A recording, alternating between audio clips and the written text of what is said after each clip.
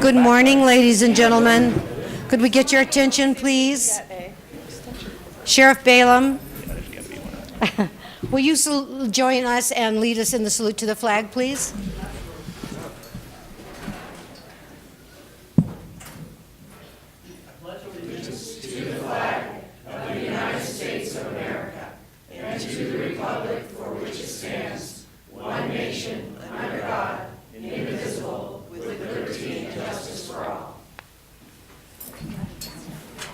Thank you, Sheriff Balaam, and once again, I want to say welcome. We're so thrilled to have you joining us, so thank you very much. And with that, we will go to roll call. Madam Clerk. Good morning, Madam Chair. Marcia Birkbigler, Chair. Here. Kitty Jung, Vice Chair. Present. Bob Lucy. Here. Vaughn Hartung. Present. Jeannie Herman. Here. County Manager John Slaughter. Present. Assistant District Attorney Paul Liparelli. Here. I'm Nancy Parent, County Clerk. Have a quorum, Madam Chair. Thank you very much. And next is public comment. Mr. Manager. Yes, item 3 is public comment. Comment heard in this item is limited to 3 minutes per person, may pertain to matters both on and off the commission agenda. The commission will also hear public comment during individual action items with comment limited to 3 minutes per person. Comments are being made to the commission as a whole. And just so everyone knows, we have a microphone at the table up front. For public comments. So please step forward when your name is called to that location. Thank you, and Madam Clerk will be calling the public comment. First up this morning is Catherine Snediger, followed by Sharon Korn.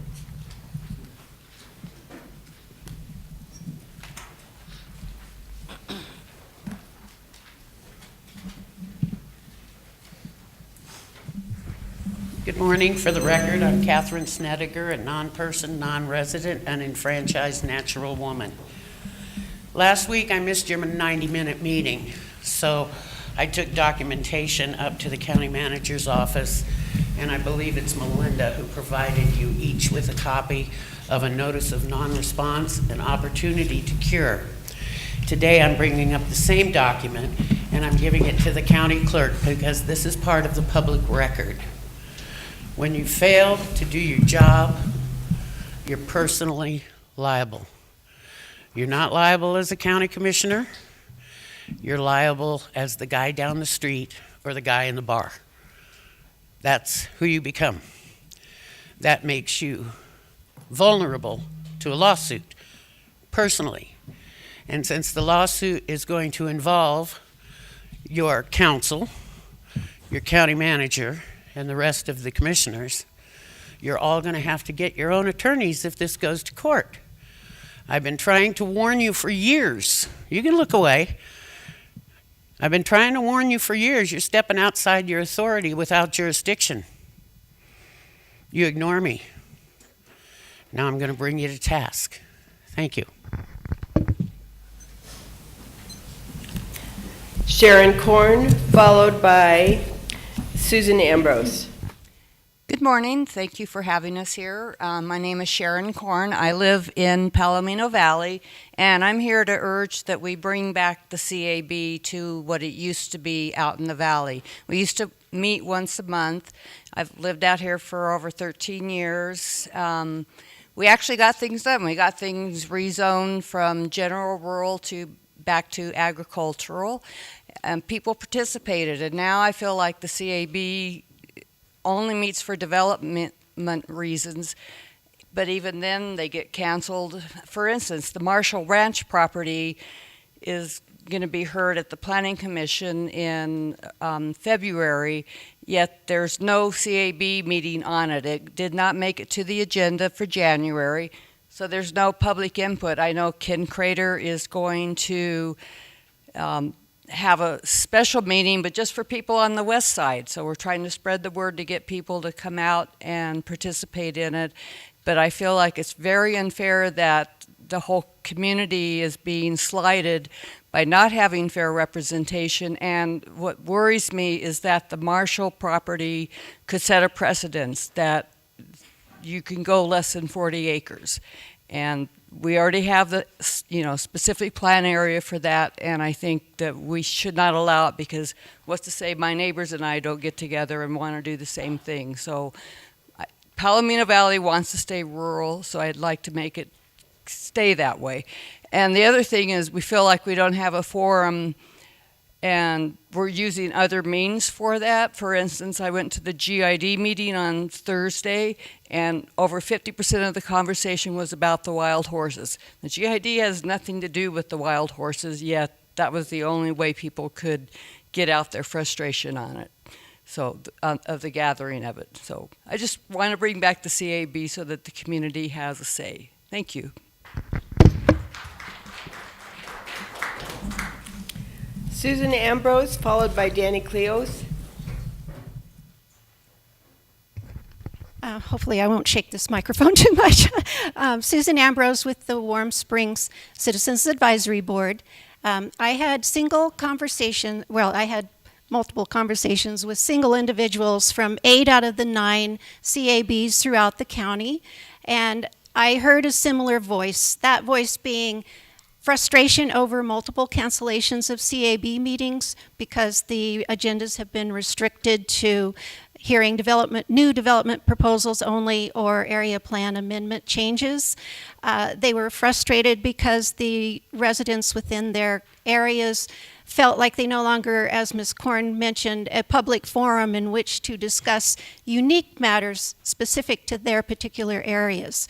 There was also a feeling that the CAB people were being ignored at times by the county personnel. So what we're requesting as a group that we have either a workshop with the county commissioners and the chair and vice chairs of the CABs in order to discuss some of these concerns, or the commissioners put this on a future agenda for discussion as to changing the format back to the way the CABs used to be originally, where they could discuss, where the chairs would have input on the agendas, for example, in addition to the agenda items wished to be brought forward by the county. Remember that sometimes it's the little things that mean the most to the people.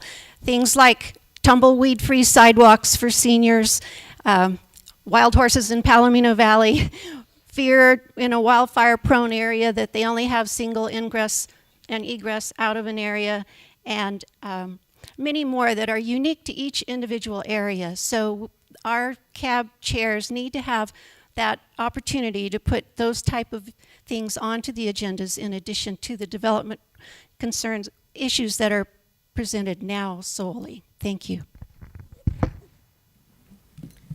Danny Cleos, followed by Tammy Holtstill.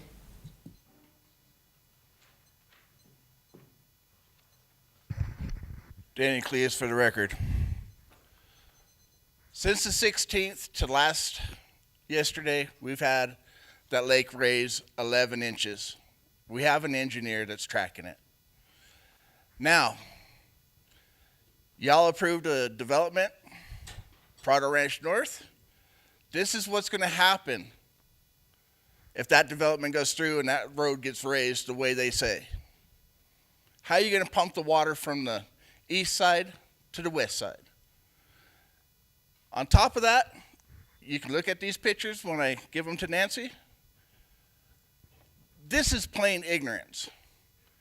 Yes, it was a good idea to get the water away from our church, but you just flooded homes between Nectar and Arkansas next to Red Pine. That water should have been pumped out of there and put somewhere else, which it could have went right next door because those Tesco barriers never came down. I don't know whose bright idea this was, but it wasn't so bright. Tammy Holtstill, followed by Ray Lake.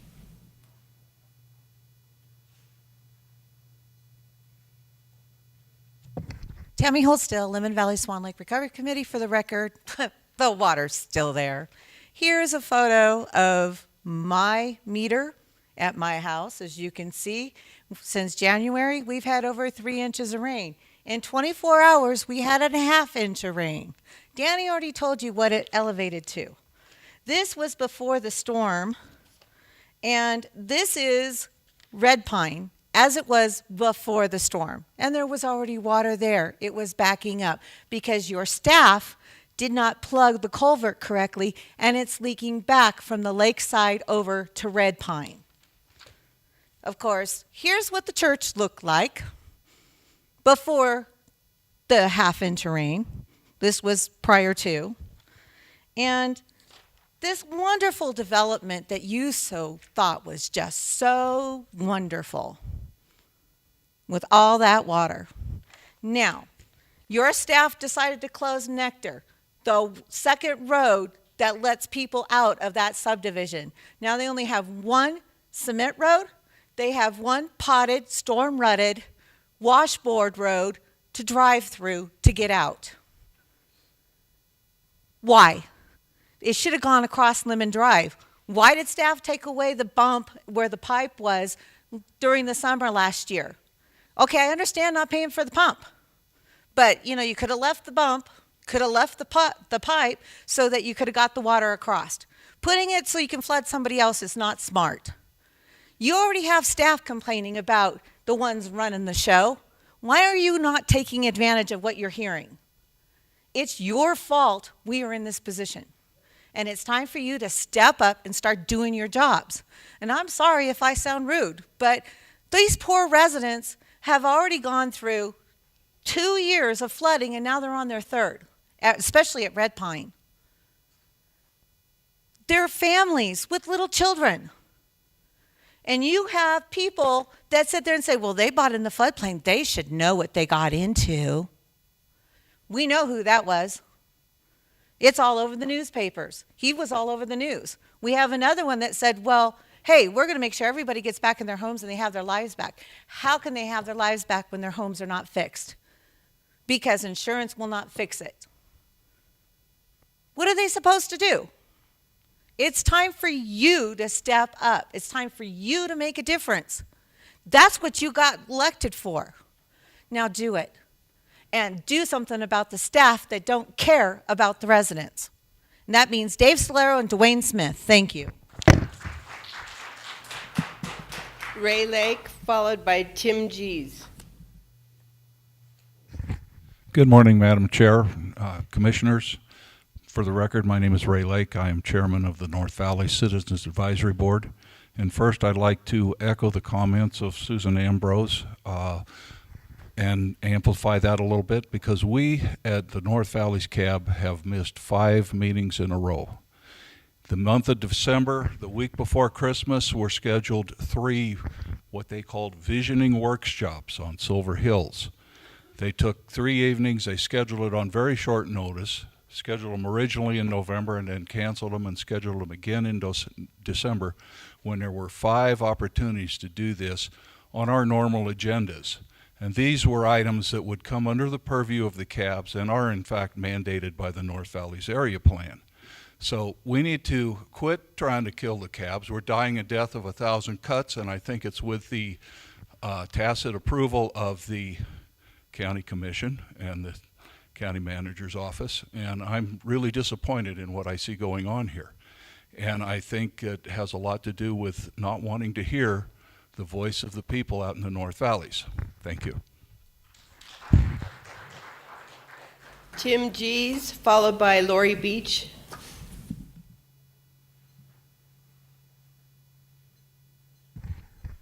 It's actually Tim Jeter for the record. I'm a Lemon Valley resident. Also have a business, a construction business in Lemon Valley. So it's important for us. It would be catastrophic if we flooded. We couldn't go around and go to our job or something. Our livelihood is out there. Our home is out there.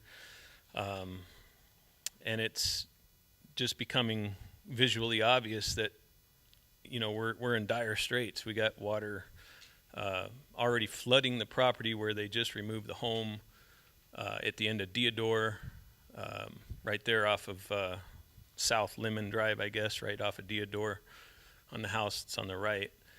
And that's just this month that water has flooded that property. And then the water on the north end is all the way up to the HESCO barriers.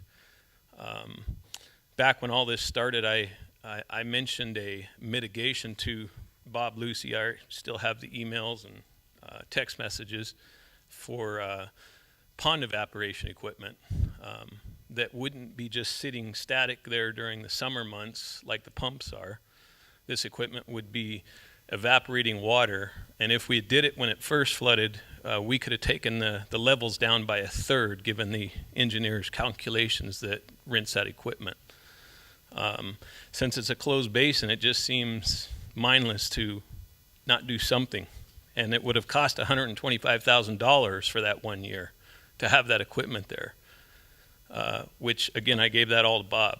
But he said they'd spent millions with the HESCO barriers and couldn't afford it. So what can we afford? You know, I see my neighbors' homes getting ready to flood, and I can't imagine my home's a few streets back. So, but still, if the road's cut off, we'd have to go through Antelope Valley and out to 395, I guess. You know, once both ends of that Lemon Drive is closed. So if these weather patterns keep up the way they are, it won't be long with all the water we're getting from the different developments and new developments coming in where everybody's facing a catastrophic event. I just want to know if, you know, somebody can tell me, is there anything planned to help us prevent us from getting flooded worse? That's it. Lori Beach, followed by Tom Prentice. My name is Lori Beach. I'm a proud resident of Lemon Valley and have also been referred to as them people.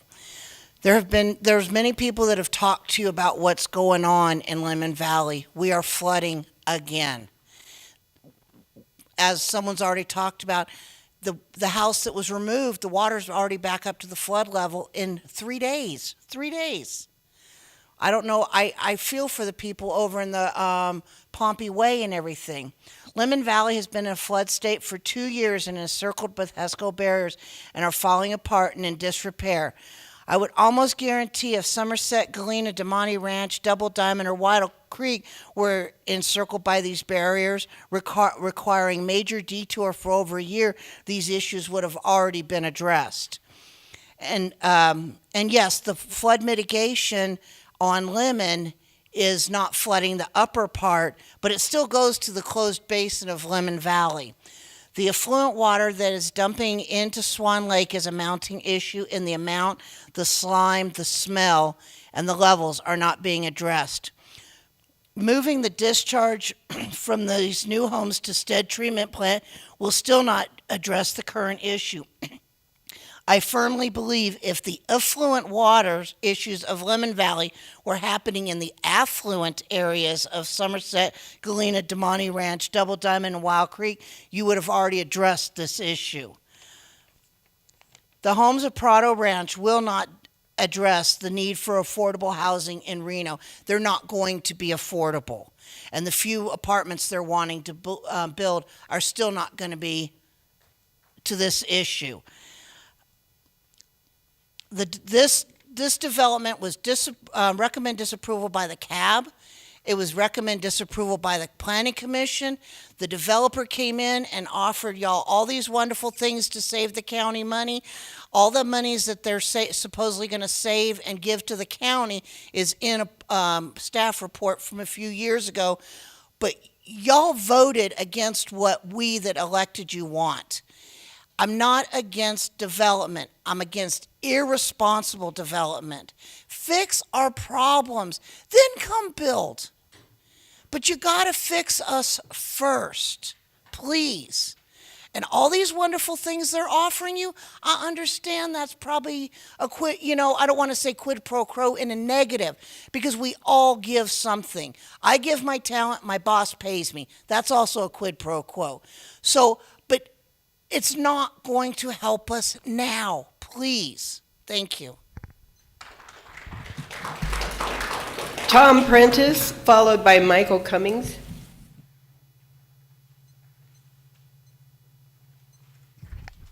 Good morning, all. For the record, Tom Prentice. I'm the Vice Chair of the Warm Springs Rural Citizen Advisory Board. As you've heard from both Sharon Korn and Susan Ambrose, We would like to see regularly monthly scheduled CAB meetings. There are many things that are going on in our area beyond development that we would like to discuss and have part of the public record.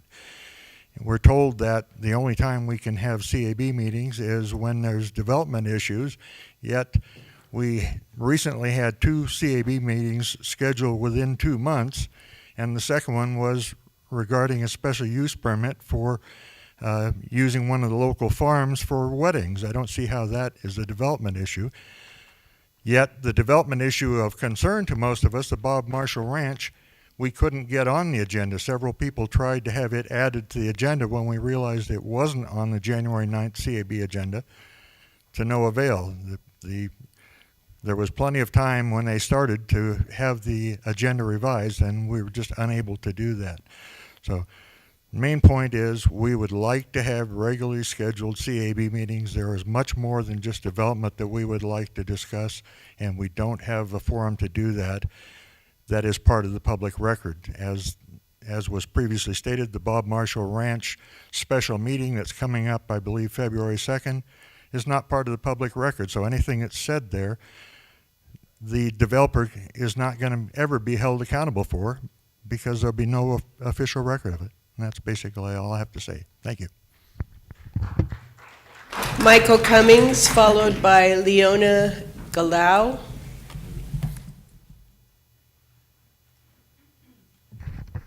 Good morning, Michael Cummings for the record, longtime Nevada Lemon Valley resident, also a small business owner in Lemon Valley.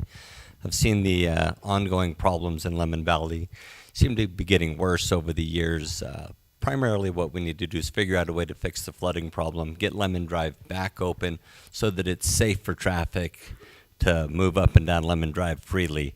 The back of Lemon Drive, if you drive along that road, is very dangerous. The last couple days with the rain and the snow, it's been almost impassable in a couple spots. It's very dangerous, and we really need to address that, please. Thank you for your time. Leona Galau, followed by Matt Bueller.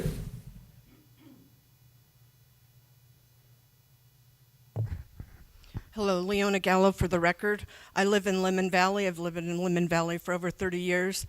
You've all heard me speak before. The water it's horrendous out there. We've been dealing with it for over 2 years. We were told it was a 100-year flood. That may have been. However, with all of the treated sewage water that is being pumped in there on a regular basis, with the current weather patterns, as Danny and Tammy have said, the water is rising.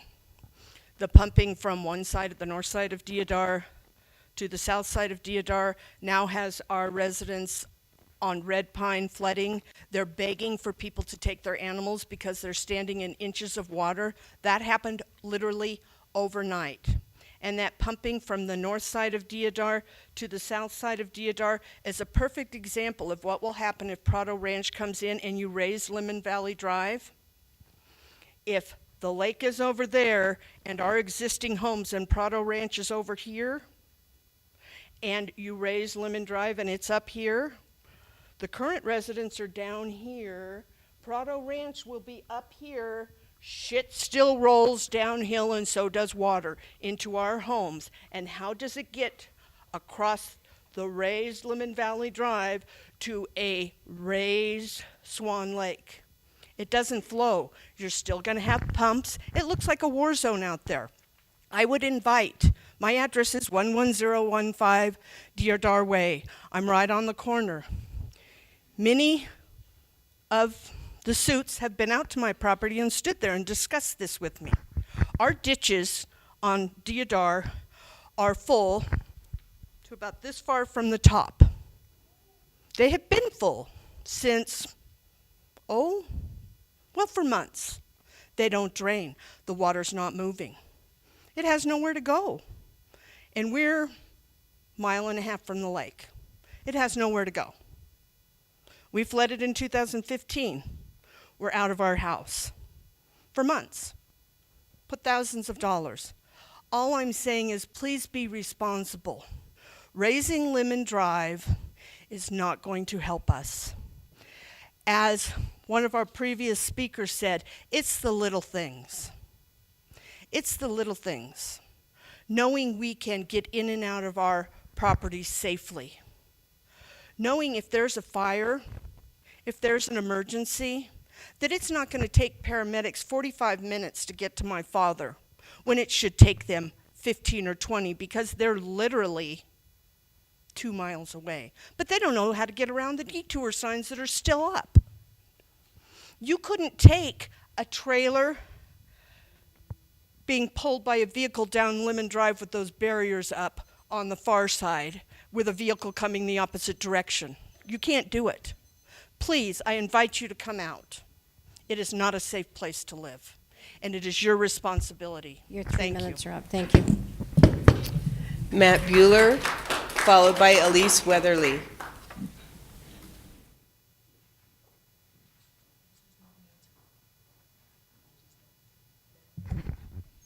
Good morning, Matt Bueller. I am a member of the West Truckee Meadows Verdi Cab.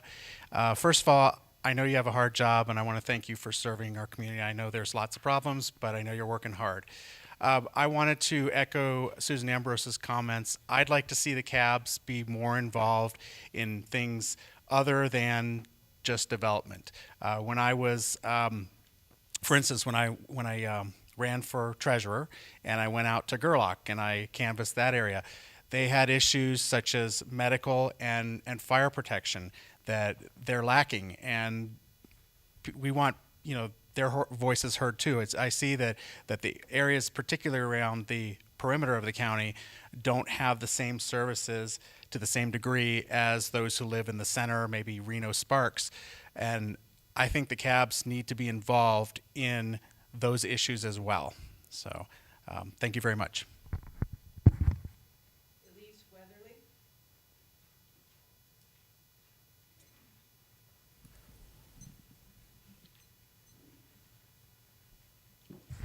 Good morning. Elise Weatherly for the record.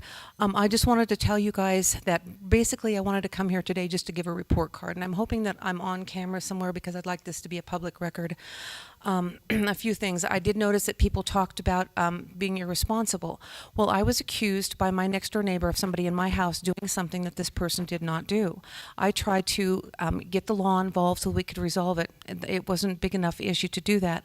So all they did was accuse me of being irresponsible without checking with the facts that I did try to take care of business. So being called irresponsible when you're not, that hurts feelings, but I'm not going to hold other people responsible for my own situation. I will tell you that I had been waiting for a call to go visit Crossroads. I was going to use the Crossroads facility as a testing ground for my own daughter. Come to find out, my daughter doesn't want to go to Crossroads. She likes living on the streets. So what I'm going to do is I'm going to give a report card to Washoe County. Washoe County gives her money to live on the streets. She gets food stamps. She gets Medicaid. I am struggling to make it with my grandson, but the state of Nevada gets a gold star because they actually care about what I've been going through. There's a lady there named Destiny Wright, and I'm going to give her accolades for standing by me when trying to make it through these things. I will say the city of Reno gets a gold star right now. I double-checked to see if it was okay for me to hold up a sign in front of a business that's a really rotten business. They're in the business of church. They're rotten. And so I got the okay to go ahead and do this thing. Now these people, they want to take me to jail. Basically, they're going to have a restraining order on me. And I said, good, because I've wanted to take this to court for the longest time. You people won't let me do it. So I'm kind of looking forward. I'll give you guys an update on that. I'm saying that any business that says that they're about a Bible and a church and doesn't follow it is issuing poison, and that they should be held accountable for it. I met a young police officer when they came up the last time to tell me that I was disturbing the peace, which, by the way, I wasn't. He was remarkably handsome, and he was also a good man to talk to. So I got to speak to this man. He listened to me. He was like one of those men that actually listened to me. I told him the situation. He goes, yeah, just keep doing what you're doing. Just make sure that you've got your documentation in order. So I will say if we have our documentation in order, we're in really good shape. City of Sparks did the same thing. I called them and said, okay, I will be picketing another church that pretends to be one thing and that they're another. They said, that's okay. Just keep within, the guidelines and everything.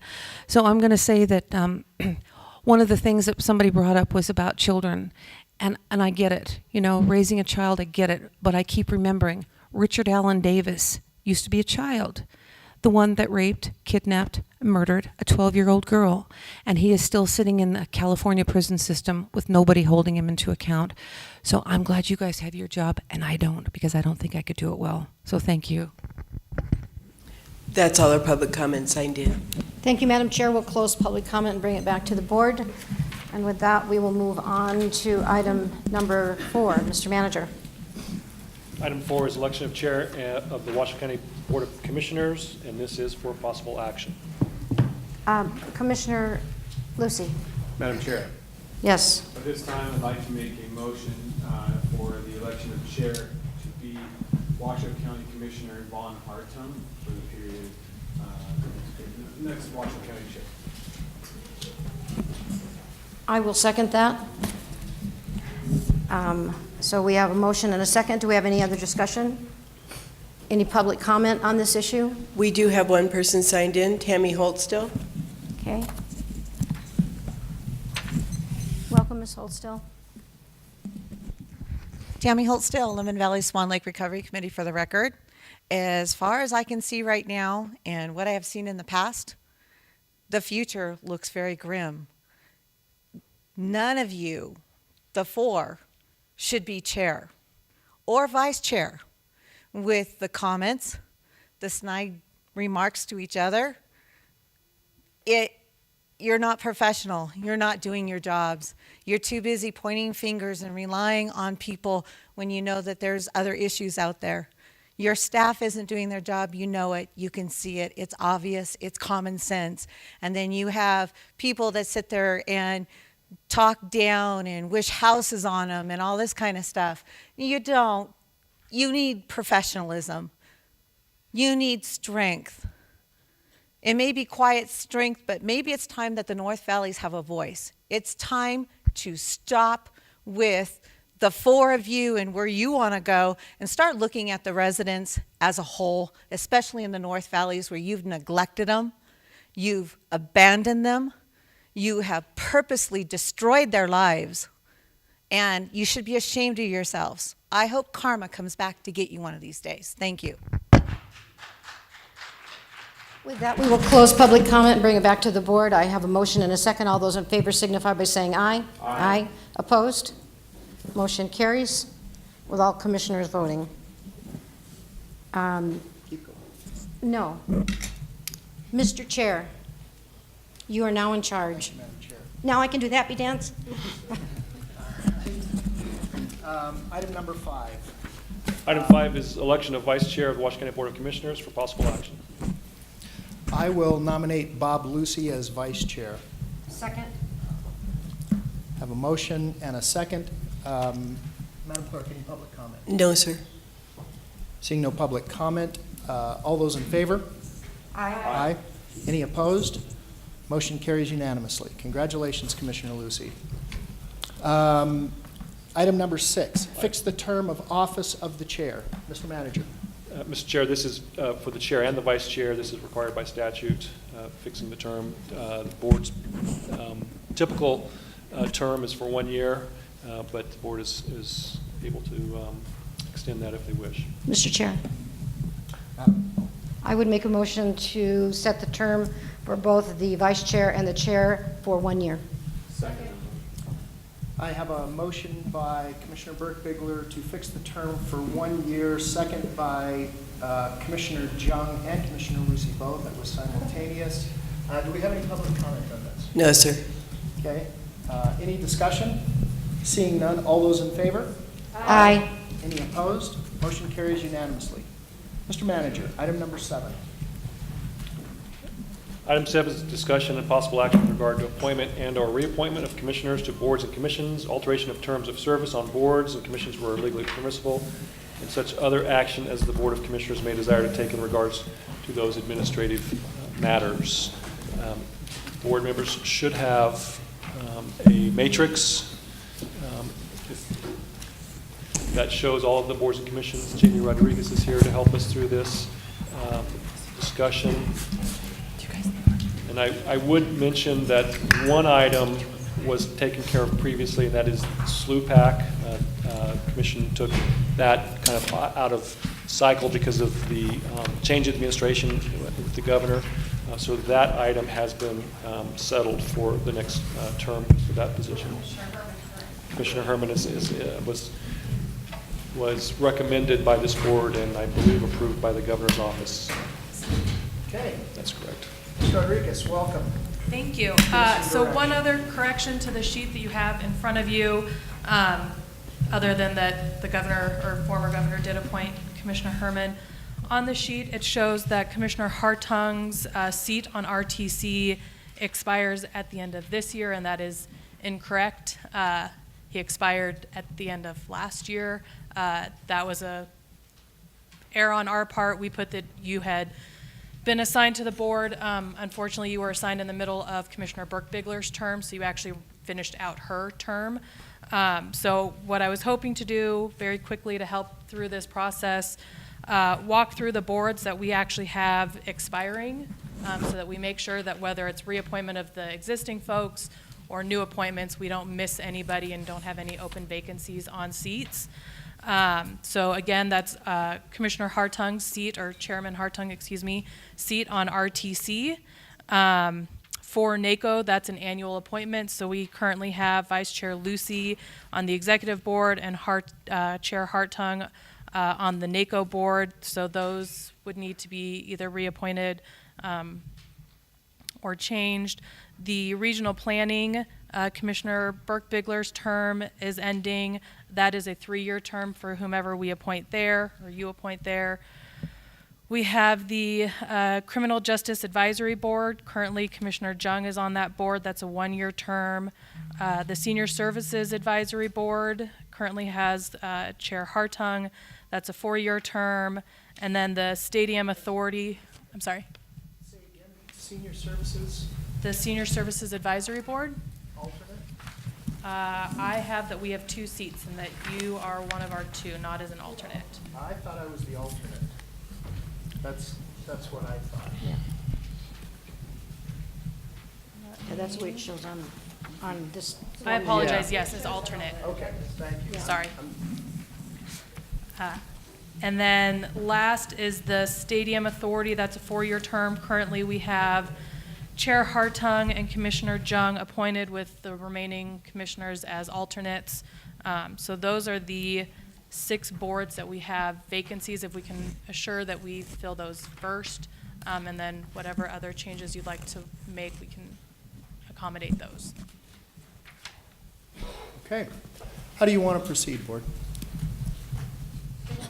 Yeah, I think we, Chairman. Go ahead. Oh, no, please. Just let's do this as an informal I process. think I'd like to take under staff's advisement that we go through and address the pressing immediately and assign those boards immediately, and then go back through every board individually and have a discussion on every board and make sure that we have consensus from the board that the current representation is what the board chooses as we move forward into the new year. Since we didn't do this in July of last year, and we missed this, and we're supposed to do this every 6 months, I feel it's probably advantageous for us to do a little more distinction, or have a little bit more clarity to each board as we go through this. So, Okay. can we go through, Mrs. Rodriguez, those the initial boards that you would like to address first? Certainly. So if we're going in order of the sheet, which might help you a little bit, first up would be NACO. And again, we have both the executive board appointment and the regular NACO board appointment. Currently, Vice Chair Lucy is on the executive board, and Chair Hartung is on the NACO board. Is there any changes? Otherwise, we would just need a motion that you would want to reappoint those members. I'd like to stay on NACO. And myself as well. Move to approve. As is. Second. I'll second that. We have a motion by Commissioner. Oops, sorry. No. Mr. Chair, we need to make sure, if we're going to do this individually, we'll need to call public comment on each item. So I might suggest that you Put it all in one motion? in the Okay. end. All corrections in one. And then, Just Okay. to make this go. Okay, so. so will you keep a running tally, Ms. Rodriguez? Okay. Okay, what do you have next on your, Next is the appointment for the Regional Transportation Commission, currently held by Chair Hartung. Okay. Again, I would like to stay on RTC. I move that you stay, well, we're going to do Okay. it at the end, yeah, Okay. that's fine. All right. What do you have next, Ms. Rodriguez? Next, I'll go down my little sheet here.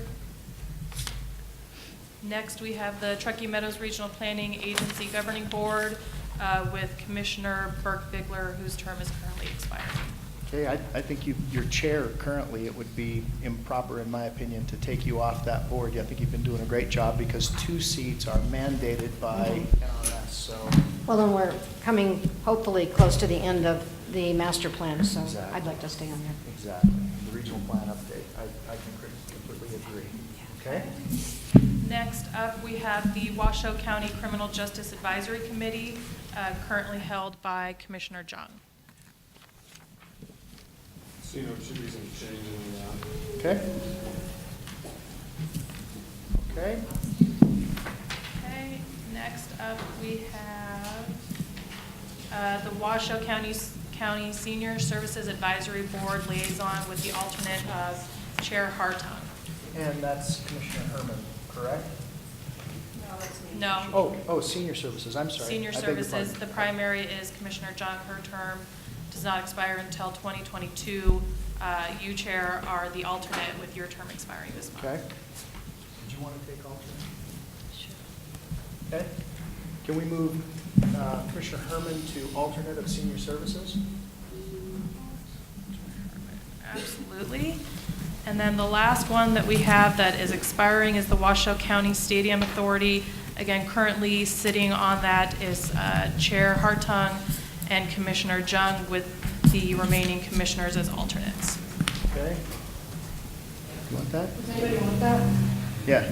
It doesn't meet. It doesn't It really meet. just I don't, Yeah, yeah. just I don't meets know what once, they do. once a year for the bond. Yeah.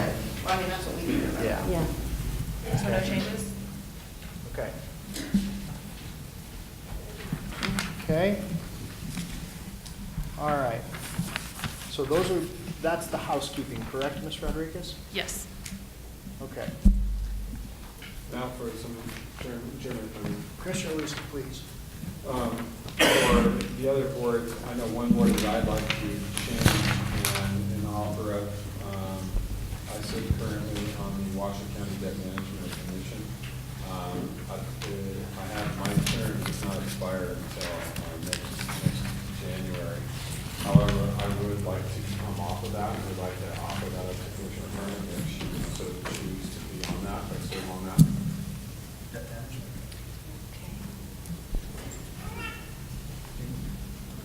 Okay. Okay. All right. Ms. Rodriguez, do you have that? I do. I will point out it will be for the remaining of Commissioner Lucy's term, so it'll be an appointment for 1 year at this point. Okay. Mr. Chair, if I may. Keep going, Commissioner Lucy. On Truckee River Flood Management, I'd like to offer up my seat to Commissioner Herman as well. Okay. You want flood? No. I'll give you my seat. You want flood? You want flood? All right. So is this Herman now? This is Commissioner Herman, going back on to Truckee River Flood Management Authority. Oops, so you're going to stay on also, but Yes. Lucy's going on. Okay. Yes. Again, for 1 year. One year. Okay. Commissioner Lucy. Those are the only substantive changes I have currently, but I may open them again. Commissioner Burke. Yes. On the Community Homeless Advisory Board, the CHAB, currently I'm sitting as the alternate, but I'm doing these meetings, and Commissioner Jung is primary. Commissioner Jung, do you want to take it back as primary, or do you want? I think I'm already on. Am I not primary? You are, but 2020? but I've been serving as your alternate, and I've been. This is in the CHAP board? Yeah, this is the CHAP board. I don't want to serve on that. Okay. I don't have everybody yet. Okay, so Dysfunction. I would like to ask to be primary on it instead of alternate. Okay. Okay, and then do you want to appoint an alternate that's a 2 primary, 1 alternate board? So if we're going to be changing Commissioner Jung to Commissioner Burke Bigler, does somebody want to take the alternate seat there? I mean, unless Commissioner Herman, or do you want to be an alternate, Commissioner Jung? No. Okay. Okay, all right. Well, put me in as alternate, Ms. Rodriguez.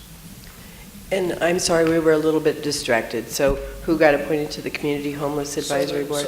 So the two primaries are Commissioners Burke Bigler and Lucy, because there are two primaries listed on that board, and alternate is Hartung.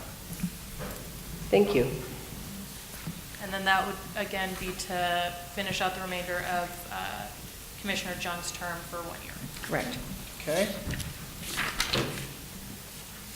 Okay, and then we have an automatic change of, what does it? Because chair and vice chair serve on. Yeah. On investments. Right. Washoe County Investment Committee. So Washoe County Investment Committee automatically goes over to Commissioner Lucy and myself.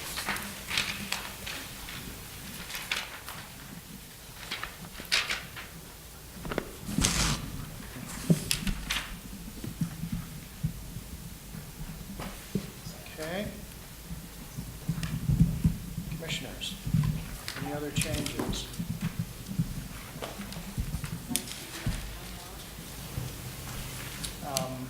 I'm currently on Tumwa, and Commissioner Lucy is on Tumwa.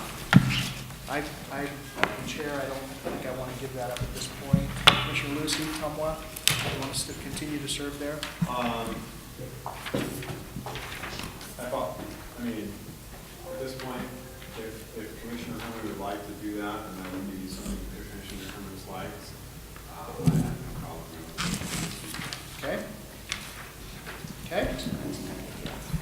All right. Truckee Meadows Water Authority. Yes. So. Okay, so do you have that one, Jamie? I do, thank you, Chair. Again, that's it's a 2 years, so her term would expire next year. Next year, right, because it's halfway through Commissioner Lucy's term. Correct. Okay. Okay. Anything else? Mr. Chair, just to be sure that Mr. Manager. I want to ask Commissioner Lucy on his seat on Tumwa. Is that related to the Western Regional Water Commission is. Okay. And so my appointment to Western Regional Water Commission is as the Tumwa representative, because I am the Tumwa appointment board appointment. I was originally in South Truckee Meadows. Stimgit. Stimgit. Correct.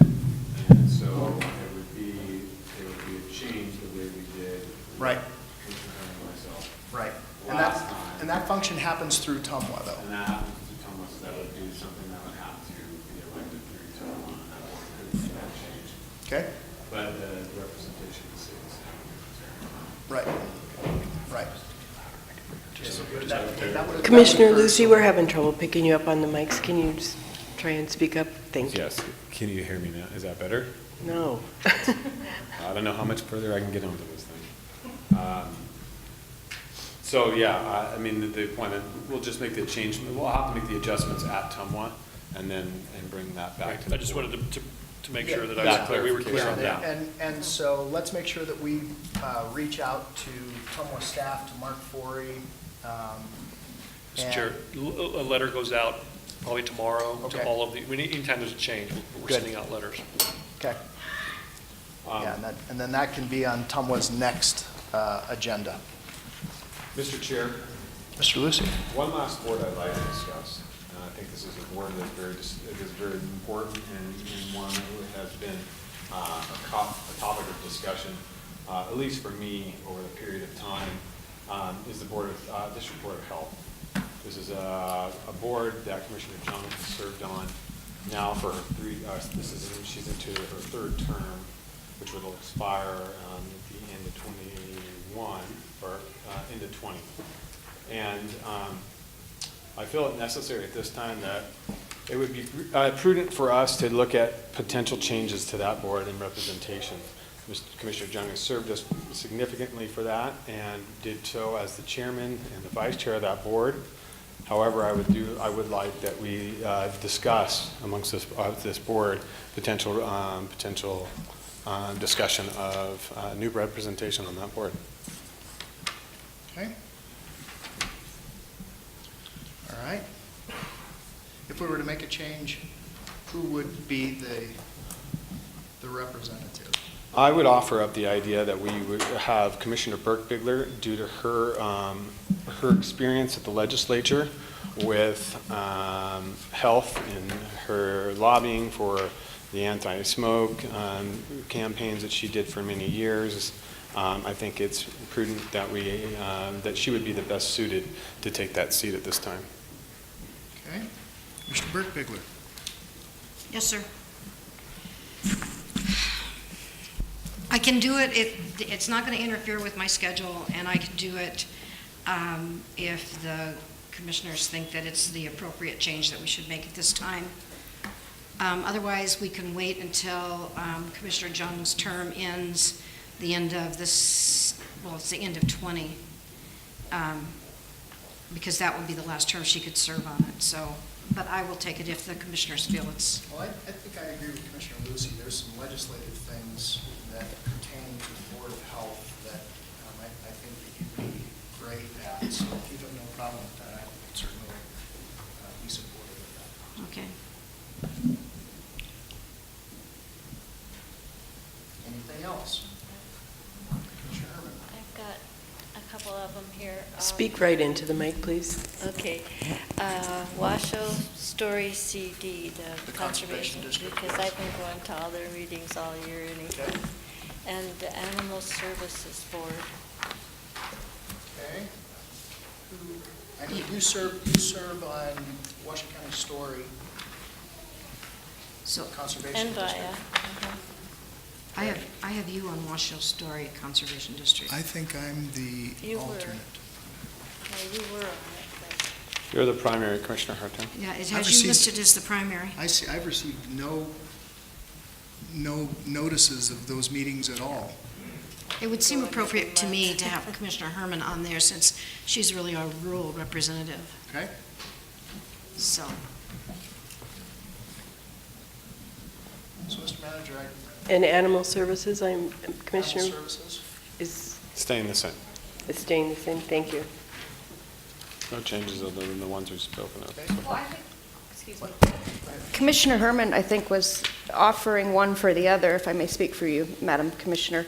And I'm happy if you want to serve on the Animal Services Advisory Board. I think you'd be great over there. Right now, serving on it is, I forgot his name, the new Sparks councilman, and Naomi Dewar is the chair from the city. So I think two city people, which is what I am, and then one rural would make more sense for the balance of that board. And I think they just appointed somebody for an expert in finance, and then we have a school district representative and a veterinarian. So I think you would round that out nicely. So I'm happy to give you that one. thank you. Okay. Thank you. What else do you have on your list, Commissioner? This is one that Commissioner Jung has now, Nevada Works, and I didn't know if you wanted to keep that one or not. Okay. That one meets quarterly, and it's a state, it's basically 15 counties. Yeah, and you had that before as well. So yeah, I'm sure they'd be happy to see you back. We're working on the broadband issue in the rules so that they can get telemedicine, et cetera, which would apply to Gerlach, I think, as well. If you could get in there and get the funding for that, it would be great. Okay, so we just move alternate and primary. Sure. We just flop those. Okay? All right. Anything else? There is one more, I apologize, that was on my list that I did not raise. The legislative liaison, we're coming up to the 2019 session, obviously. And I know there had been some discussion about potentially changing who our internal legislative liaison was, so I don't know if there was a desire to move that one or leave it with Commissioner Burke-Bigler. I think Commissioner Lucy wants to do it. Do you want to do it, Bob? Sure. I mean, I will be down there quite a bit, and I work with Ms. Rodriguez, so I'd be happy to take that seat. Okay. And of course, I'm still around and I'd still be glad to help if you need my help. Is it a primary and But an alternate or just a? No. So this is ours, and you can create it however you all see appropriate. So if you'd like to have two liaisons, there's nothing that stops us from having two liaisons for the legislative session. Well, I know I'll unfortunately be down there as well for, TUMWA and some other boards. I think Western Regional Water, actually Western Regional Water, we've got somebody else, but I know Tumwa, I serve on that seat. Commissioner Burke-Bigler. I'm happy to keep it to back up Commissioner Lucy, or, if you just need me. Yes. Thank you. I think that while it's good to have one commissioner that's sort of advising and consenting with you because things move so quickly and that they can kind of take the heat, should they say stand up and defend this or lay down and let's not, for you. I think that the way that the county manager used to do it, and this is a long time ago now, every single one of us up here is a subject matter expert somewhere or has a relationship somehow.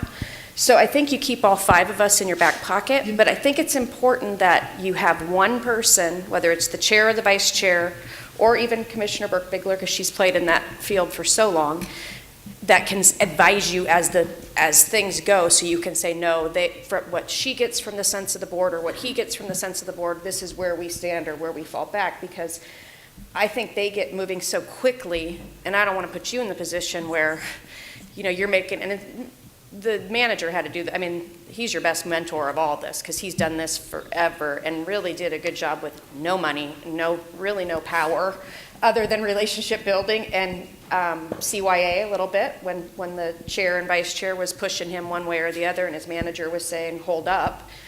But I think you use all of us, but you do need one point person. And specifically, I would think somebody who's there all the time because they get the nuance, the tone. If you called me and said, what's with this, if I'm not there on the streets with you. And I think it's important for you, too, that you're managing us because sometimes commissioners show up, and this didn't happen from this board, this happened from another board of mine, and really PO'd the chair or the Speaker of the House. Then I got my hair blown back at a NACO dinner because other commissioners were there going behind Mr. Slaughter's back. So, that you're juggling a circus, really. So, but I think it's important for your direction that you have one person there and that you always pick from the 5 of us or any of the subject matter experts out there, which I know you do, but I want that to be said for the records as we're going into the session. And I'll chime in here in just a second. I could not agree more, and I'll make my thoughts clear here in just a second. Commissioner Burke. I totally agree with Commissioner Jung, and I would tell you that one other thing I think that's important is we have a completely different political party than we've had in the past, and I think it might be extremely beneficial to have access to our one Democrat who understands how the political party works and how the mindset. Commissioner Jung, so it might be better if I think we should all be in your back pocket as alternates, but it might be better if you had Commissioner Jung and Commissioner Lucy as your primary people that you go to. I think Would you like to do that, Commissioner Jung? You can always call me or text me. Okay. I try to stay away as much as I can, but if you need me, you can always get a hold of me. Okay, thank you. I would appreciate be that. supportive of that, and I think that's completely appropriate. Right. And Mr. Chair, I think one of the things we've always addressed, even though we've identified a legislative liaison, so to speak, I think we've all operated as cohesively as a team down there in Carson City and never really gone rogue. And I think a lot of us really truly coordinate through Jamie and through Manager Slaughter in regards to how we interact down there and what those meetings are and what our purpose is out there. So even though there is a title of a legislative liaison, so to speak, to make maybe quick decisions to add those discussions, but realistically those discussions happen in real time with all of us down there. So to identify one of us as a legislative liaison really is not as truly understandable. I mean, it really doesn't have a purpose because we really are all doing it at the same time. So I don't know if it's necessary, so to speak, but maybe identify Commissioner Jung and myself just for placeholders, for staff, but then realistically all of us play that role down there. And do we want to set forth the process by which somebody else might be involved? How do we, and maybe Mr. Liberelli, you can give us some guidance here, Mr. Manager, either one or both. No, I'm good. Thanks. No, I don't think there. I think the understanding needs to be that we're all going to serve down there as commissioners and in capacities, but through when we serve down there, and when it is through under the guidance of the manager and our legislative director, Okay, liaison. Okay. and then in coordination with the legislative liaisons. Does that work? Okay. So at this time, if there's no any more substantive changes, Mr. Chairman, I would make a motion that all the changes that we have elaborated on this morning in regards to, and Mrs. Rodriguez, I think you have those well documented. And Madam Clerk, I would make a motion that we accept the changes as stated. Can you read those? Okay, yeah, yes, so, yeah. I'll second that. We're getting a motion from our attorney to read everything back. So Jamie, tell us all the changes that we made. Absolutely. So for NACO, we will be reappointing Vice Chair Lucy to the Executive Board of NACO and Chair Hartung to the NACO Board. We will be reappointing Chair Hartung to the Regional Transportation Commission. We will be reappointing Commissioner Burke-Bigler to the Regional Governing Board. Sorry, thank you. We will be reappointing Commissioner Jung to the Justice Advisory Commission. We will be appointing the alternate for the Senior Services to Commissioner Herman. We will be reappointing Chair Hartung and Commissioner Jung to the Stadium Authority. We will be appointing Commissioner Herman to the Washoe County Debt Management. We will be appointing Commissioner Herman also to the Truckee River Flood Management Authority. We will be appointing Commissioner Burke-Bigler as the primary to the Community Homeless Advisory Board with Chair Hartung as the alternate.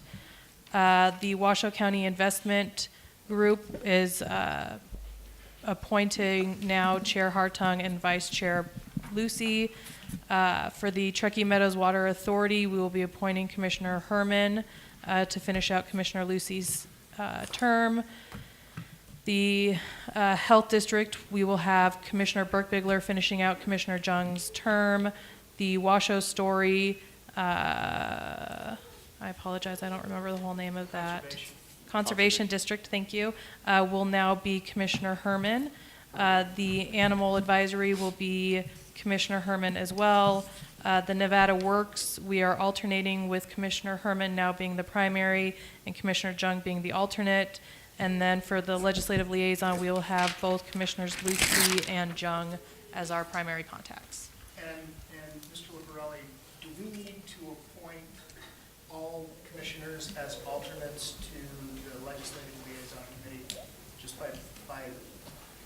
as a matter of course to make sure that it's documented?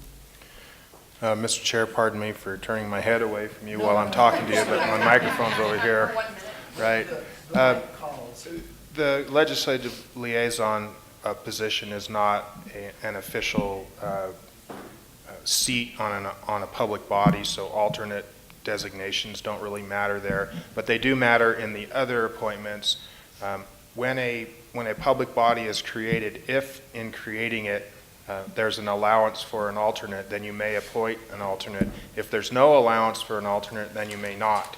So it would be important for the record that the alternates that you have be designated.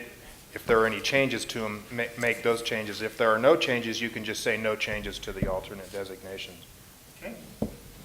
Okay. And we do have public comment on this item. Yes, no, understood. Okay. All right. Does everyone understand the changes we've made? And I know I have a motion and a second on the floor, but we do have public comment. Madam Clerk, if you would. Tammy Holtstill?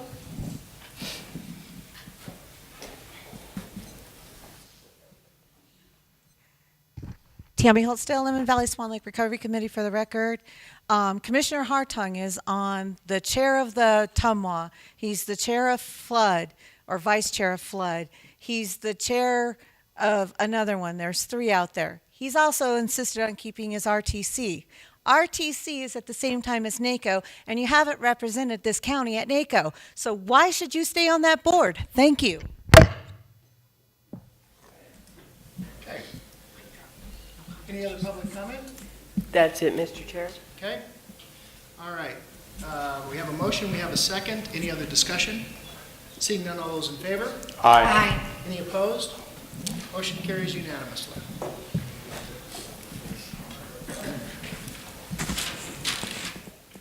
All right. Item Mr. 8. Manager. Next item is item 8. This is approval of minutes for the Board of County Commissioners' regular meetings of December 11, 2018, December 18, 2018, and January 7, 2019. Okay. Hold on, just, okay, so, all right. So we're going to do, give me just a second. Let me get myself organized. There it is. It's on the back. Okay, item 8, approval of the minutes. So moved. Second. Have a motion and a second. Any discussion? Is there any public comment, Madam Clerk? No, Mr. Chair. Okay. All those in favor? Aye. Any opposed? Motion carries unanimously. He is out of the room. There's been a request, Mr. Manager, to move item 11 up before item 9. If you don't mind, we'll do that now. Commissioner and County Manager's announcements. Mr. Manager, do you have any such announcements? I do not at this moment. Okay. Commissioner Burke-Bigler. Yes, actually, I have 2. I meant to actually let the people from Lemon Valley who are concerned about the Lemon Valley Elementary School possibly being a sick building, I meant to let them know that I, last week, at the last meeting, I spoke with the chair of the school board, Katie Simon, and I also spoke with Lindsay, who's their government affairs person, and Anderson, and they expressed that they would go and look at the statistics, and they would work with the health district on getting that school looked at, and if we need to do some asbestos cleanup or whatever else we need to do, the money's available in the school district through the tax that was passed, and they will move that up on the agenda. So I just wanted to make sure that the Lemon Valley people were aware that somebody is looking into it for you. And then I am curious, and I think we need to put on the, and I think I may not be the only one, I think maybe Commissioner Jong asked for this before, but I'm curious as to exactly where we are with Lemon Valley. I believe that one of the things that's been said to us is that we can expect more rain and less snow, which means more water in Lemon Valley and in Swan Lake. And I wonder if it isn't time for us to look at a broader picture of what are we going to do? How are we going to fix this?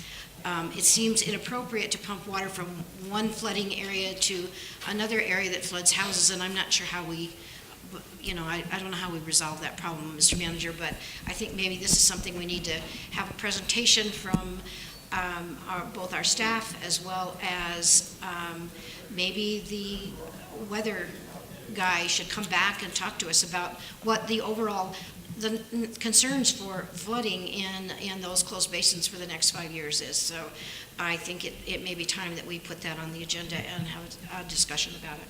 Okay. That's all I have. Okay. I would like to piggyback on that, Mr. Chairman.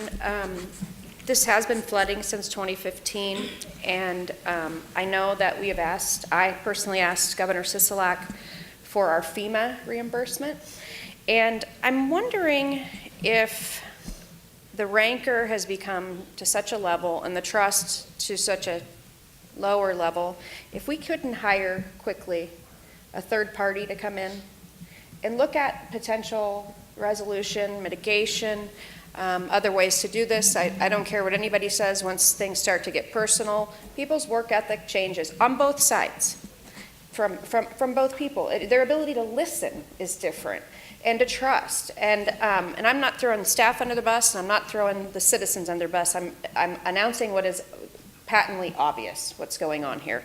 So I wonder if a third party could come in. And I know I was approached earlier really late last year, and that was the Hungry Valley contingent through Chairman Arlen Melendez, that the Hungry Valley was looking at a water importation project to try to take water from our closed basins to then provide themselves with the paucity of water that they have there.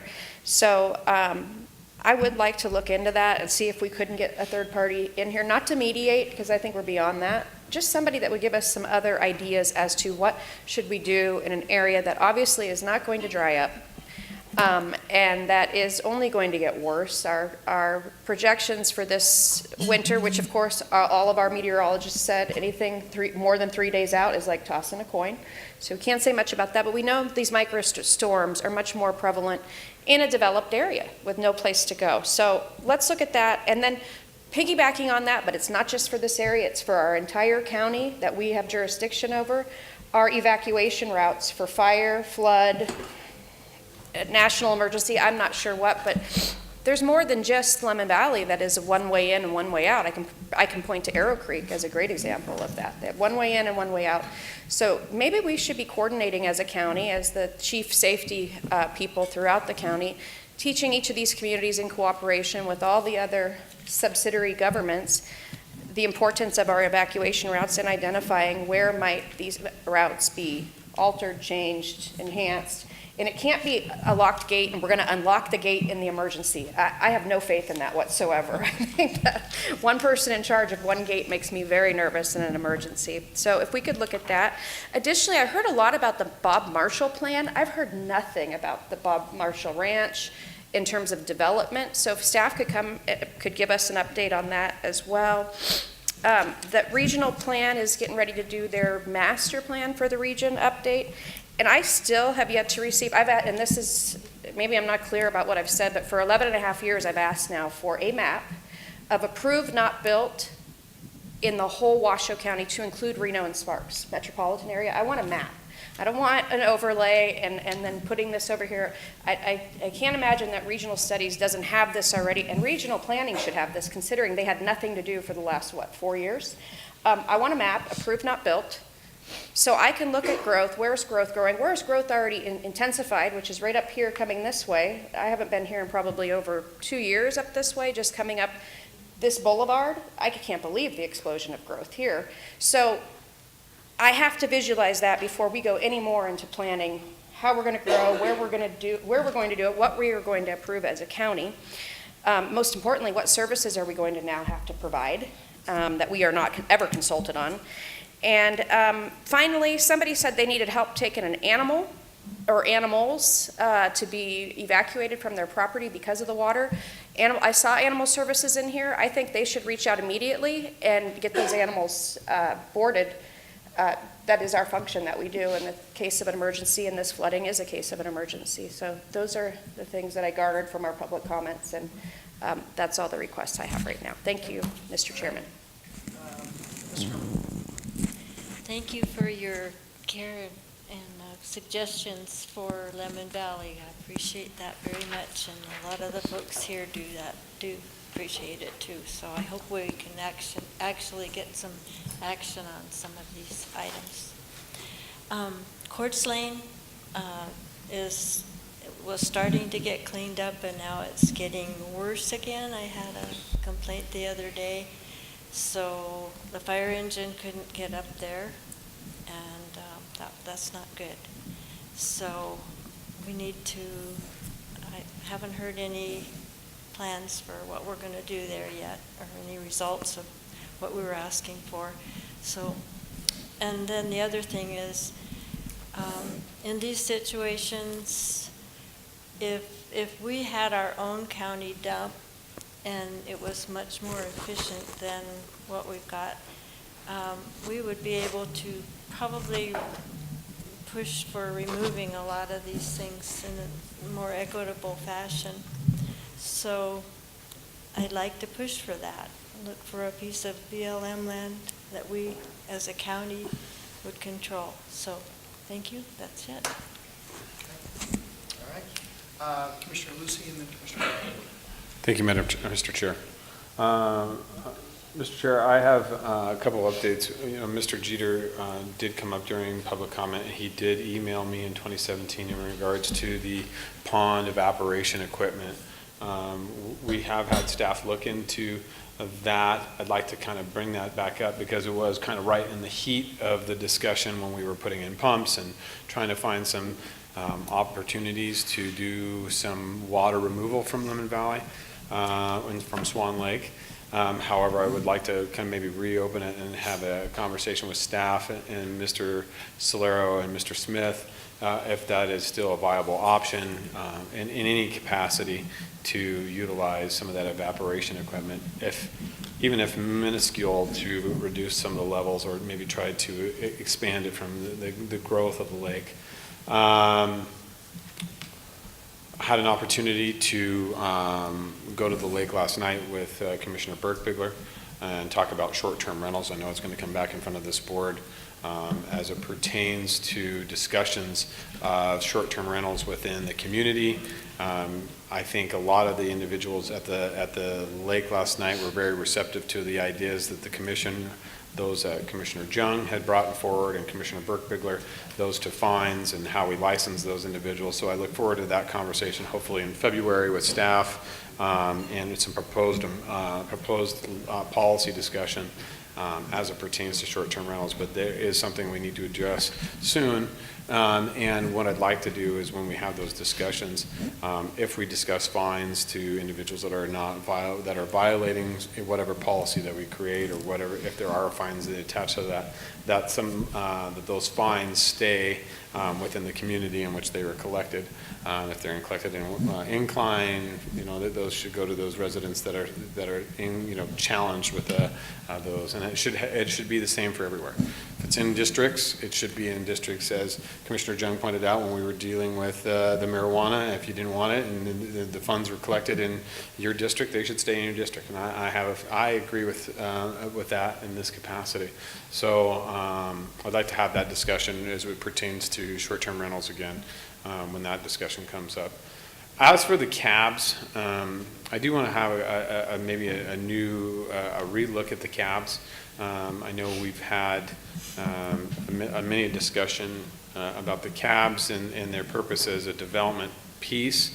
We do isolate money every year for cabs to be in existence in everybody's district. I know we've canceled a number of meetings because of the lack of developmental projects to come in front of the cabs. I want to talk about that cancellation period, because if we don't have a development, maybe we should just have it and utilize it as a forum. And if we're not, and so maybe that's just a better conversation between us and staff about prior to a CAB meeting that there isn't going to be any developmental program on that month, that we utilize that opportunity to be informative and to discuss whatever that may be, whether it's wild horses, whether it's fire safety, whether it's snow removal, whatever that may be as it pertains to the county, but at least still hold those meetings, even if there isn't any developmental discussions, that the development will take the primary role of the CAB, but secondarily, if those meetings still are on the calendar and meant to be held, that we hold those meetings and just utilize those as district forums versus a true CAB meeting. Something that I'd like to look into going into this next year. With that, I have nothing else to offer. Thank you, sir. Thank you, Mr. Lucy. And so, Mr. Luparelli, on that CAB issue, maybe it would be wise for you to advise us about having all board members and how that might affect the open meeting law and violations of the open meeting law. And so I know that that's questions that we've had in the past. No. Commissioner Burke-Bigler. Thank you, Mr. Chair. And two things, actually. I did forget to talk about the meeting last night, and I want to thank Dave Solero and Commissioner Lucy for going with me up to Incline Village. It was well-attended, 60 to 70 people. I would say even more than that. A lot of people. There were a lot of people there, and it was well-attended, and I think it went well. I think we had some real positive feedback. Obviously, there are people who are concerned. They're going to want to see what the regulations we ultimately propose look like, and I think we'll have several more open meetings up there to talk with them, and once we get drafts and things like that. So Dave Solero took copious notes, and so he has, I believe, 5 pages. He was getting finger cramps. He was taking so many notes. So I think it was interesting information and a lot of positive feedback from everybody. So again, I want to thank you both very much for going along with me. I think it proved to be extremely positive for everybody. Then additionally, one of the other things I think when we talk about closed basins, as you know, I go to South Shore on a fairly regular basis, and one of the things I noticed is that Washoe Lake is so close to the highway. So I think closed basins are, the issue of what we're going to do about Swan Lake is not just the issue of Swan Lake. I think we've got a bigger problem that we need to address as it relates to closed basins. And it certainly is conceivable, if we're going to continue to get rain and weather like this over the next year, that we might have a problem in Washoe Valley with the water encroaching up on 395, old 3, well, I guess it's 580 now, isn't it? But I think that's an area that we also need to, as we look at this issue of closed basins, it is clearly a good issue to look at all of them. And I certainly agree with Commissioner Jung's idea that perhaps it is time to bring in someone from the outside to kind of step back and give us some expert advice on what we can do and how do we go about doing it. I mean, I don't think this is not about raising homes or buying people's homes. This is about what are we going to do about all that water in all those lakes. And we need to know what the answer to that is. And I don't see how we're going to come up with that unless we have somebody who knows what they're talking about come in and look at it. And so I think that's a very valuable idea. Thank you. Hold on just a second, Commissioner Herman. Commissioner Jung, I think you're next again. Sorry. That's okay. I think that, and I've mentioned this before, but I really want staff to reach out when they get a chance, because this is not going to only affect Incline Village, it's going to affect the whole community. We are a special events community. And rather than, the way that this was done many years ago, rather than limiting property owners' rights as to whom they rent, this is specific to the UNR area where I live. The UNR and RPD had UNRPD and RPD had a partnership in which they did this red tag of homes so that people and renters were not only socially shamed for their behavior, but also were severely warned of their renters' behavior about their viability of maintaining in the neighborhood. And that dramatically changed the complaints we got at the city of Reno vis-a-vis college students not behaving in rentals. Now, these are weekend warriors not behaving in rentals. And this will happen, as I said, countywide. We are a event destination. And I wonder if we can look into that as well, because there are social consequences to antisocial behavior, and one of those would be fines and fees and nuisance regulations so that owners don't have financial incentive to rent out their homes irresponsibly. So I wonder if we could look at how they did that at the city. I don't remember the legality of it, but it must have been legal because we did it and it worked. To piggyback on the Citizens Advisory Board issue and what citizens are asking for, I think we have to start defining words for citizens, because a gentleman came up and said, well, I want that on the public record so the developer is on notice.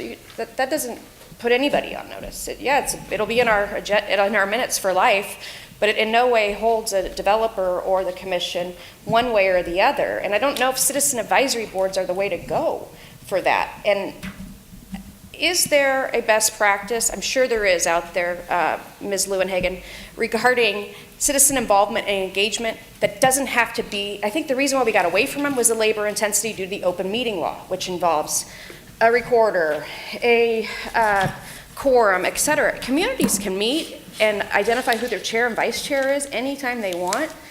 And we can provide assistance with that, because we had limited them to developments only, which, buckle your seatbelts, because you're going to have lots of meetings coming up, because this place is booming so hard. But I think there's other ways there's another thing than a cab and the function of the cab. And maybe we need to start getting that word out there and helping communities organize that want to have a single voice, that want to have a place to have their grievances aired, which is healthy. Other than the function of open meeting law, it's on the record, et cetera, I don't think we're really educating our community of what that means. And even if it is on the public record, so, I mean, and I know it feels good to you, and I'm sorry that you misunderstand that, but that really doesn't do anything to a developer. So there has to be another way around this than either it's a full cab or it's nothing. There has to be and I'm going to state for the record, sir, that I don't have a single citizen advisory board, and I chose that 10 years ago because all of my development area is crisscross with City of Reno and Sparks. I was having development meetings about stuff that we had no jurisdiction over and getting people more wound up or less wound up about stuff we just didn't do. So whenever I hear a bubbling in my neighborhoods, I go have a town hall. So there's other mechanisms and levers to pull for you as citizens, but also for your representatives to be accountable to you. And I don't know if it's the cab.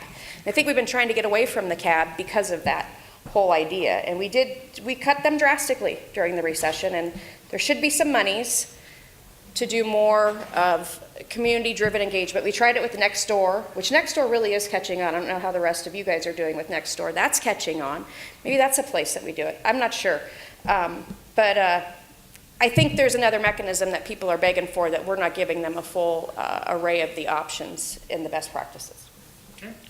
I'd like to second Commissioner Lucy. Commissioner Herman first. Mr. Chairman, may I, Are we getting crazy? yeah, may I intervene here for a second?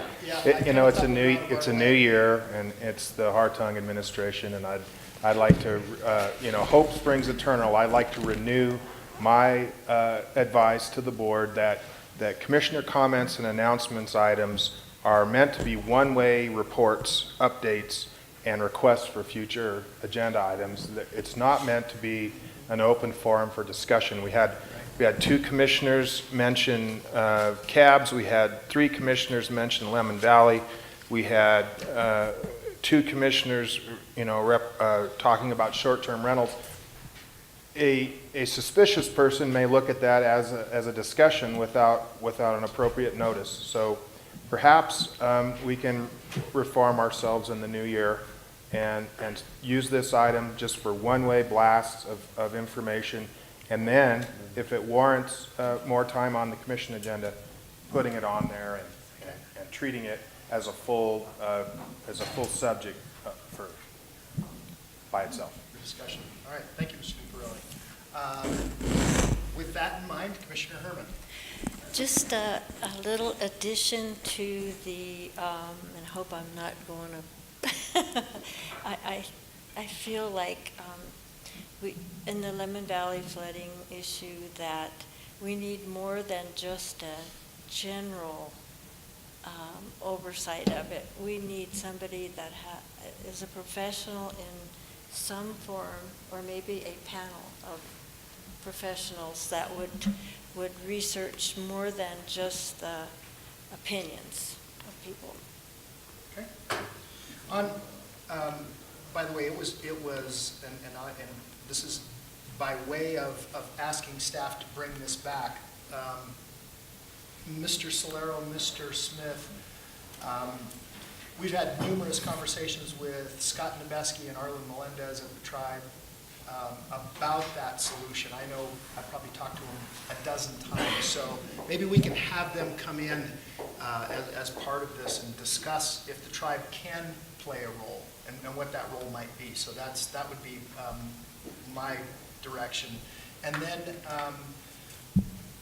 on Nextdoor, Chief Adam Mayberry is like the you don't have to get up, sir. Adam Mayberry is like the whiz of Nextdoor. I see him on there all the time. I'm thoroughly impressed. Perhaps he can bring us back a presentation on Nextdoor on how he stays up, because I know it's county-wide on all the things that he's dealing with, and it is quite effective. Commissioner Lucy.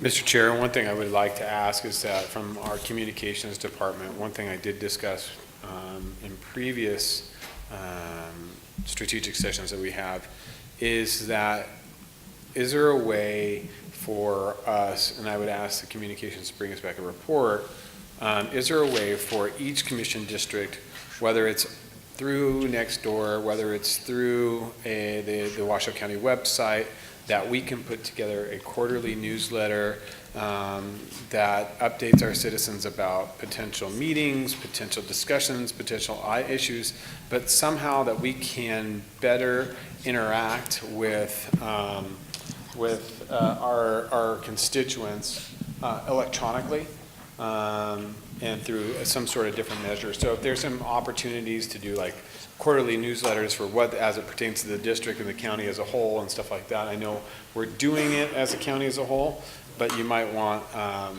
if there's some other options out there, if you could bring us back some of those in a future, that would be great. Thank you, Mr. Chair. Okay. Longer. All right, I think we've given staff a whole year's worth of stuff to do. Okay. Good glance, Mr. Solero. I like that glance. That was good. Reminiscent of how my mother used to glance. It was good. Understood completely. It's amazing. All right. So that's item 11. So on to item 9. Do we want to take a short break, or do we want and give staff an opportunity? And then what I'm going to ask you to do, Ms. Olson, is to outline the process that you have in mind, and then I'd like commissioners to sort of give some feedback on the process, and then let's march forward. Okay. Just a quick question. Please. So we can also grab lunch and have a working lunch. Lunch is ready, so it is the pleasure of the board. What would you guys like to do? You guys want to grab lunch? Mr. Chair, I know that's the plan, and I'm sorry. I think eating lunch next to these microphones and trying to capture a recording of what you're saying is going to be very difficult. Are you saying we chew loud? Well, I mean, typing on keyboards is interfering with the recording, so just a caution there. All right. Point taken. How do we want to proceed, commissioners? Do we want to just press on and wait for lunch, or do we want to just go ahead and do lunch now and then reconvene? It seems to me this is a natural break, so let's go ahead and get lunch done now, and then we'll come back, say, quickly by 10 after. Is that long enough, 30 minutes? I think that's, that's more like 40 minutes. I think that's more than ample time. Is that enough? Oh, that's right, I'm looking at the clock that's wrong. Yeah, 12:10. Yeah. So how about one? Come back at noon. It's That's a 11:30. half an hour? Yeah. Okay, all right. So we will be in recess until noon. Okay.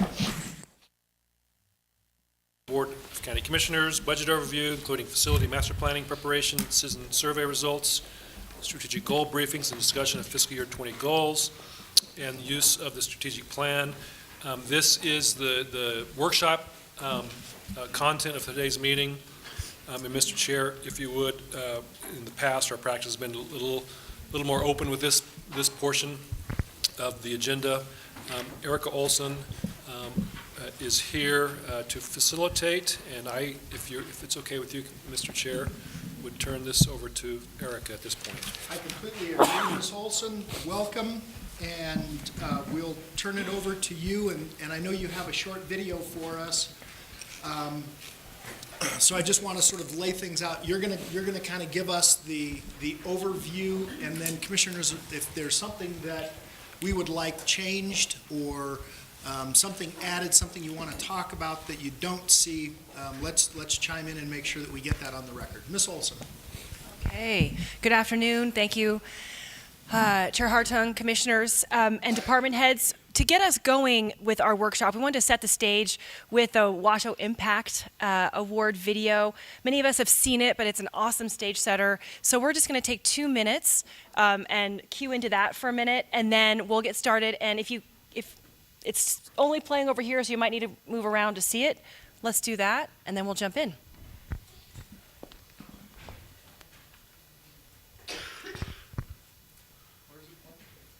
Right there on the wall. I'm sorry. That was back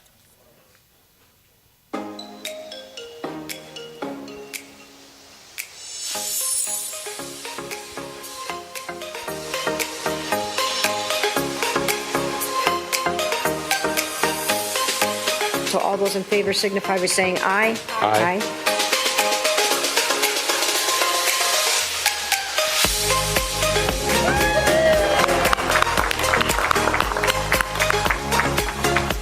Congratulations, Dr. Knight. We're very proud of you, of course. We were anyway, but this makes it even more fun.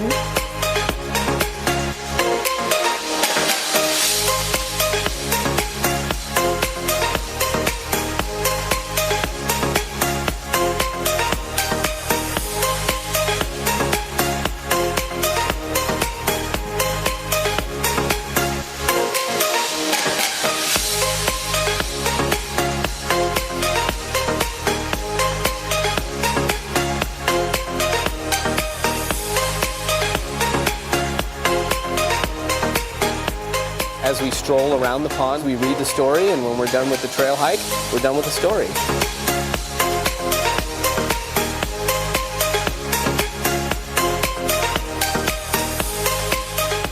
We have had a phenomenal turnout at the polls today. Tell us a little bit about that. We have. It's been really nice. Our last midterm election primary was in 2014. This year, we're up 15% over that. Wow. So turnout's been fantastic. Washoe 311 Service Center, how may I help you?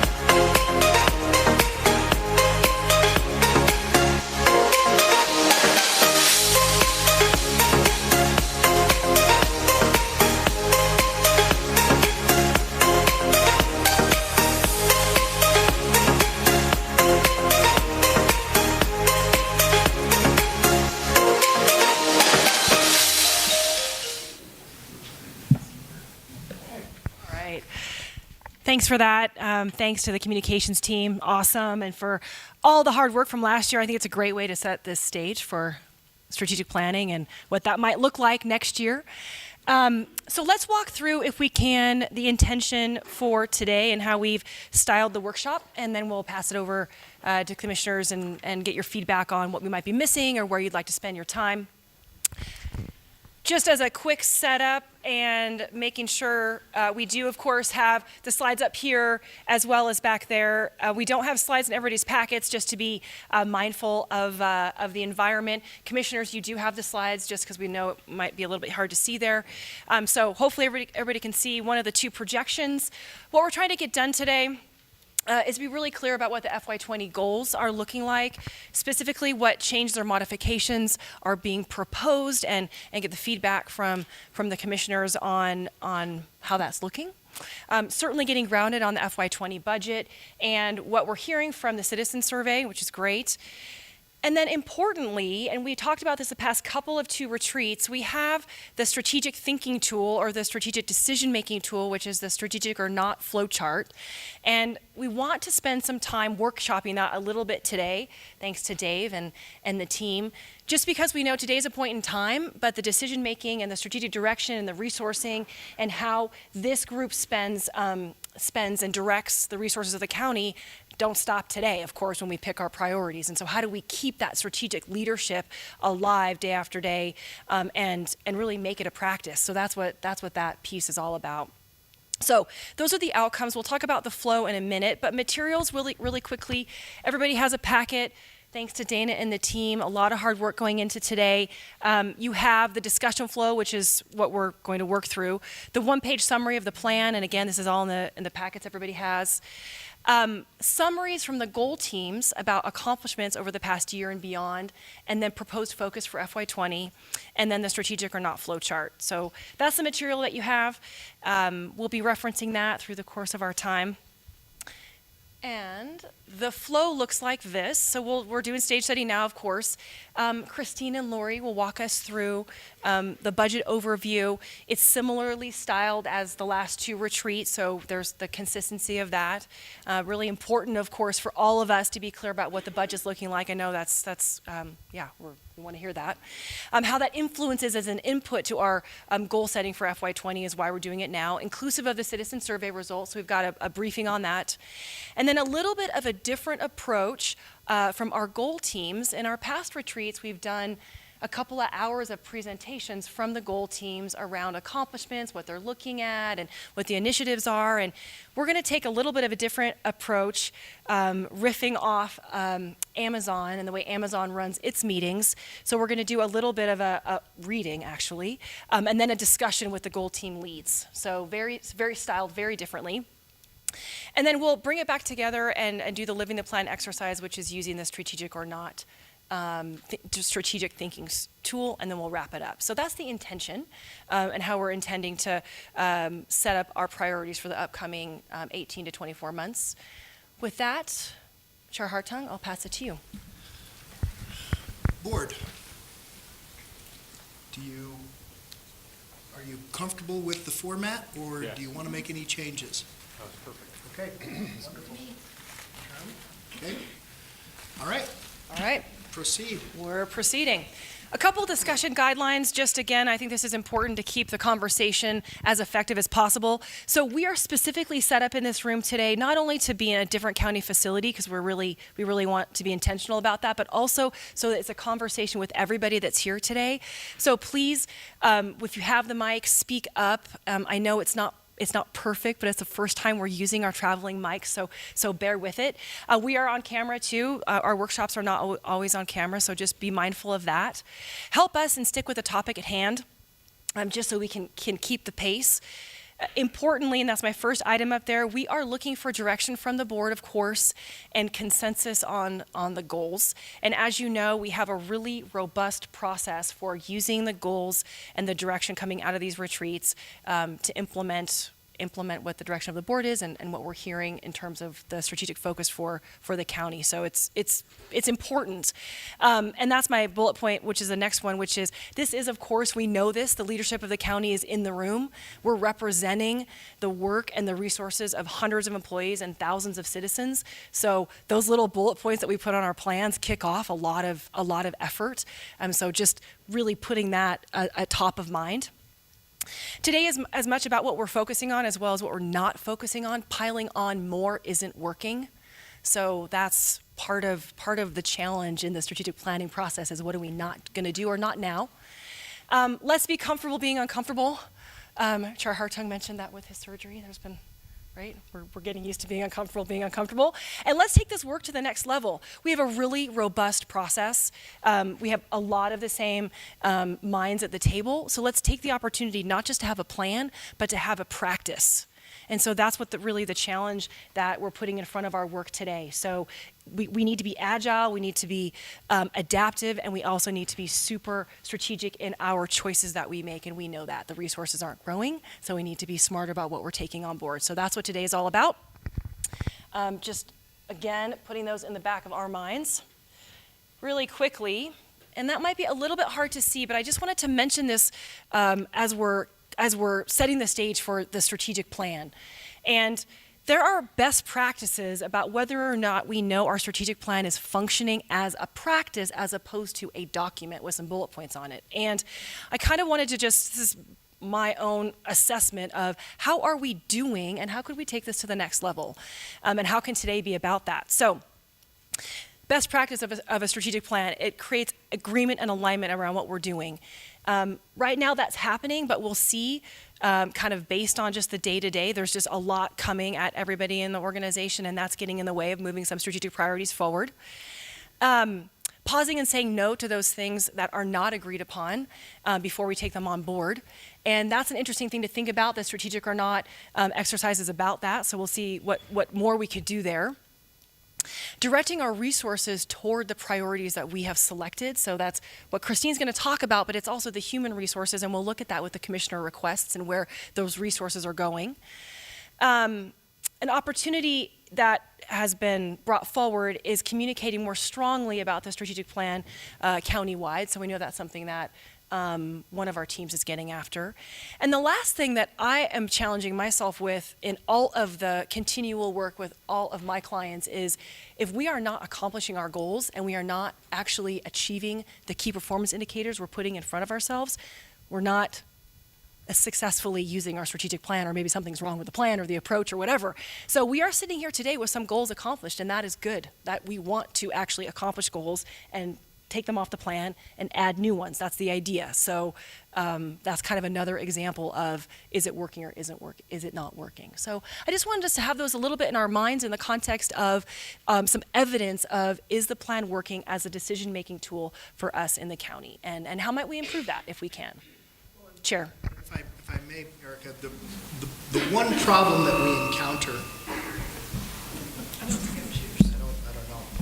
one problem that we encounter is prioritization, because some goals are easier to accomplish than others. There's a natural to accomplish those goals. Others are much more difficult. They're more daunting, not just because of budget restraints, but because of the size of the issue.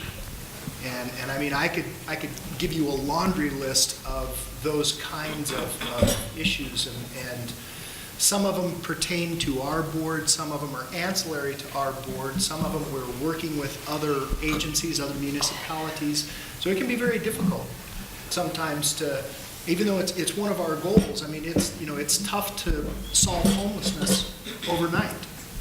It's very, very difficult. It's tough to solve overcrowding in a detention facility.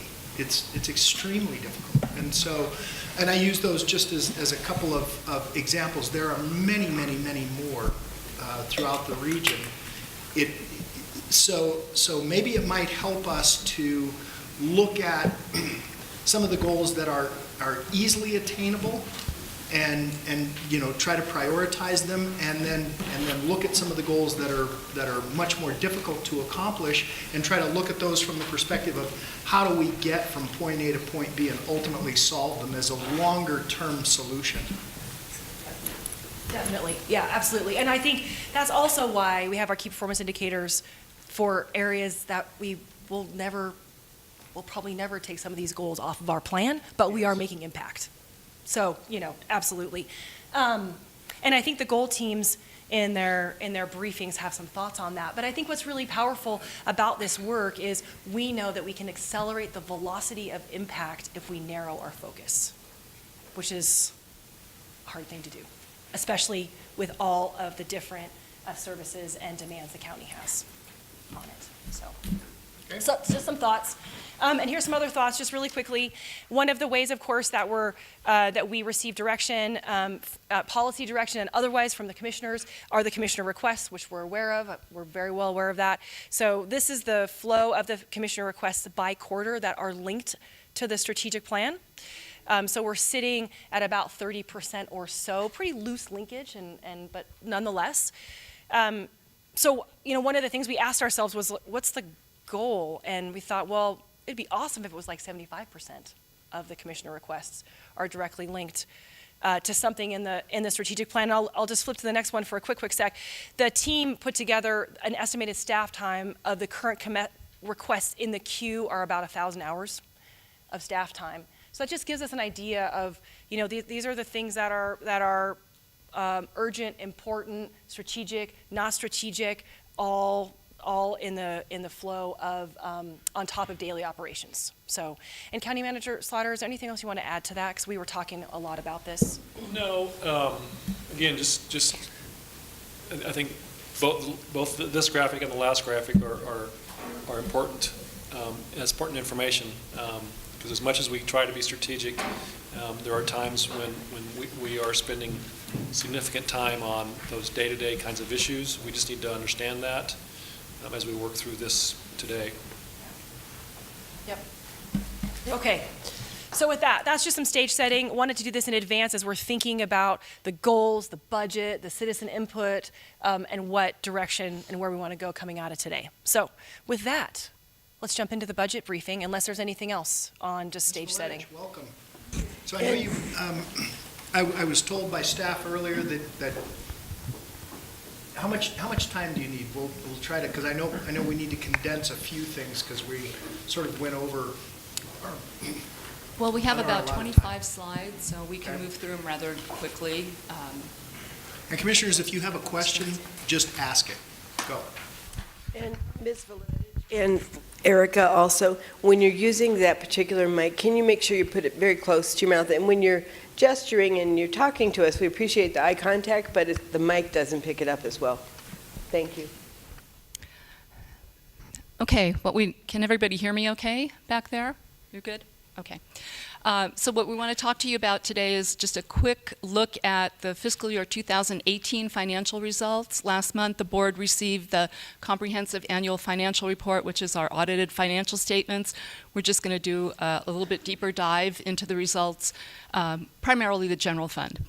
And then we're going to take a look at mid-year fiscal year 2019, which is the year we're in currently, since we're about halfway through the year.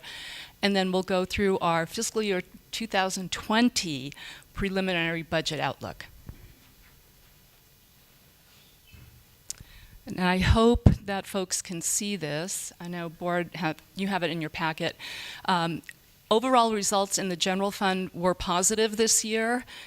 We had revenues that came in about 2% higher than what we budgeted, and expenditures that were about 2% less. So really very good budgeting, very good estimating, but it was, for us, positive because of savings in expenditures and a little bit of an overage in revenues. On the other hand, with transfers out, we're about 7% higher than what we budgeted, and mainly that's due to the $3 million transfer of our entire stabilization reserve to cover flood expenditures from the 2 federally declared flood disasters that we had. So the overall net result in fund balance change was $6.5 million, but I caution a portion of that is restricted. So if we look at the different components of fund balance, the top part of the chart there, we have non-spendable and restricted fund balance, and those are monies that are legally restricted by law. So within our savings account, if you will, those are not available. The restricted portion went up $2.7 million, mainly due to a change in the Governmental Accounting Standards Board financial reporting requirement. It's called Statement 75, and it required us to treat the Public Employee Benefit Program, the PEB, which is a post-retirement retiree health. There's a portion of employees that we have that at one time the state of Nevada offered them to go on to that program. So we have to treat it differently. We have to treat it as an employer asset versus a trust asset. So that is showing up there restricted. The next 3 categories are committed, assigned, and unassigned. All 3 of those together are considered unrestricted. Assigned are really the encumbrances that we bring forth from the prior year's budget, those contracts and purchases that hadn't been completed by June 30th. And then unassigned, which you see there, $51.9 million, is really what could be available to be appropriated, but it's also our savings account, if you will, in the general fund. So our total unrestricted fund balance of about $53 million. It's 16.1% of our budgeted operating expenditures, and what that really represents is 59 days of working capital. So should we have a major disaster or a financial downturn, we have about 59 days worth of working capital, just under 2 months. Can I ask you a question? Sure. By law, how much do we have to have? By law, we have to maintain 4%. How many days would that be? I can't calculate that right now, but it's not much. 16, well, it's a fourth of 59, so what, 20 days? Okay, No, and so 15 that's days, our 15 legal days. threshold. Yeah, 2 And weeks. what's the, can you tell me the history of like the last 10 years of where we've kept that? Yes, thank you for asking. We have slides on that, so we're getting there.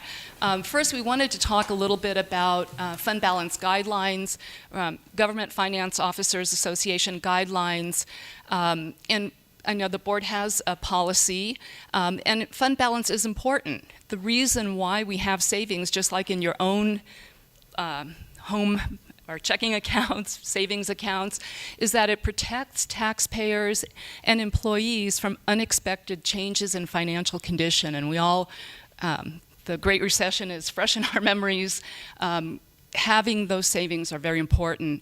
GFOA recommends that the appropriate policy of unrestricted fund balance, it should be taken into account a couple of different things depending on each agency's unique circumstances. So for example, if a local government is very vulnerable to natural disasters, that's one reason why you might want to have a little bit more in savings.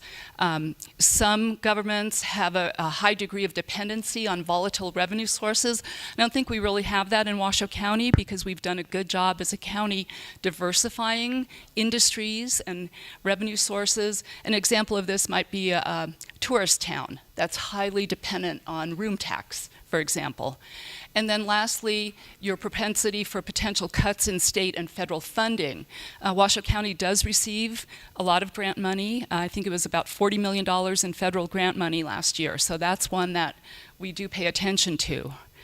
So GFOA recommends that no less than 2 months of working capital be available. That's 16.4%. So you could see we were at 16.1% at the end of last year. So we're right in there with what they're recommending. And the board's policy actually is between 10 and 17%. Another important thing to remember about unrestricted fund balance is that it shouldn't be used as a funding source for ongoing reoccurring expenditures, because really you can't count on it from year to year. One-time expenditures may be appropriate, but not for things that are going to go on year after year. And also, lastly, that government should seek to replenish fund balances within 1 to 3 years. So this graph here shows a picture of just the changes in fund balance over the last 10 years. And you can see why really it can't be used for ongoing expenditures, because it's inconsistent, it's unpredictable, and it does vary from year to year. For example, in 2017, we had this dip here in fund balance that was related to using our stabilization fund. Thank goodness we had one, but we had to reduce it for flood expenditures. And then you can see the increase that we see at the end of 2018, which we've already talked about. Just a little bit on the stabilization fund. NRS does allow for local governments to maintain a fund to stabilize the operations and mitigate the effects of a natural disaster. So those are the only two uses really of that money once you set it aside, is in the case of a natural disaster or a financial downturn, a financial emergency. The stabilization fund it's a critical resource. Our board policy level is $3 million, and currently, as of June 30th, 2018, the balance is zero, as I've already mentioned, because we transferred it for the flooding disasters. Previously, when we did make that transfer, we asked the board for direction, and the direction was to replenish that stabilization fund from FEMA reimbursements. And now, a year later, as we've been working through with Department of Emergency Management, with the state, also with FEMA on our claims, we realize that on average they take 5 to 7 years, if not longer, to receive the reimbursement on. So what we would like to do is make a recommendation to the board that we replenish the stabilization fund now. It would not be at any additional cost. We would just move some of that unassigned fund balance back up into that fund, and if the board so directs us, we would bring back a formal item on a future agenda, but we're just making the recommendation today.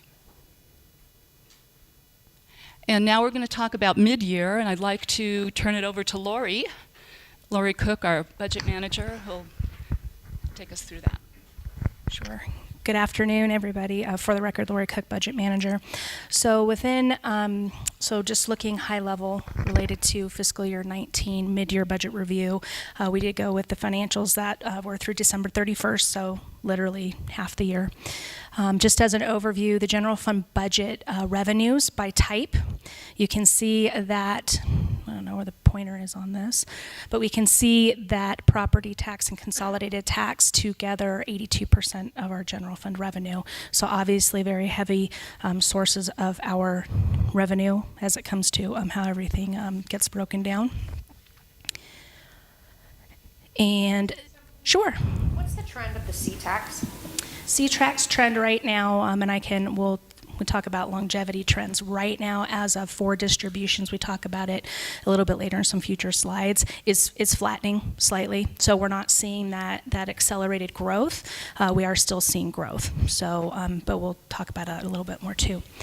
So within those revenue, now we have expenditures, and you can see very similar to last year. Salaries and benefits are about 70% of our general fund expenditures. It's not out of line with service agencies. What we do is provide services. We need people to do it.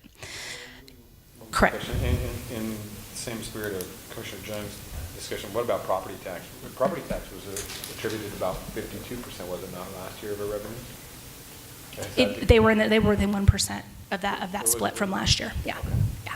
But it has flattened. So last year, the two together were 81, and this year they're 82. So I think C-Tax is catching up to being proportionately a higher percentage of general fund revenue. Services and supplies are 17%, transfers out, which, as a reminder, support several different operations and several different funds within the county, and they're listed. And then we have some other. So this is a different graphical representation of where we are and where we were last year. So actuals versus budget are tracking as expected. As you can see, we do not spend, nor do we get our revenue in a 12th, a 12th, a 12th, a 12th, a 12th. So we are 50% of the year, but the fact that those percentages are not 50% is not concerning. We get them at different times. So very similar to last year, we are on target from the perspective of where we are mid-year. And sometimes there's a question, if I can go back one, when we look at expenditures, how they break down by functionality and different thing, and I have that information. If you want, I can just give it to you now, or we can do it later. So things like public safety, judicial, and that type. So no red flags coming up for fiscal year 19 year to date. So now we're going to go to the preliminary budget outlook, and there's a couple slides that Christine wants to address. We're going to do some tag teaming here. One in each.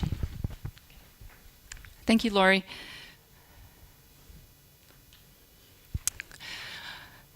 So every year we come to you with an outlook and we try to get a phrase or a word. Last year it was guarded. This year the word is uncertainty. There's quite a few reasons for that. Although we have a strong regional economy right now, we see strong employment and job growth, but there are signs of a slowdown on the horizon. If we look regionally, just some recent stats, existing home sales are down about 7.5% over the prior year. Air cargo shipments are down. That's one leading indicator, is watching logistics and transportation. And then also, as Lori mentioned, C-tax or taxable sales actually are somewhat flattening. Also, if we look on the national economy, we've got a government shutdown right now. I have to mention that because that, if it keeps going on, we are going to have a drag or start to see a drag on our economy because it just has a ripple effect. Also, internationally, we see major economies around the world, China and Europe, slowing down. So there's some headwinds, and we need to pay attention to that, even though we're still fairly robust here. We want to see what's on the horizon. Our operating revenues we see growing moderately, and they'll cover our known expense increases, which is really a good thing, right? Last year we came to you, we were upside down $3 million. We did not have enough to cover our known expenditures. This year we do, so that's a positive thing, but we have quite a few items that are currently unknown and unquantifiable. We just have to go through the process, and these are expense increases that are possibilities. All of our employee agreements with our employee associations are up June 30th, so we'll likely be beginning negotiations on those. We don't know what departments' needs and requests are going to be, and we're also going into a legislative session, so there could be impacts there. Also on the capital side of things, our capital improvement program, even though we are funding some projects through the general fund every year, it's not adequate for the long term. We've got major new facilities, roads, infrastructure requirements, and those are big ticket, high cost items. On the other hand, we also still have improvements and replacements to our existing facilities and equipment that are needed. Yes? When have we ever had a capital improvement program funding that was adequate? Do you know? I don't know if we've ever had. I know that the county has had the ability in the past to construct facilities along the way. And then, but we have a lot outstanding right now, and we'll right, talk absolutely. a little bit more about that. How long did we defer CIP? How many years? I don't have all of the history, but I know during the Great Recession years that there were a lot of items that were deferred maintenance, equipment replacements, and we are still working off that list. In fact, in looking at this year's capital improvements, we still have HVAC units to replace, rooftop to repair and replace, and those sorts of things. So, Are we prioritizing those based on our liability? we have a criteria. That's one of the components, but that we Right. go through when we prioritize. I know that the sheriff's office and the tour of the jail, the most recent one, one of the big issues is the HVAC system, because we do get complaints from inmates about allergies, asthma, et cetera, and it's not in any way to blanket a whole group, but this is also a population that can be quite litigious. So I hope that we're looking into balancing what do we have hanging out there in terms of liability when we prioritize where things should be, where are we going to be sued and most likely settle should that occur. So those are probably things I think we should be balancing, because we're probably the most favorite municipality to sue in northern Nevada.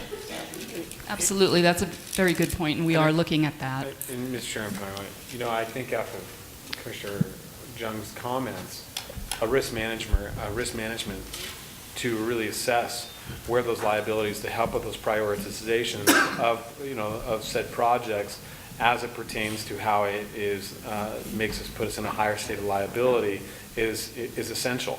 I think that would be an essential role as we move forward. How do we manage that risk, and how does that pertain to projects and different things like that? I think that would be something we should discuss as it pertains to capital improvement projects. Absolutely. I couldn't agree more that a risk manager could look at those kinds of issues and deal with them on a prioritization basis, and our exposures, not just in those places, but a number of other places. I think we're long overdue to bring back the position of a risk manager. So I couldn't agree more, Commissioner Lucy. Thank you. Thank you. Sorry. Just one more piece on history. If we're looking at our general fund, and the question was, have we ever had an adequate capital program? This is really looking at all general fund expenditures, and it's going all the way back to 2007. And this area right here, where we had the red line, which are expenditures way above revenues, is a situation that we never want to get into again, because that's exactly the situation we were in as the economy started to fall off the cliff. And you can see the trajectory, the Great Recession and the prolonged recovery. Fund balance, again, I can't stress how important it is to weather these kinds of storms. What we would call a normal recession, which happens during the regular economic cycles, is maybe a year or two downturn. Your savings can help you with that.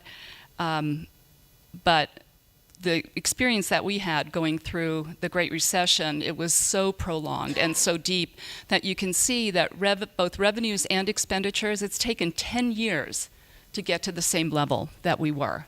And so we're just now feeling that we've come out of that situation. It's been a 10-year recovery. Okay, and now I'm going to turn it back to Lori, and she's going to kind of take us through what we are seeing for our long-term general fund trend. So again, to orient, this slide here shows fiscal year 19 forecast into the future. So whereas we looked before kind of where we've been historically, this is trying to look forward. And again, I think Commissioner Jung had mentioned some, the weather people saying we can't, even get 5 minutes out. Well, there's a little bit of truthiness to that when it comes to financial forecasting as well. You do the best with the information you have. Obviously, none of us has a crystal ball.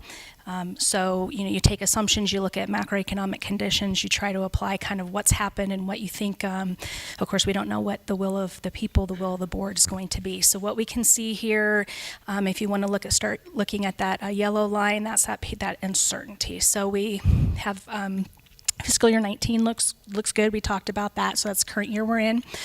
Base forecast, we're not starting with a deficit, but as you can see, that line converges about 2020. It's so hard for even me to see from back here, at 2022, and then we start to see it going the other way. And so again, it does not look extremely severe, but there are assumptions that are built into it that if they do not come to fruition, or if they are materially different, then that picture changes a little bit, or it could change dramatically.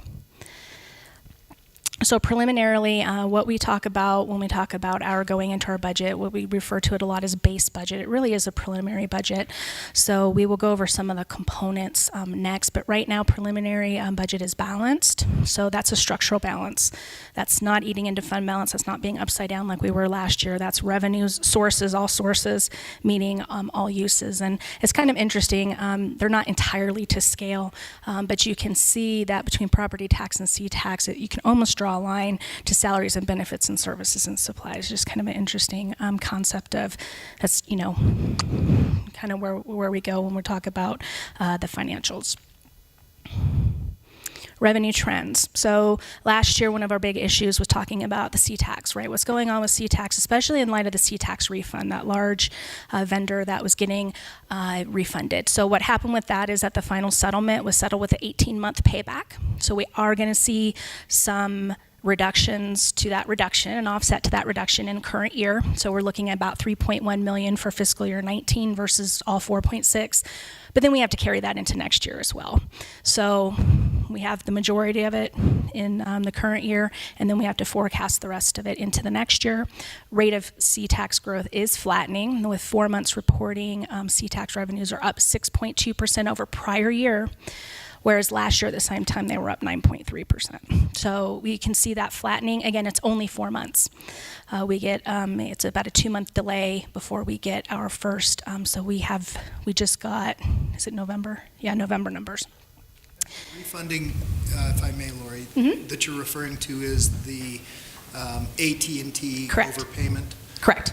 Did I, and I was listening to Governor Sisolak give a speech, and I perhaps misconstrued. So did he bring that up at all? He did not. Not that I'm aware of. I think there was something brought up as Washoe County, but it might have been school district. Related to the school district. It was related to the school district, correct? Okay. It was at the 8 million. My bad. Okay. So that's where we are. Property tax, which of course next, well, it's the largest, but for purposes of looking at fiscal year 20, we expect the residential caps to be again at 3%.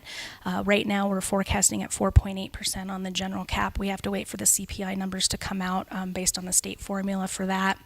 And then new development may add 1 to 1.25%. We work with, I think Corey's here, we get estimates on new development from the assessor's office, and so overall preliminarily we're looking at about 4.2, last year about 4.5.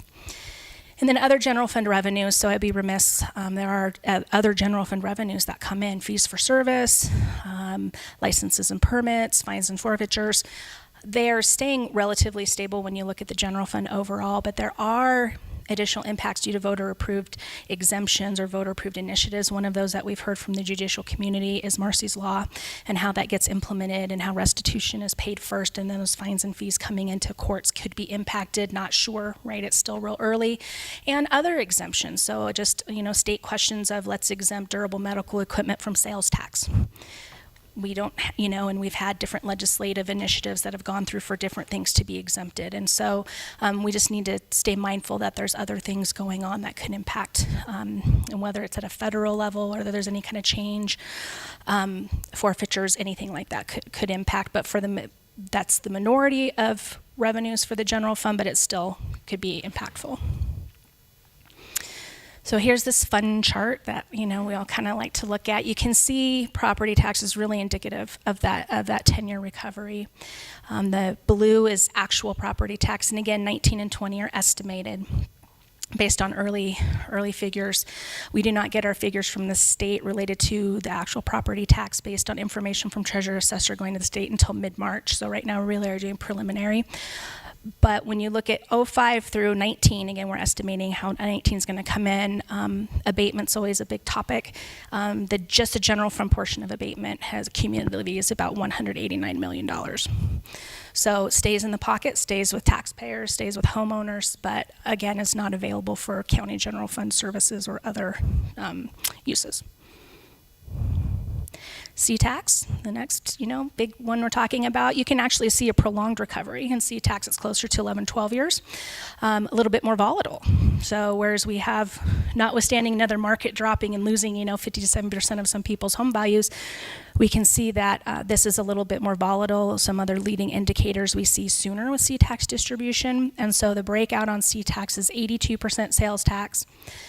I can't even read that number, 14% general services tax, and 4% real property transfer tax. Any of those components, sales drop, home sales drop, people move out of the area or keep their vehicles or not, GST, any of those are, and I don't want to say volatile in a bad way, but they're more sensitive to changing economic conditions. So when we talk about the preliminary budget being balanced with the little for unknown, these are the things that we already have cooked in, what we call base budget. So regular merit and associated salary increases, although we don't know what COLAs might be from bargaining units. We still have people moving through the merit range. Not everybody's topped out. That's about $2.6 million in the general fund.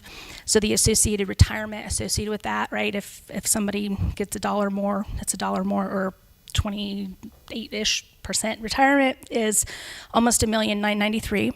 Then we were notified back in November that PERS contributions are going up. So for public safety employees, that increases 2%. That's not the total rate, it's increasing 2%. All other employees are increasing 1.25%. So that's another increase. And right now we waiting on the OPEB actuary. So we've estimated an OPEB contribution increase, which is included. We have to pick up on the voting machine ongoing maintenance contracts. That's in that budget.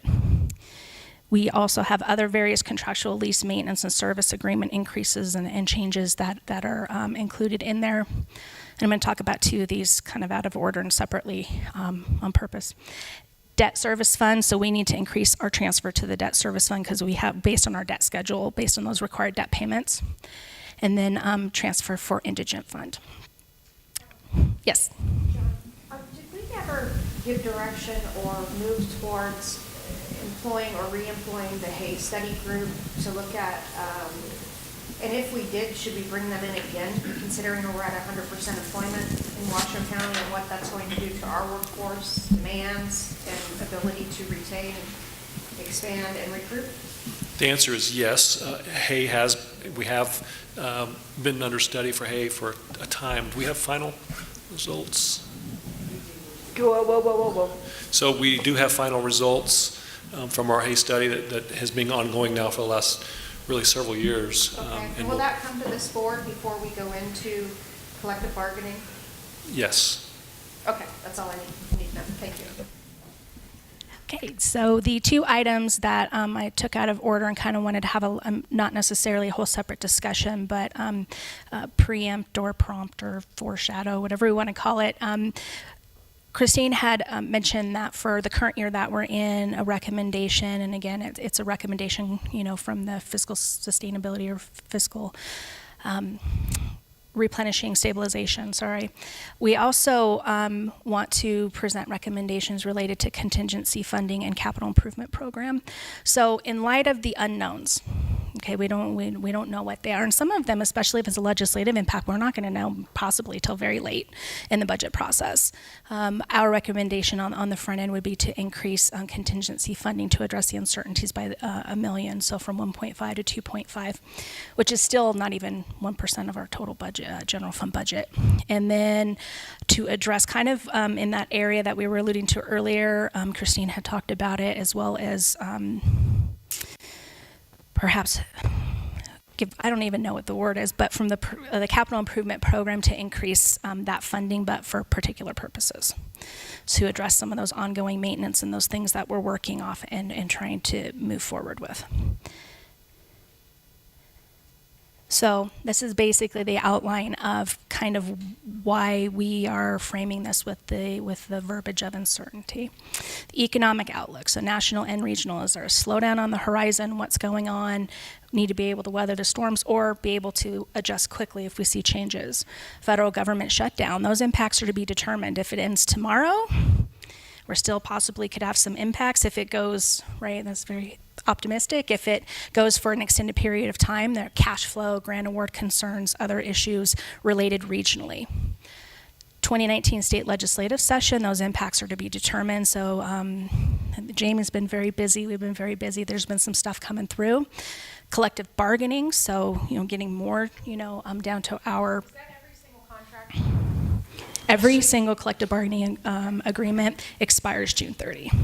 So that's basically most, I don't even know percentage-wise, but I would say more than 80% of staff. And then department requests. So we do know, having ongoing conversations with departments, prior budget years, everything going on, there's still needs. There are still operational needs, and we don't know what those requests are going to look like. Yes? When will we know the above base requests? Is there a hard deadline to departments? Yes. What's the date is that? I believe it's February 22nd. Okay. So they submit those, and then they're working with HR now to get their HR paperwork in for HR-related changes. And that deadline is February 8th. And then another question, I think this is for the manager.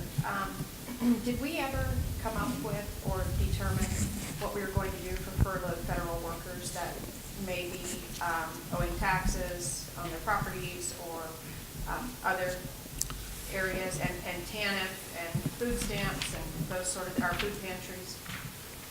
We have, I've been collecting information from all of our departments. I think specifically two you're mentioning, on property tax collection and on human services support. And we do have a game plan on those. It's really a case-by-case basis. There's an issue of setting precedent in some cases, but we are developing a game plan for that. And it's really a small number, isn't it, that are affected here in Washoe County?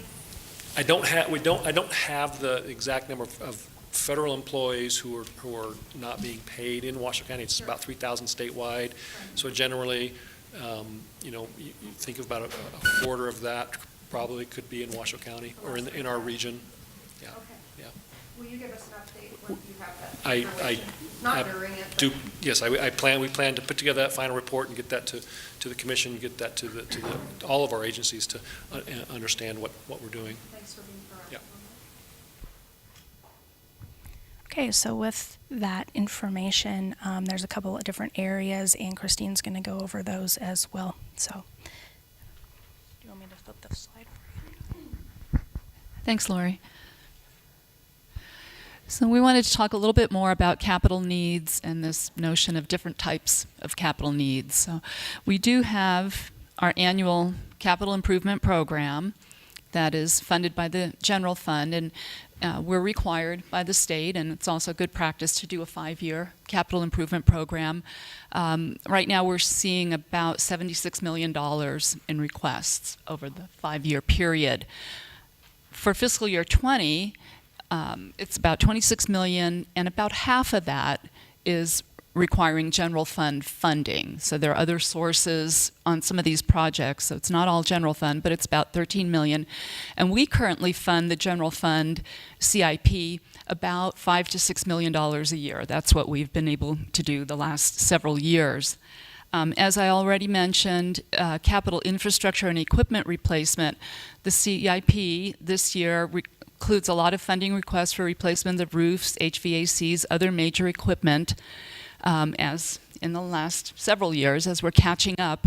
Last year we were able to set aside a little bit of money into a fund that would be funding those types of recurring replacements. So we're always going to have to replace roofs. HVACs are going to wear out for those types of items. And the one thing that we're recommending is that maybe we fund that a little bit more this year. And then we have the third category, which are these, what we're calling major long-term capital considerations that we have on the horizon. We've got quite a few master plans in place and some in progress. The South Truckee Meadows Water Reclamation Facility plant, that's a big one, and we've been in front of the board to put in place the state revolving fund loan to pay for that. We have Washoe County Sheriff's Office Infirmary. We just completed a master plan on that. I believe that's about a $30 million facility, along with the need for upgrades to the crime lab. We're in the process of a master plan for the downtown project court building, looking at that. Also, another master planning process for our 9th Street facility. That facility is aging. There are needs to upgrade and expand in certain areas on that footprint as well. We have, a lot of people don't think about technology as infrastructure, but I like to say that it is. Many of our systems we could not work if we didn't have them. And they also do need to be replaced at times. A good example is our financial system, which we've bought ourselves several more years on by extending that, but eventually we'll have to replace that. That's a pretty high cost item. North Valley's library master plan is in place for a library there. And then, of course, the topic we heard a lot about earlier today, stormwater, flooding, TMDL up at the lake. So those are kind of the big long-term things that we see on the horizon. And as we've said before, we don't have a sustainable revenue source to fund those long-term types of capital needs right now. So we thought we would kind of go through what are some of the types of funding sources that could be a possible use to pay for these types of larger projects. General fund, of course, is always a possibility. The problem is that it's not sufficient or sustainable. You saw the graph earlier that Lori showed, our preliminary outlook for next year. Basically, our largest revenue sources are covering our existing expenditures, and we have a very small slice of extra available for unknowns. So if we were to want to program more general fund money for these types of projects, there would likely have to be significant reductions in service levels or reprioritization of programs. We would have to make a trade-off. There are some things that we would not be able to continue to do. Fees, another possibility. In the case of the Stumwharf project, that's a great example. That's where fees really will pay for the project. We have utility fees that ratepayers pay and connection fees. That's going to take care of that, which is great. Other types of fees, not so much. We have agency user fees. So one of the other big projects we have going right now is replacing the Nevada shared radio system, the P25 system. And there, the county will have to pay a portion of that, but we also have 19, I believe, other user agencies that will contribute to the cost of the replacement. So that's very appropriate. But other fees, for example, user fees for parks, public safety and such, are generally more supplemental in nature. We use them to offset operations. They don't fully pay for operations. They're great. I mean, we encourage them, but wouldn't be something that would be sufficient to bond against or to pay debt on. And then certain areas have technology fees, for example, the assessor and the recorder and the clerk, but these are set by statute and they're very restricted as to the use. Also, in thinking about libraries, the North Valley's library, for example, we have our library expansion fund. This was a 1994 voter-approved property tax override, and it has a sunset. It only goes for 30 years. So it began in 1995, and it'll be ending in fiscal year 25. Allowable use is to acquire, construct, improve, equip, and operate and maintain county library facilities. So this funding source is actually going to be going away, and it would require voter approval in November of 2024 to continue the tax for library purposes. Also, another one that's out there existing right now is our infrastructure sales tax. This has been in place since 1998, and the NRS allowable use of this tax is for public safety and flood projects. And the history on this is that the county has used it to construct the Regional Emergency Operations Center, the Regional Public Safety Training Center, and also the Truckee River Flood Protection Projects, TRFMA. Currently, we've got $27 million outstanding in debt, and that's going to terminate in 2036. After annual debt service that is paid every year, the rest goes to operate the TRFMA project.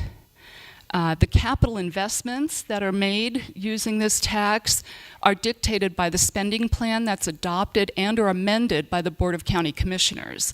And that was last amended in 2002 when we issued the bonds to pay for those facilities that we mentioned above. So it might be something that the board may want to look at reevaluating that spending plan.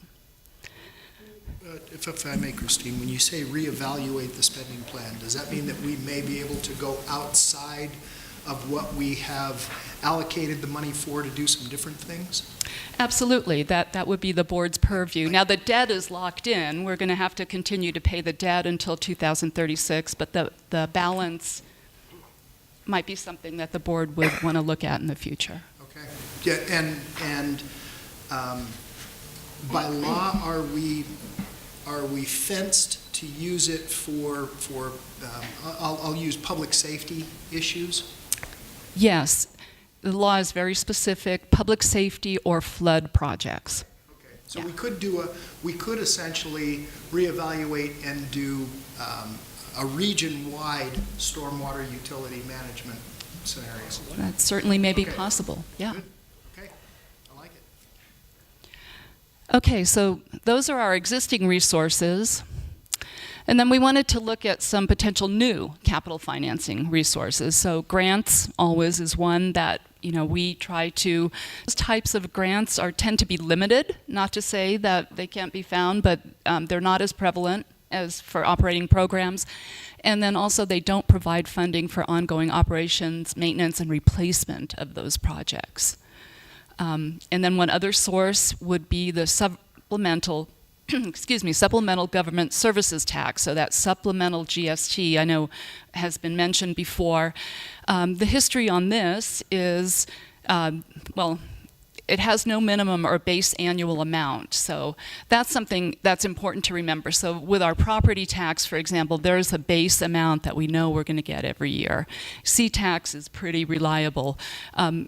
The supplemental GST is tied to annual registrations of motor vehicles. So it does fluctuate, and when we looked back during the Great Recession, it fluctuated quite a bit. There was a 24% decrease, so over $3 million one way down.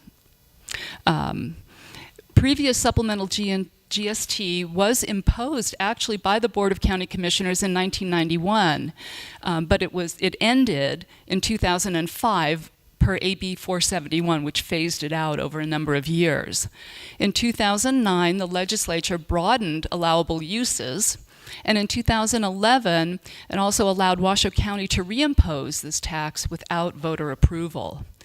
And then there's been a couple things that have happened since then. In 2012, the county put an advisory ballot question on the ballot, and it failed. 59.6% of the voters said no, they wouldn't support it.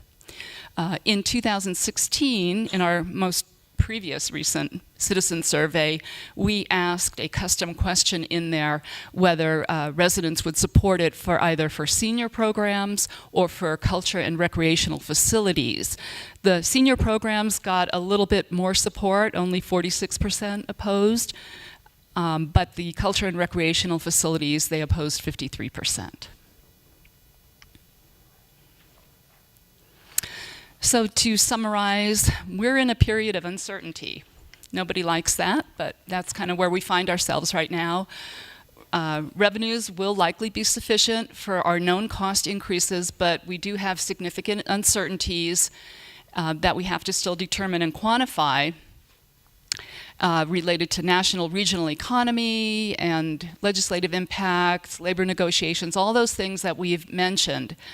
It's really important, and our goal is to present the board with a structurally balanced budget. This gets back to fiscal sustainability. We cannot operate when we are spending more than we're bringing in.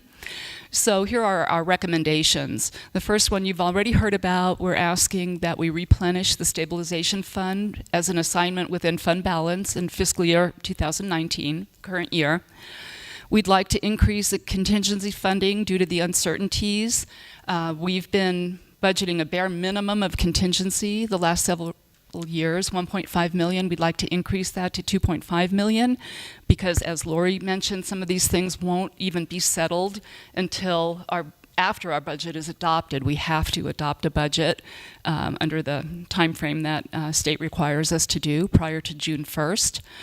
And also, we would like to put a little bit more funding into the capital improvement program for those major equipment replacements. So we're asking departments to continue to prioritize, restructure, reallocate, look within your budgets first before making requests for new funding. Certainly we want to know what your needs are, and you know, we'd love to fund everything, every request, but we're not going to be able to do that, so please continue. And departments have done a great job the last couple of years doing that, so we really appreciate your help in working through this. Our budget timeline and next steps. Do you want to take this, Lori, or?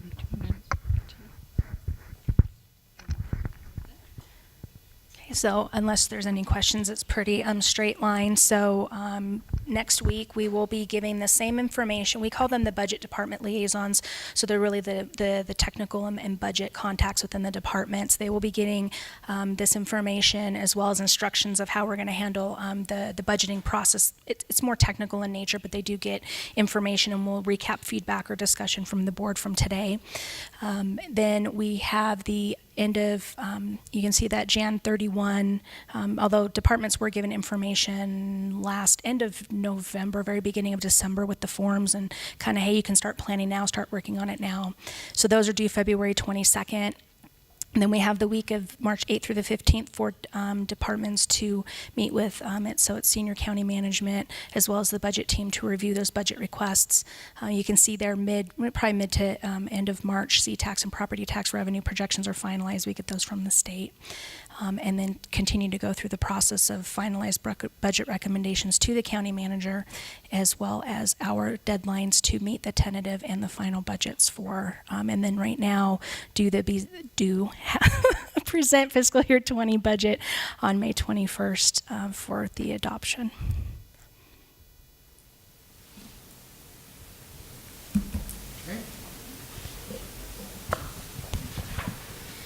Any further questions on the budget? Board?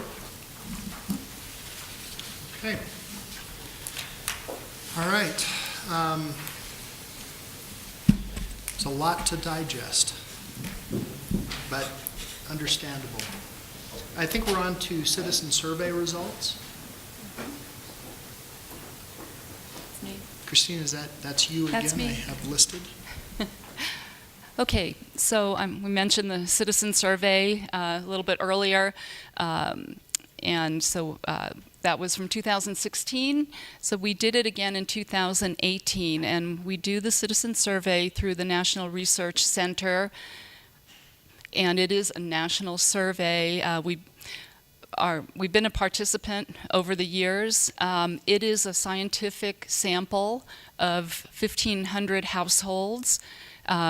Our results were 22% response rate, 314 returned surveys. There's a plus or minus 6% margin of error, and there were a number of different options. Online options, Spanish. We compared geographically, demographically, and custom benchmarks. So with this survey, it is a national survey, so they compare us to more than a dozen, I don't know the exact number, somewhere between 15 and 20 other counties nationwide that are of similar size, similar demographics. So those benchmark comparisons are really important. Are they here, the people that did this? They are out of Boulder, Colorado. Okay. I have a question. How did they get that high of a response rate? Well, they do mailers. Follow-up phone calls? Pestering. Yes. That's Online, really had good opt-in, response. option, For online, external. advertised. Yeah. Good job, whoever found these people, because I think that's the best response rate we've ever had externally. Yeah, It's almost something they should be teaching other companies and other organizations when we do citizen surveys, because you're lucky you get 10% externally. Internally, we don't do so great either with our own staff, but you have a lot more switches you can pull. But I'm very impressed with that response rate. And can you tell me how they chose the 1,500 households, or is that something I'd go to them for? It's a random sample. So we give them a listing Right. of households or property addresses, Right. and then they choose a random sample Okay, out of that. wow, that's even more impressive. How did they come up with a plus or minus 6% margin of error? And here's why I ask this. I see polls all the time, and they're not even close. So is that, how objective is that, or is it very subjective? Is that somebody's opinion as to the margin of error? That is really a technical question that I don't know, but I can go back to them and find out how they calculate that. I'm not sure. Election pollsters, Yeah. you see it all the time, and you see sometimes how absolutely wrong they are. And sometimes they're spot on. So There's always a margin of error, but honestly, I don't know the technicality If of I- how that works. But Just offer my opinion on that, on an opinion survey. When I look at a survey like this, that both the response rate, that margin of error, I'm very comfortable with that. I think that perhaps some of the election surveys don't have the expanded length of time doing that survey. So it's a point in time, like this moment, how do you feel?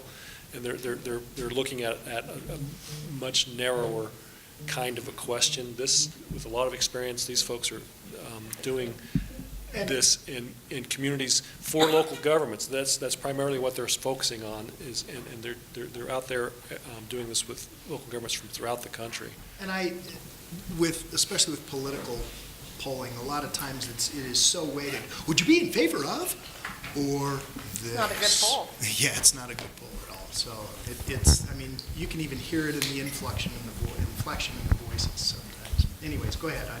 right, and I will say that they are standardized questions, the same questions that are asked throughout the country, and then we do get a number of custom questions, and we'll get into those. Facets of community livability that they look at here, some of the things that, we all know: safety, mobility, our natural and built environments, quality of the community overall, our economy, recreation, education, community engagement. Do we have a list of those questions, Christine? Yes, we do. Could you email that? Absolutely. To I'd like all to of see us? it. Sure. The one that I'm a little bit hesitant about, and it's just something that's endemic of this community, is that the school district is named the same as us. And I love education and enrichment. I'm a product of that. But I wonder why we ever ask that, because all we do is further implement this idea that the Washoe County Commissioners are in charge of the schools. Who's to blame? Yeah, well, not even just who's to blame. Who can Well- change it? I can't change that. So I'm not saying give it worth a grain of salt, but I would reach out to the school board and say, listen, this is what Washoe County has done for you, another shared service, Mr. Manager, that we have done for you. This is statistically significant countywide, which is where all the students come from. And here's what we did for you, and how can we help? Because we know we can't pull this in any which way or form. Even enrichment, we don't do much of that. The cities do, largely Reno does a lot of the programming and that sort of thing. So I don't really have even that. I don't do after school stuff. I don't do recreation in terms of classes. And I get it, you probably bought it off the shelf and you had your other buttons you could pull, but and they probably want to collect it for their own data collection. But I would just write a real nice letter to the chair of the school board from our chair that said, here's some great information that will help you inform your budget, as we get questions all the time, especially knocking door to door. I used to walk for the school for certain tax issues when I was walking for myself. I showed them the school district stuff way after I talked about me, because otherwise all we talk about, is the school district. So that's a priority for me going forward as well. How do we delineate where we begin and where we end with the school? I'm happy to help them, but I don't do their job. Well, and the reason I say blame Commissioner Jung is that people come before us with issues. They never once come before us and tell us what a great graduation rate you guys have helped with. Well, regardless, they don't. There's never any kudos. It is always something that we need to. And by the way, and I would not to be tangential, but people think the same thing of Washoe County courts, that we somehow have purview over judges and seated judges. I got letters from folks to remove a specific judge. So. Yeah. It's the naming. It's the naming, right? It's the naming. That's why I don't want our fire district to be called Washoe County. You're spot on. Let's call it Truckee or something else, because we get so mixed. There's so many Washoe County X, Y, and Z. No, you're spot on. But let's give it to them. I think that was a nice shared service we did. It's a good idea. This is just showing the national benchmark comparisons where these surveys are done throughout the country. And then focus areas. So you'll notice the areas that have the stars. These are the areas that our residents that responded basically highlighted as were most important to them. Safety, the economy, and education and enrichment. Our economy is a priority. They're happy with employment, but they have concerns about housing affordability. Not a surprise, but kind of validates some of the things that we've been talking about as a county.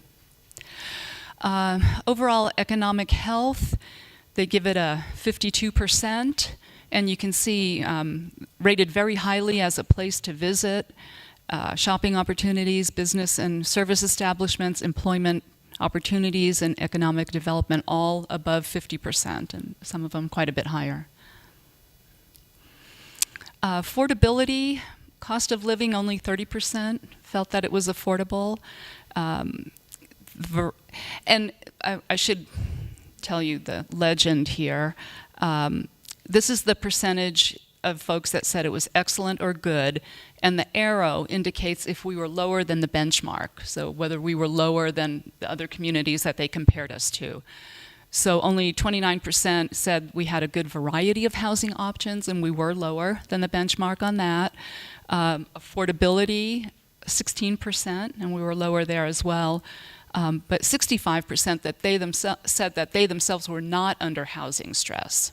So, just interesting to know. let me just ask this: when they did this poll, this was not just unincorporated.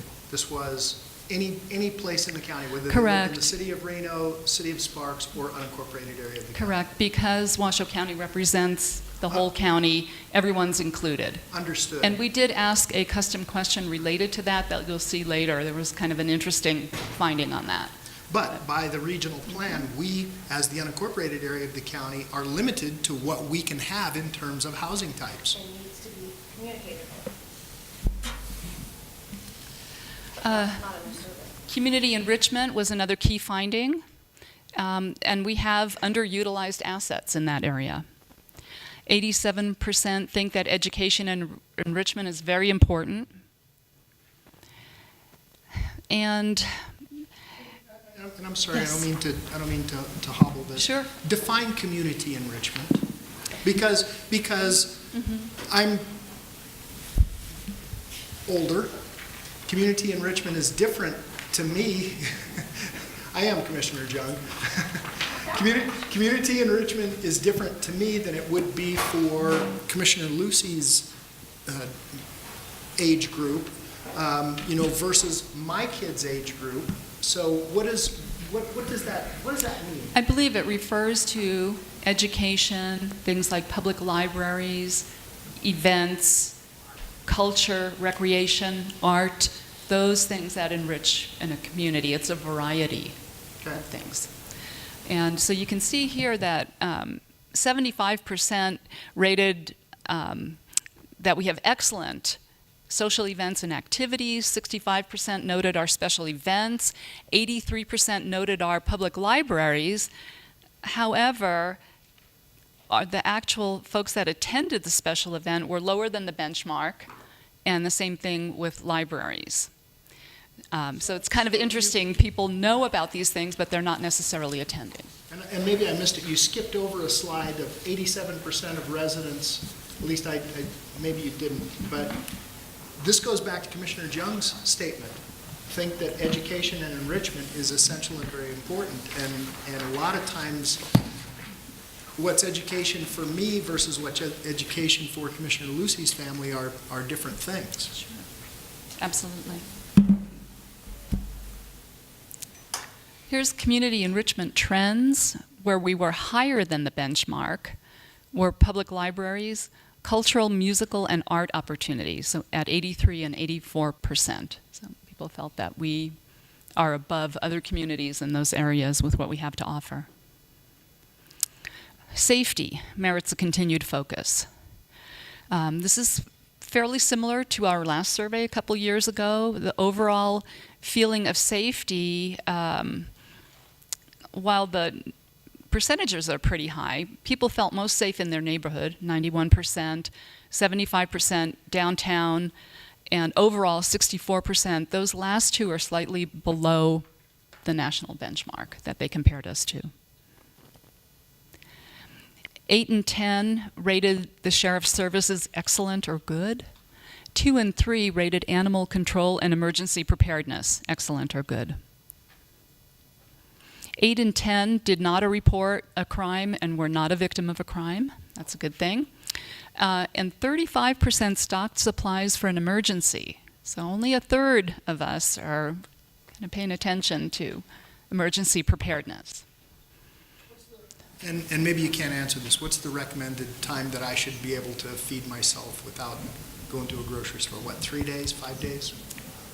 A week? 3 days. 3 days? 3 days. Minimum. 3 days. Minimum. Right. I would suggest more. Okay, and now to our special topics. As I mentioned before in the survey, they're standardized questions, but they allow us to ask some custom questions each time.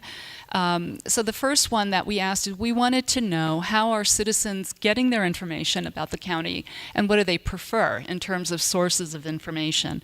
And our top one is traditional local media outlets. Secondarily, our website, and I know that our communications director is very happy about those statistics because it validates all of the efforts that they do to make sure the word gets out through those media outlets. Also email alerts, social media, and county officials. Pretty high. On Facebook, you know, the problem I have with using social media sites is that rumor is rampant. I can't tell you how many times I've gotten onto Facebook and read something and it's just patently false. So it's a little frightening that it's that high. Luckily, folks are also using other sources. That's a good point. It's true, definitely. Our next question dealt with the familiarity of county services, because oftentimes we'll realize that folks don't necessarily know all of the things that we do as a county. So here in order, what they were most familiar with: 78% culture, parks, and open space, 71% environment and public works, neighborhood safety, 67%, human services, 61%, general government, 59%, judicial, 57%, and economy, which is really our planning and building area, 56%.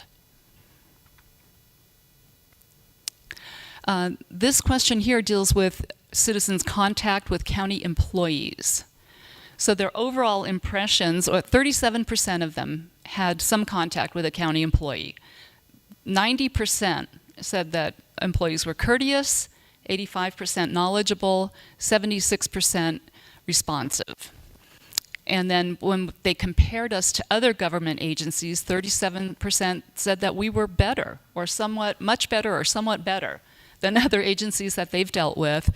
And our overall positive impression was 83%. So that's a pretty good report card there. This one here, we asked folks about where they live within the county, because as the chair has mentioned, this encompassed everyone in the county. So we asked the question, do you reside in a general improvement district, a special assessment district, and are you a resident of the city of Reno or in the city of Sparks? So 26% said they were part of a general improvement district, 10% were part of a special assessment district. And I have an update on these numbers here. They are not accurate. When Lori and I spoke with the consultants at the National Research Center and dove into this a little bit deeper, they're not accurate in the sense this is what the respondents said, but the interesting thing here is that they didn't really know if they lived. Some did, some didn't, but not. If you looked at the actual data, the geographic data and the demographic data, and that random sample that they took, actually 56% were in the city of Reno and 19% were in the city of Sparks. So that's 75%. That means that 25% of the respondents were in the unincorporated area of the county, which is in line with our county population and our demographics. I would argue even special assessment districts, and I'll give you this example. City of Sparks has a special assessment tied into its sewer bill. A lot of people don't even look at their sewer bill because I've said do you realize you pay for flood in your sewer bill or for stormwater in your sewer bill? And they has said, I did not know that. They just don't even look at it. And so they may be in a special assessment area and not even realize it, especially if it's tied in with some other utility charge. Absolutely. So, our conclusions. Residents think highly of employment opportunities, but housing affordability is a concern. Community enrichment activities are underutilized in our community. We've got great events and facilities, but it's a bit underutilized. And safety merits a continued focus. Our overall feelings of safety in the downtown commercial areas could be improved. Any additional questions? Okay. I don't know if I have any questions. No, I think we Mr. answered. Chair, if I can have a brief comment, though. Please. I think one of the takeaways I got, at least from the outreach, is something that I brought up in my commissioner's comments, is that maybe it's something better for us. Obviously people are getting a lot of the information from our county website and local media outlets, which is fantastic. But local media outlets will only produce the press releases that we create or the stories that they feel prudent to discuss. I think it's important for us to continue to elevate our understanding to our constituent base about what's going on specifically within our district. And I think this is a really a jumping off spot and a good foundation to have that discussion about how we get out more in-depth conversations about as it pertains to all the services, because we talk about education, we talk about all the really primary issues that are always in the highlight or already in the spotlight of the media or whatever we choose to put on Facebook or whatever, but we don't always talk about the secondary and tertiary things, maybe the not so, as you would like to say, glamorous issues as it pertains to the county. And so often or not, we are not doing a good enough job educating the constituent space. What are we doing with juvenile services? What are we doing, with a number of different programs, whether it's roads, whether, whatever it may be, we're not doing a good enough job in making sure that the people educate that we are the service provider as a county. They're not calling Reno Direct, they're not calling Sparks, they're calling Washoe County as it pertains to certain things. They need to have a little bit more depth of information, not the stories that the media outlets choose to portray, not the stories that we like to highlight, and necessarily that's not a bad thing, but we need to have a little bit more depth of information, a little bit more of what's out there, where can people go. And I go back to the meeting we had last night. utilizing, I mean, we've had 311, phenomenal resource that's been utilized for a year now, and it's picking up steam. But if we can get a little bit more information, so a little bit more in depth, people will find themselves a little bit more able to handle these issues themselves instead of just kind of going, where do I go first? But if we have this a little bit of an education process as it pertains to information, I think, and it's been my mission ever since I came on this board is to continue to relay information as best we possibly can and be communicative as best we possibly can to our citizens. And I think our citizens they want to know. They want to know what's going on in each one of our districts, specifically how we're addressing it and how we're handling it, and how we can help the entire county as a whole. So I think that's one thing that I would add to that. Hold on a second, Commissioner Jones. Commissioner Burke. Yeah, I tend to agree with you, Commissioner, or Mr. Chair. Mr. Chair, nice, I love saying that. I tend to agree with you that a lot of the social media, Facebook or whatever, a lot of social media, you see a lot of false things on it. But also, remember that that's where the millennials go. They don't read newspapers. My grandchildren and my granddaughter and her husband don't take the newspaper, and I ask them, because I take it at my house, would you like to want me to leave the paper for you to read? And no, we get our news off. And they're constantly on one of the social media sites. And so that's where that group of people, a large number of those people are the people who are moving into our community to take the jobs, the high-tech jobs that are coming into this community, and that's a lot of them. That's where they get their news from. So I think it's extremely important that we continue to touch social media, as I know Nancy and her team are doing that. So. Okay, good points, Commissioner John. I don't think Facebook is where anybody gets their information anymore, certainly not millennials, and you know this, it's Instagram and Snapchat. Yeah. But I think... How do you pronounce that again? Snapchat. Oh, thank you, I'm It's sorry. very Midwestern. It's from the Silicon Valley of the Midwest. Here's, just to go a different way, I've been traveling, and I think with new people coming into our community, which we know is a reality, I would like to see a little bit more of the county doing more public information and awareness anytime a county resource is being deployed. Your tax dollars at work.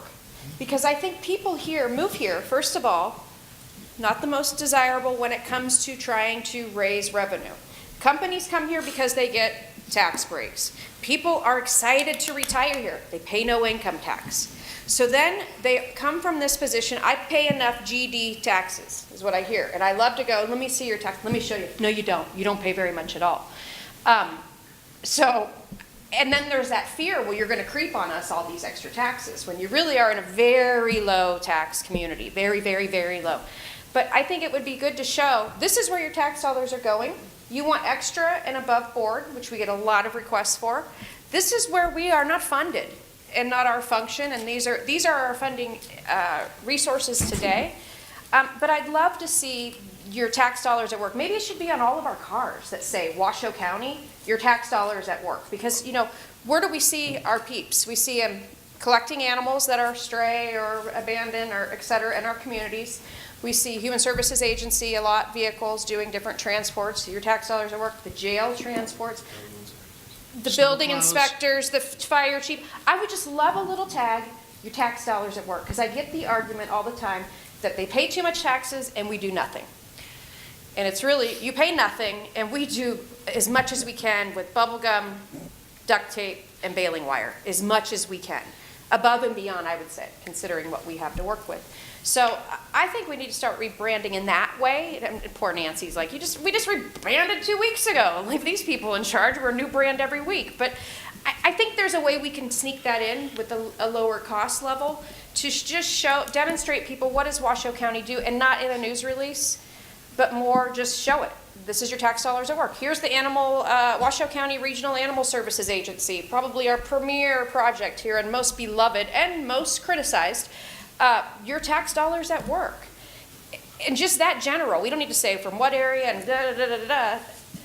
I think that might be, and that's not just traveling to the west. I've been traveling a lot, and I wanted to let you know too, Mr. Chairman, I have to leave. I came back from California today for this meeting.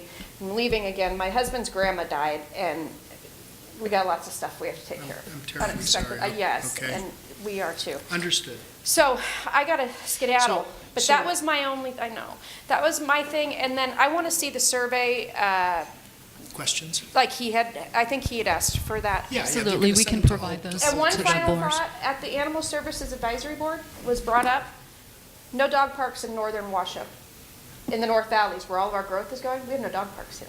So, and the city of Reno says they have zero money for dog parks.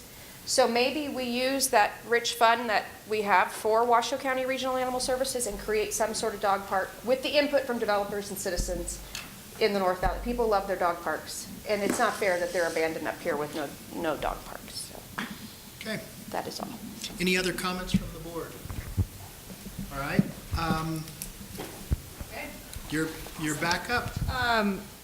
Chair, do we need a break, or what's the pleasure of the board? 5 minute. We'll take a 5-minute file break, and we will be back by that clock at 1:45. But my clock says 1:35, so.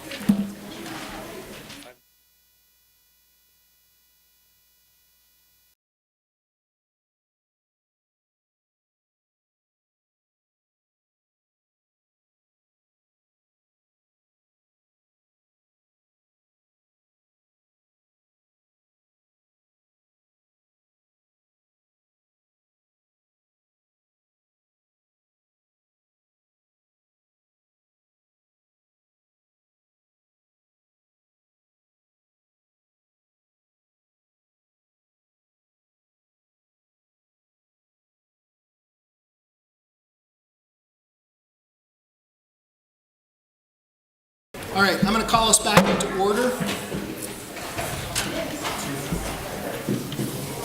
And please, for the record, Madam Clerk, note that Commissioner Jung had to leave. Thank Ms. you. Olson. Okay. All right, everybody.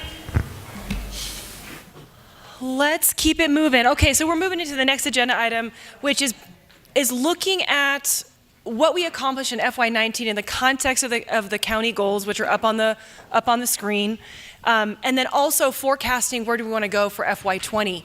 So just a couple of things about this for a minute. We just heard a ton of information from a budget perspective.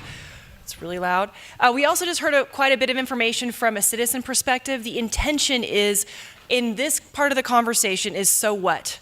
So are there some recommendations that Christine made that we think we should bring forward as priorities into the plan? Are there some recommendations we heard from the citizens that we think we should bring forward into the plan?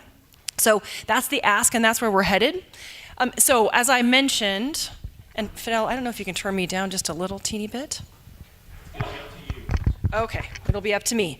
Perfect. All right. So here's what we're going to do. I mentioned that we're going to do this a little bit differently than before. We are not going to have our goal teams present for 2 hours on what we did and where we're going, but rather, I know, right? But so let's try this. In your packets, you all have these summaries that look something like this. It says, the first one says fiscal sustainability. They are paper clipped together. They're in your packets. If we could please take them out. And this is somewhat of a test, because if this doesn't work, we're going to go back to PowerPoint presentations next retreat. Let's make sure everybody has it. It looks something like this. Paper clipped together. Yep. Everybody in the house. Okay, so as I mentioned, we're busting out a best practice from Amazon, and Amazon's apparently doing something right because they're taking over the world. And they start all of their meetings with a 7-minute quiet pre-read of material and then jump into conversation. So that's how every single business meeting's run at Amazon, which is kind of cool. So we're going to try it. We're actually going to be quiet, amazingly enough, and we're going to read these memos that are in front of us. We have 1 page per goal team, structured as follows, and I'm just going to use a fiscal sustainability as an example. The direction that they were given is to highlight 1 to 3 accomplishments from the last year or through the life of the goal. And then what the proposed focus is for FY20. So what's important about this, and the goal team leads are going to come up here in a minute, what's important about this is that we're connecting with where the proposed focus for FY20. And as I mentioned earlier, one of the things and one of the asks of the goal teams and county leadership coming into today's meeting is to make sure we're connected with where the focus is and where it isn't. So the ideas that are in the goal team's recommendations are, as I like to call it, the strategic priorities that we are pulling out of the whirlwind, we're pulling out of the craziness, and we are trying to accelerate the velocity of the accomplishment of those items. Are these the things the commission would like to see accomplished? So that's the ask as we're looking at this. So we're going to take about 7 minutes. We're going to read these ourselves. And while we're reading these, if my goal team leads could please come up here, that would be awesome. And yeah, we're skimming these memos. There's 1 page per goal. Let's do it. And no, we don't have music. Sorry. Bobby can sing. You can sing for us.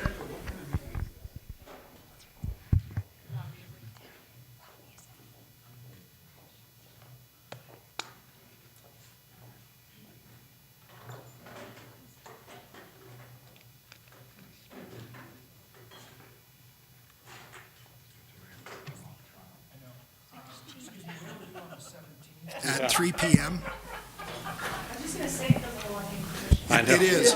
Be prepared for the Inquisition. I believe you answered for the 18th. That we want to know about the 17th.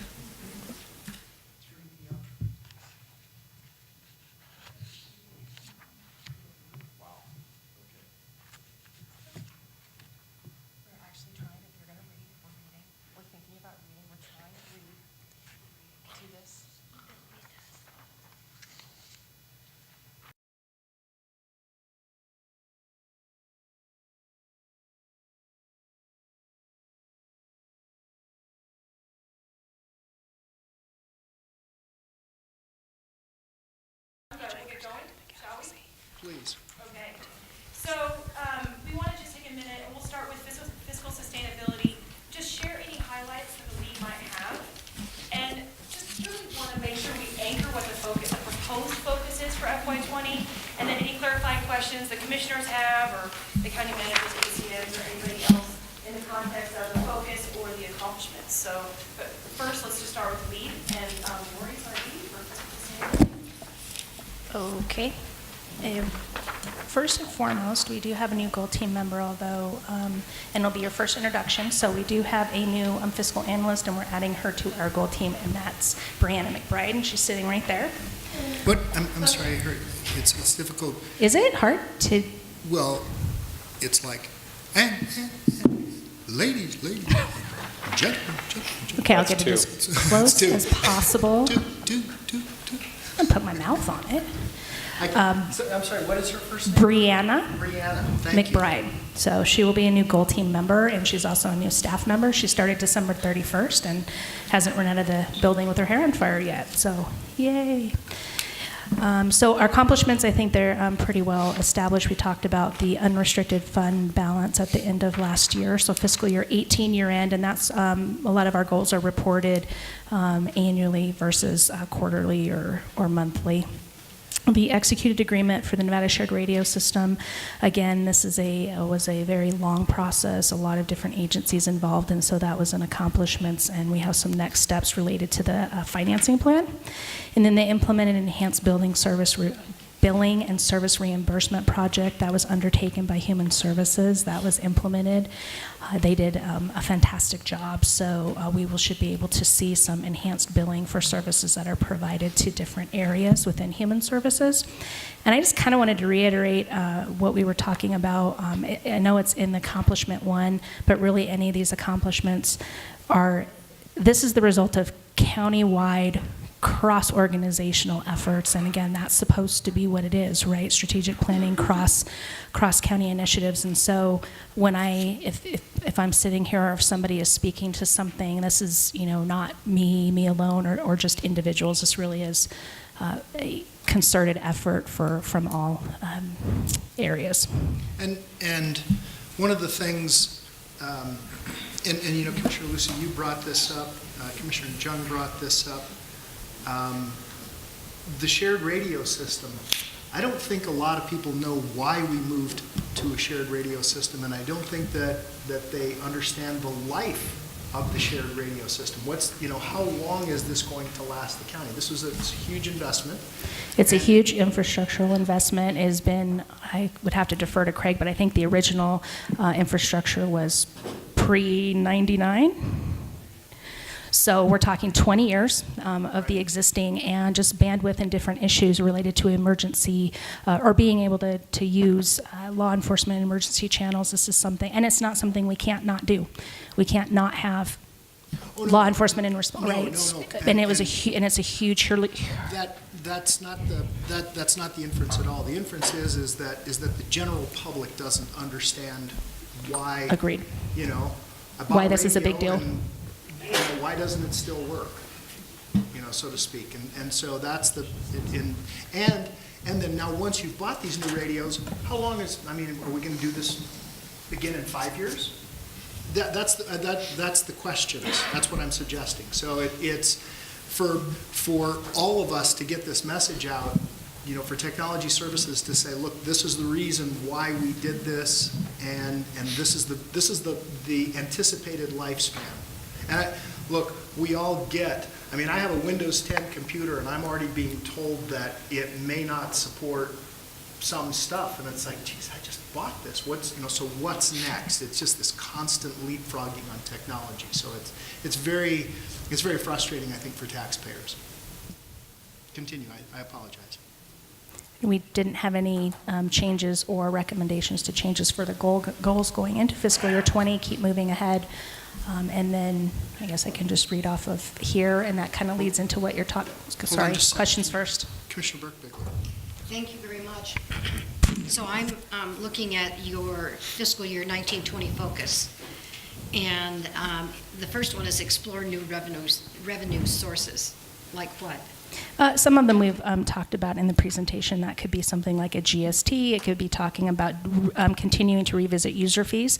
So we have been making progress towards that this year. So our user fees in alignment, are we recouping costs? There's different agencies that do. And so new and existing, I guess, would be probably a grants, whether we can get grants for certain projects, even though we know that for capital it's not sustainable for other areas that could. So there are a myriad of underlying areas that, but we certainly want to continue with our fee study. So we will continue working on that. So the second one is explore existing regional service arrangements, and I really champion that. I am a strong proponent that we do something about dispatch and the crime statistics issue, and I think that that's a great money find for us if we can figure out how to make that work.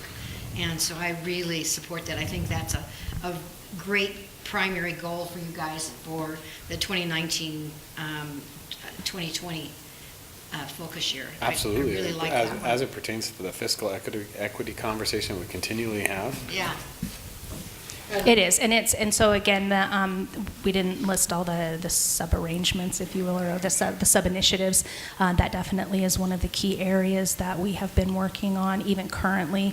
And we also have what we got from departments is an inventory of those regional service agreements or arrangements, whatever you want to call them. It could be an MOU, it could be take certain different forms, and so we're in the process of figuring out what we have in that inventory, what might be missing, and kind of what those impacts are. Because sometimes we trade people, right? We do this for somebody and somebody else does something for us. It's not always we pay you or they pay us. And so we are going through that process as well. Yeah, absolutely. Yeah, I was just going to say there are other areas. So one of the things that I would love to see some numbers on, just dovetailing on Commissioner Burke-Bigler's questions on the 1920 focus, assess the organization-wide impact of pretrial services and court assignment processes. So here's the question. If we can, this is something I know Commissioner Lucy has worked long and hard on, and this could be a huge money saver for us. If we can divert people and keep them out of the detention facility, what could that potential cost savings be? That's the key. And sometimes it's not even pre-trial. It's just a matter, and I know Ms. Howell has worked on this as well. It's just a matter of saying, you know, we have these low-level offenders. Do we need to arrest them, and do they need to be booked, which is an extremely expensive process, which I think still falls under that same sort of heading. And what might those savings be? So in other words, I'll use an example of this, Lori. If we could divert 500 people a year, just, you know, or 100 people a year, and then you know, multiply it out. If we can divert them and keep them out of the detention facility, how can we potentially save the detention facility money, and thereby saving the, you know, Washoe County money, the Washoe County taxpayers?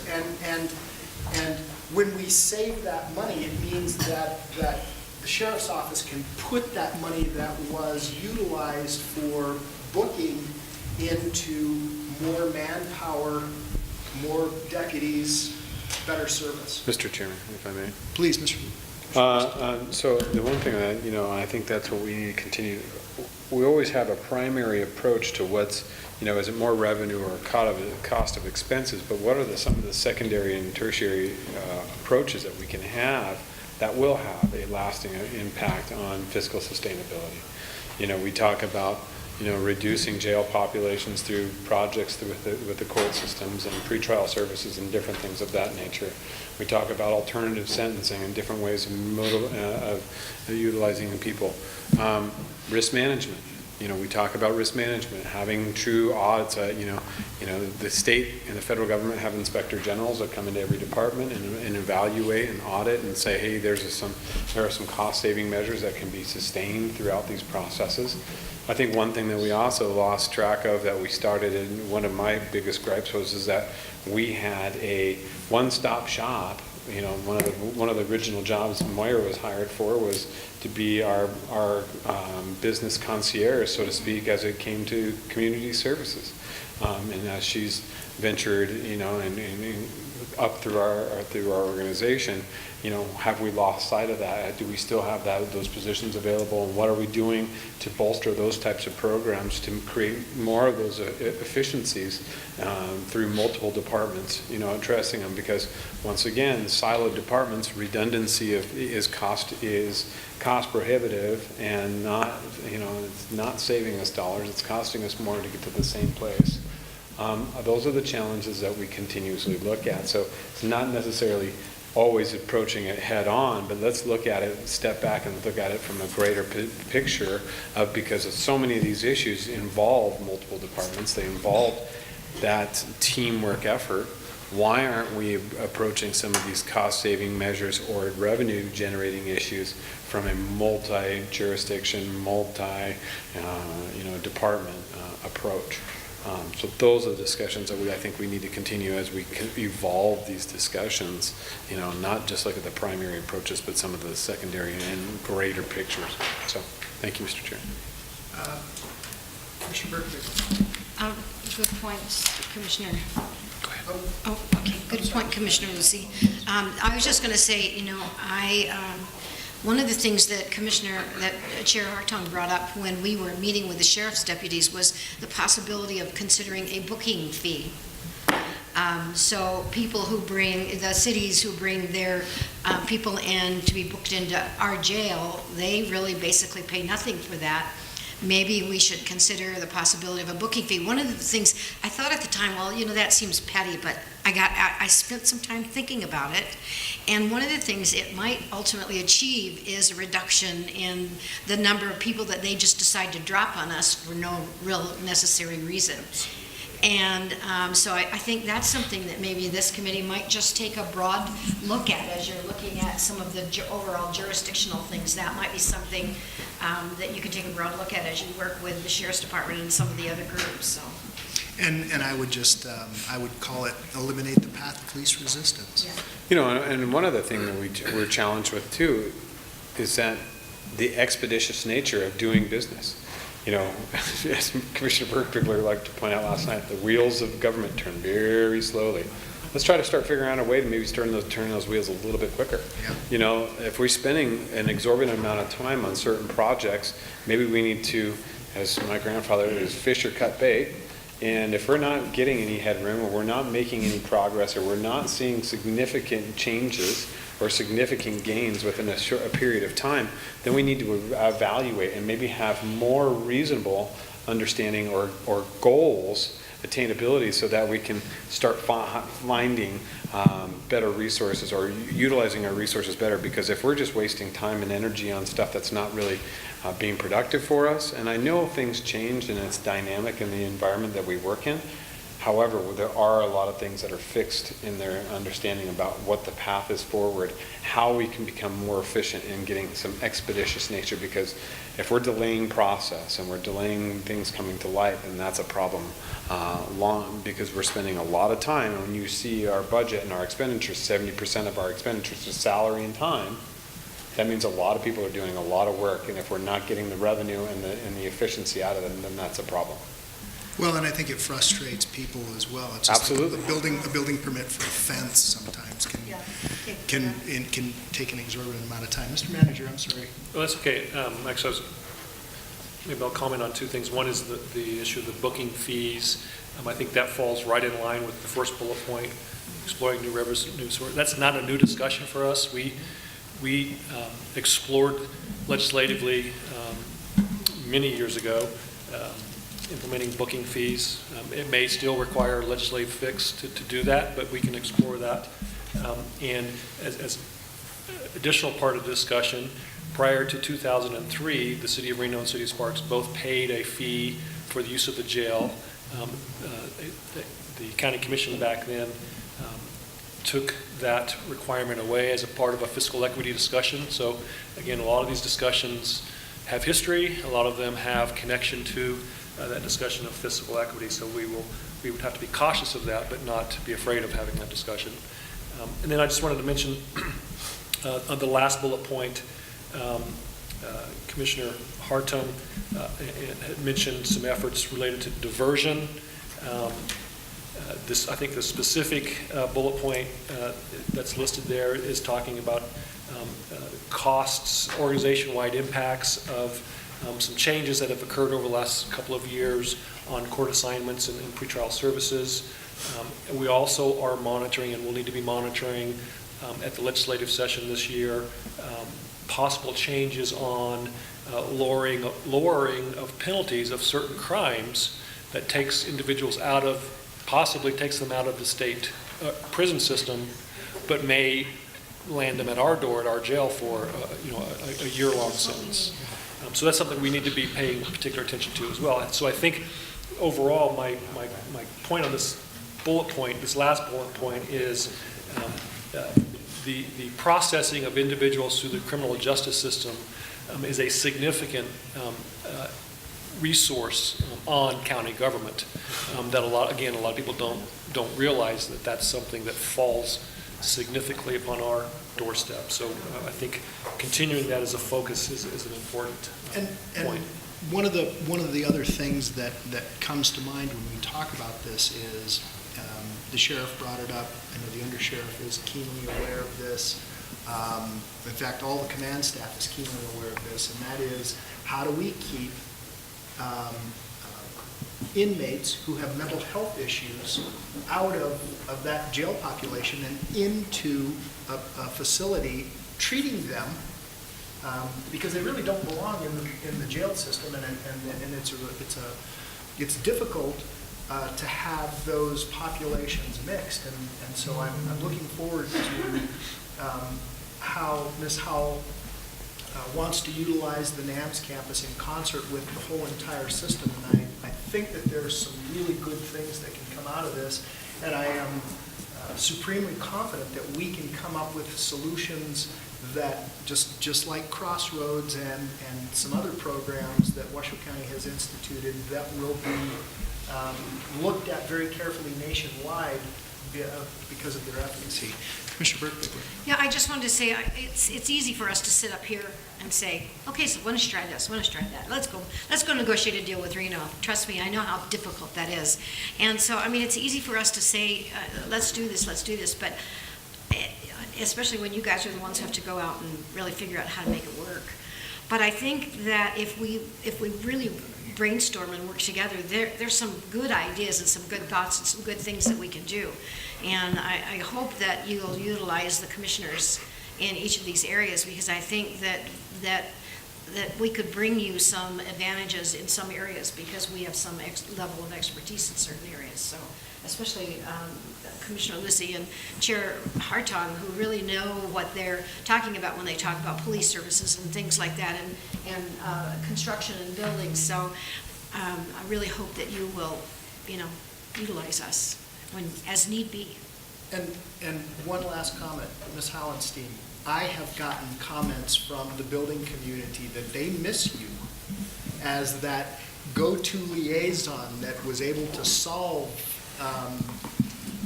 seemingly insurmountable problems, and you solved them very, very quickly. So even from Incline Village, by the way. I don't know how we can reinstitute that, but I too have gotten those same comments, and they're saddened by the fact that they don't have that quick access. And they've come back to commissioners to solve that problem. And if that's the way it has to be, that's the way it has to be. But you were more of a solution oriented, and we're top down. We don't know any other way. We're going this way and coming down. You're actually trying to move through the system and figure out where the root of the problem is. And so it was a very, very efficient process. And I recognize the promotion, but you were a real asset there. Mr. Solero. Sir. For the record, I just want to make sure that everybody's aware that we still have the business facilitator position. Sarah Tone is now in that role, and she's been working for the last 3 months within Community Services Department, defining some processes and improvements that need to take place, as well as reaching out to the community to follow up with the work that we did that Moira was able to do. So that position's still there. It still exists. We are still utilizing that position the same way.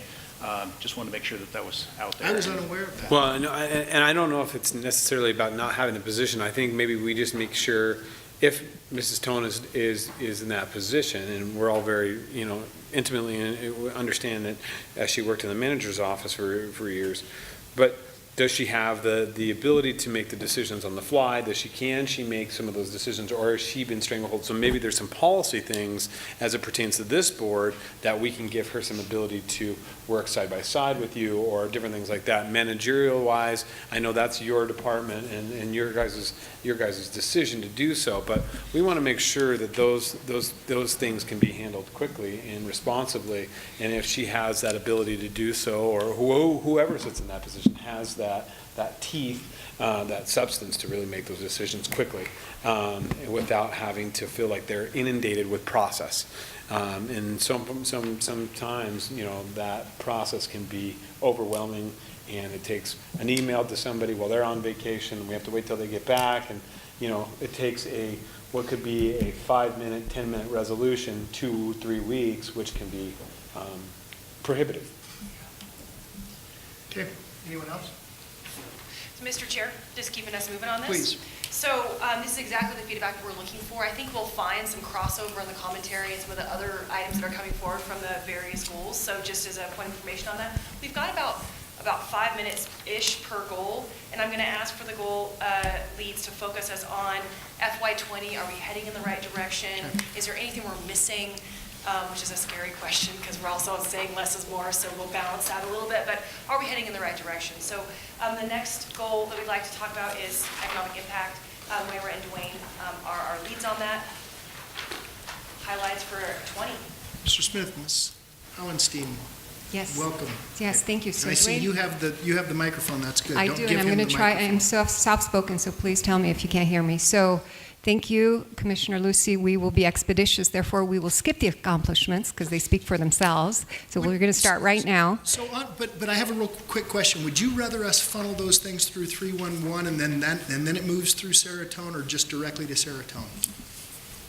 311 is our first line of defense, Okay. and it has been working. It's reduced our phone calls. Our 6 phone lines in building are always on, and it has helped us focus on deeper thinking tasks, so we're very grateful for that rerouting. I will talk about the goal next, if that's okay, Yeah, and no, we'll take I'm some sorry. more questions. I apologize, but I No, just wanted that's to know where to perfectly fine. Thank you. So what we would want to do moving forward in time is really focus on what services Washoe County does. We have conducted 3 growth surveys last summer and fall, and we've identified 5 services that the community has prioritized.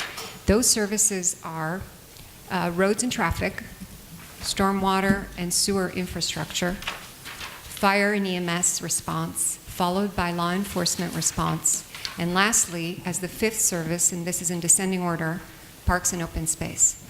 So that's what we've heard through the 3 different surveys that we've done. We've had about 1,300 respondents, and these are different from Christine and Lori's citizen survey. These are the growth surveys that were done through MetroQuest and are on our Washoe County website. We want to be able to make sure that people know what Washoe County does. Commissioner Jung has brought up that there is some confusion, and we have allocated resources within our budgets to do things at a certain degree and not others. And so we wanted to go on to a campaign to educate the community as to what we actually do and to what level, which brings in the concept of level of service. And so that's really where we're headed next in this goal, talking about services, level of service, infrastructure, and specifically we were going to focus on those 5 identified services as a priority. Otherwise, it seems unachievable to do them all. So please tell us if we're going in the right direction. I'm sure Dwayne has some more to add, but we really want your feedback to know if we're headed in the right endeavors and spending our resources in a smart way.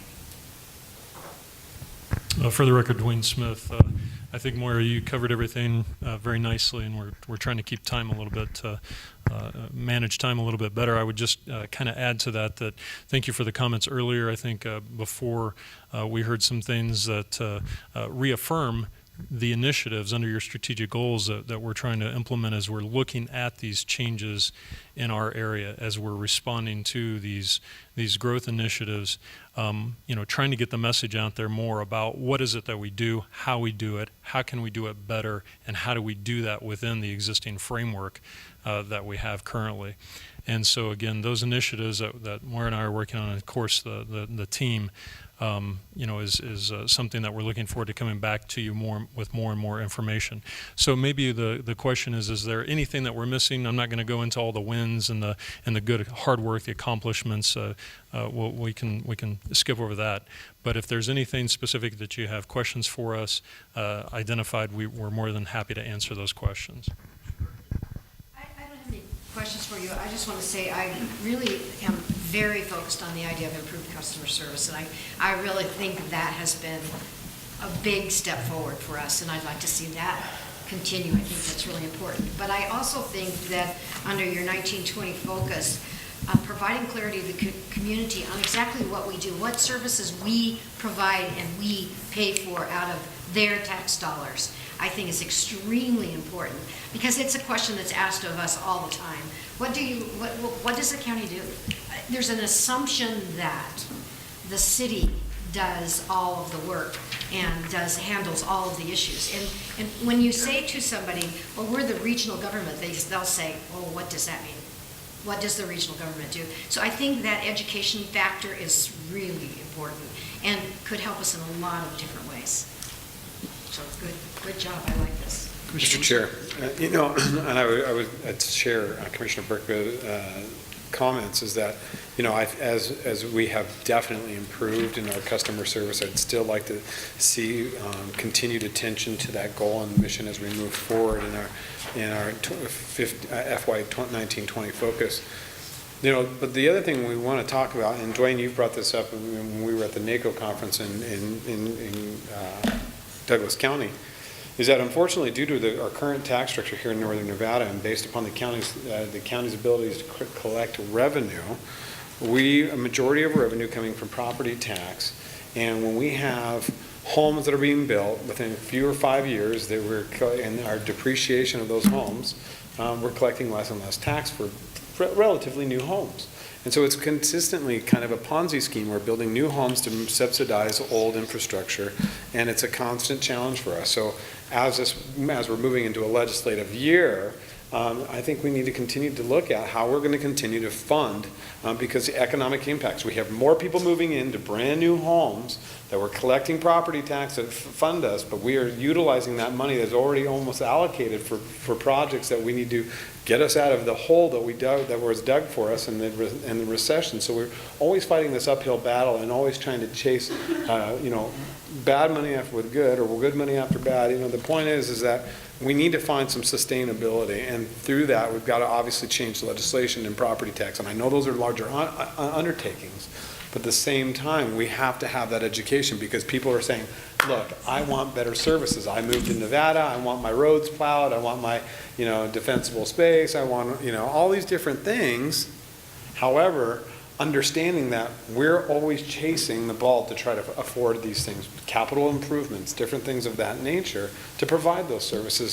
So where does the rubber meet the road in regards to how do we get sustainable so that the money coming in is going to be continuous to serve those people for their needs going forward? And I think that really plays into the economic impacts, how we continue to work legislatively. And I think it's going to be of this goal set board to really find a path forward to really identify what, if it's legislatively, and we have to go and discuss this at the bill or work with our legislators to talk about, and it's not just a Washoe County issue, this is a statewide issue. How do we go about that, and so that we educate everyone? And this plays right into Commissioner Burkwiggler's point, is that we constantly need to educate people about what we do within the county and what those tax dollars do, about how many tax dollars we have to spend and how we have to be so frugal to make that consistent. So. And, it's interesting that you brought that up, because there was a fellow who spoke earlier during public comment who was disillusioned with the response times in the outlying region for services. And I no longer live in an outlying region. It has become more of a centralized region, and those response times have been reduced because of greater population. But there is this expectation that people have, that they have the same service regardless of their proximity to the core. And that's a tough one. That's always going to be a tough one. But that said, Commissioner Lucy, I'm going to say it a slightly different way. Commissioner Lucy brought up the fact that within 5 to 7 years, residential requires more services than the taxes that it yields. I mean, that's a known fact. Whether people want to acknowledge that or not, that's an absolute known fact. And I've read a number of white papers. The city of Sparks de-annexed Copper Canyon for that very reason, because they could not serve it after about 5 to 7 years. But what can we do to possibly change the structure of impact fees and the way that development impacts? And so, Mr. Smith, you and I have had this conversation. Sometimes I know it's difficult for staff to require certain kinds of things, but there's a wider impact that someone has, not just the traffic going in and out of their subdivision, not just the stores. RIF, the regional road impact fees, are supposed to account for that, which they don't. But perhaps into the future, we need to look at how we can hopefully convince developers that they need to be more proactive in a region and help us with those infrastructure needs. Because it's not just their footprint that we're dealing with. It's more of a regional process. And I think if we were to come up with some type of a cohesive plan, that most developers would come to the table. I know many that I've talked to have come to the table and said, yeah, look, we're willing to fund certain things that are well outside of our footprint to make the region a better place. I agree. Commissioner Herman. Changing the subject just a little bit, you are the service people, actually, that meet the people that want a service, and sometimes we get too busy or whatever, and people are kind of turned away by attitudes. It's just human stuff. But I just wanted to stress the need to always make sure, just like in the private sector, your customer's always right, no matter what, and you just have to make it right. And so, I don't mean that what they're saying is just always right, but I mean that they are the people that you're serving, and always remember that. There's times when I get a lot of calls about things about the way people were treated and this sort of thing. So just make that a goal, to be sure that we're taking care of our business. Okay. Good. Staff, any other comments that you'd like to make before we press on? Just a quick one. Maybe I can, just for a moment, yes, to maybe more specifically, Mr. Chair, answer or add to your comments regarding the levels of service and the cost. So, of course, the Community Service Department, we've initiated a department-wide fee study associated with building to look at what those fees that we are charging currently, if they're in alignment with what the actual service level is, and to align those expectations with the development community. You referred to our development community. Yes, though our partners and our experiences as well are very interested in finding that middle ground of both time and responsiveness, and also fees associated with those services. So the fee study is a piece of it. We're also looking at some of those broader pieces, and this is where we kind of get into the ask to help us make sure that you know, we're all in the same message about consistency in those services that we're providing. But we'll also be we're also looking at alternative strategies for funding other things as we move forward. Some of those alternative strategies really do rely on the community, those areas of the community, to come back and particularly possibly participate in. We have experiences of special assessment districts, which are becoming more and more of a tool to help fill the gap, so to speak, between where a developer and their impacts are being mitigated by that developer on the basis of their some type of development, et cetera, and those areas that are already existing. There's this gap there. And so some of those gap areas we're looking at that will require some out-of-the-box thinking. Special assessment districts might be ways to help fund those things. So as we move forward in the future, we certainly look forward to bringing you opportunities, but also asking for your continued support and consistency when we reach out to the community to look at those potential funding sources. We've talked about utilizing HOAs to do more, and in Spanish Springs, the HOAs are responsible for many of the internal features inside the subdivision. My fear with this, and this is something we encountered with in Commissioner Lucy's district, where there was an HOA that was intact quite a number of years ago.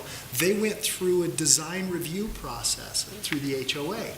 And that went away, but yet some of those functions and those features and those requirements stayed in the area plan, and there was no one to sort of oversee that. So, you know, my fear with giving certain functions and processes potentially to HOAs is what happens if they dissolve? Where does it go? Where, you know, what do we do if an HOA becomes insolvent? Any other comments or questions from the board? Okay. Okay, thank you. I'm going to move us to employee engagement unified team, because there's some things in their respective plans that are specifically addressing some of the customer service conversations and the efficiency points that have been made. So Eric or Nancy, whoever would like to go first. Eric said I get to go first. That's fine. Nancy Lewinhagen, and I will talk first about unified team and then where we're going, and we are going to be merging them, which is exciting. I'm really proud of the evolution of this goal, particularly since if you look back to a year ago and from our strategic retreat then, and what this committee, our cross-functional committee, has done over this past year, and what we've accomplished. Every single person that you see listed on here is helping us on an additional committee and on our 4 initiatives, and I think that's really important. We are moving to the greater look. When we first started this goal, for many reasons, we had to be a little more tactical, staff directory, employee directory, things like that. But now a lot of that work is happening just through the work of my team. which is where it should go after we start something, and then go tactical. And the initiatives that we're here to talk to you about, we're very, very proud of. Washoe 311. We talked about it this morning. We talked about it just right here. By making this a strategic objective on unified team, it allows us the resources to continue to give Washoe 311, the employees and the community, the bandwidth to help move these initiatives along. And that is what I'm really, really proud of with our number one accomplishment. Also, Office 365. We are going to change the way employees save their data, communicate with each other. Everything we do. There's not going to be a VPN anymore. And this strategic committee is helping roll that out cross-functional throughout the county, and I'm really proud of that as well, and our work that we're doing with TS. So those, we have two other initiatives as well. I know we're very busy, and I want to keep the conversation moving, but those are the two that I'd like to point out for you today, and the other ones you can read here. So we're going to continue to onboard departments to Washoe 311 and continue education and outreach efforts for employees in the communities. We had a 14% increase with Washoe 311 with little or no advertising. We've now started to combine through your direction, through my updates to you guys. We are definitely increasing our outreach to Washoe 311, including a very small advertising budget that started a couple of months ago, and that we talk to you about and give you updates in your commission reports. So those two things are going on simultaneously, and I suspect that 14% increase is going to look even bigger next year, thanks to the work on this strategic objective. So it's very important that we point out the work that we're doing there. Also, ensuring Office 365 rollout and communication is our other focus as we continue to change the way Washoe County employees work, save their data, and prepare for the future, and work collaboratively with one another. So those are our two focuses. And then we did want to talk about the change in the goal in FY20, merging unified team and valued and engaged employee goal teams. And that is something that we're going to do with my committee and the committee of Eric Crumps. Just a second, Nancy, I have a fast question for you. Sure. On Washoe 311, Mm-hmm. do the cities have a complementing service? Because a lot of times constituents will call, Right. I'll give an example. In District 4, and they'll have a problem with roads, Mm-hmm. potholes. And they'll say, Commissioner, I have an issue with, some potholes. Can you get them fixed in, the Wingfield area? Yes. Does the city of Sparks have something, or could we potentially go to the city of Sparks and say, look, how do we and work collaboratively, and of course this costs dollars on everybody's part, but work collaboratively to say from 311's perspective, let us route those calls specifically to people in your organization to address those issues. And that is being done now and on plenty of levels with Reno Direct and with the city of Sparks. And I'll use the Acela as a example for that, and that came out of this as well. We are doing mirroring the same practice that the city of Reno does when citizens and constituents call about their permitting process. And so now we're retraining Washoe 311 very similar to what Reno Direct does, to be able to look in, not change, just look in, get information to give to citizens that perhaps they didn't have before. So that's one area. Now, City of Sparks does not have a 311, but we do have contacts. We funnel, our staff funnels particularly and works with 1, 2, 3 particular staff members, but then of course knows how to route to the rest of them. So, and as we continue to grow it, absolutely, we could look at, but we are already doing that work as we speak. Okay. Every day. And then I'm going to lodge this as an ongoing beef, and I don't know whether tech services and upgraded Washoe bills, but I still continue to get quarterly bills for my stormwater utility, even though I pay it once a year. And so how do we get the system to a point where, and I think that's what we're talking about, upgraded Washoe bills, And that is. No, that's different bills. Different bills? As in legislative As bills. in legislative? Okay, all right. My bad. I'm like ready. But a good point. But a good, It's smart. It is. It's an issue because what does it cost Washoe County to send me a bill for something I've already paid? And I can guarantee you my credit card company doesn't do that. So, does it? One? Wow. Before I do hand it over to Eric Crump, do you guys have any other questions about Unified Team and our initiatives? See, and I thought the bills would be taken care of in Excella. I thought Excella was part of that billing process. And I can double check and get back with you on that. Okay. So just really quickly, Nancy or Eric, could you speak to why the suggestion and proposal to merge the goals? Yes. Sure. Thank you. So I think, just looking at the names alone, having a unified team and having value engage employees, there's some natural crossover. And taking a look at some of the initiatives, I can tell you, I'm actually relatively new to this goal team. I've only been sitting on as lead for a couple of months, but having looked at the strategic plan for years, I often thought, what is the difference between those two goals? So we got together. And it just makes a lot of sense. I think there's going to be some efficiencies. And so to that, we've actually brought some members from both of those goals together and kind of sat around a table and took a look at strategic objectives for both and goals for both, and have taken the liberty to kind of restate the strategic objective for the combined goal. And for the combined goal team, and so that would be basically regional leadership through engaged employees. And I don't think you can do or have regional leadership without engaged employees. And then secondly, the newly stated goal would be Washoe County employees working together to innovate public services and improve customer outcomes. So taking a look at both of those goals, that is what we came up with.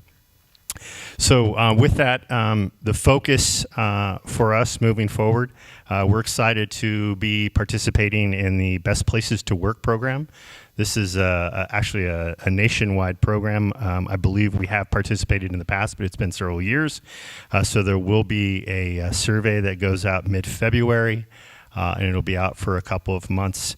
And this goal will actually be kind of two-part. Obviously, we want to be characterized as one of the best places to work, but more importantly, we want to get those survey results.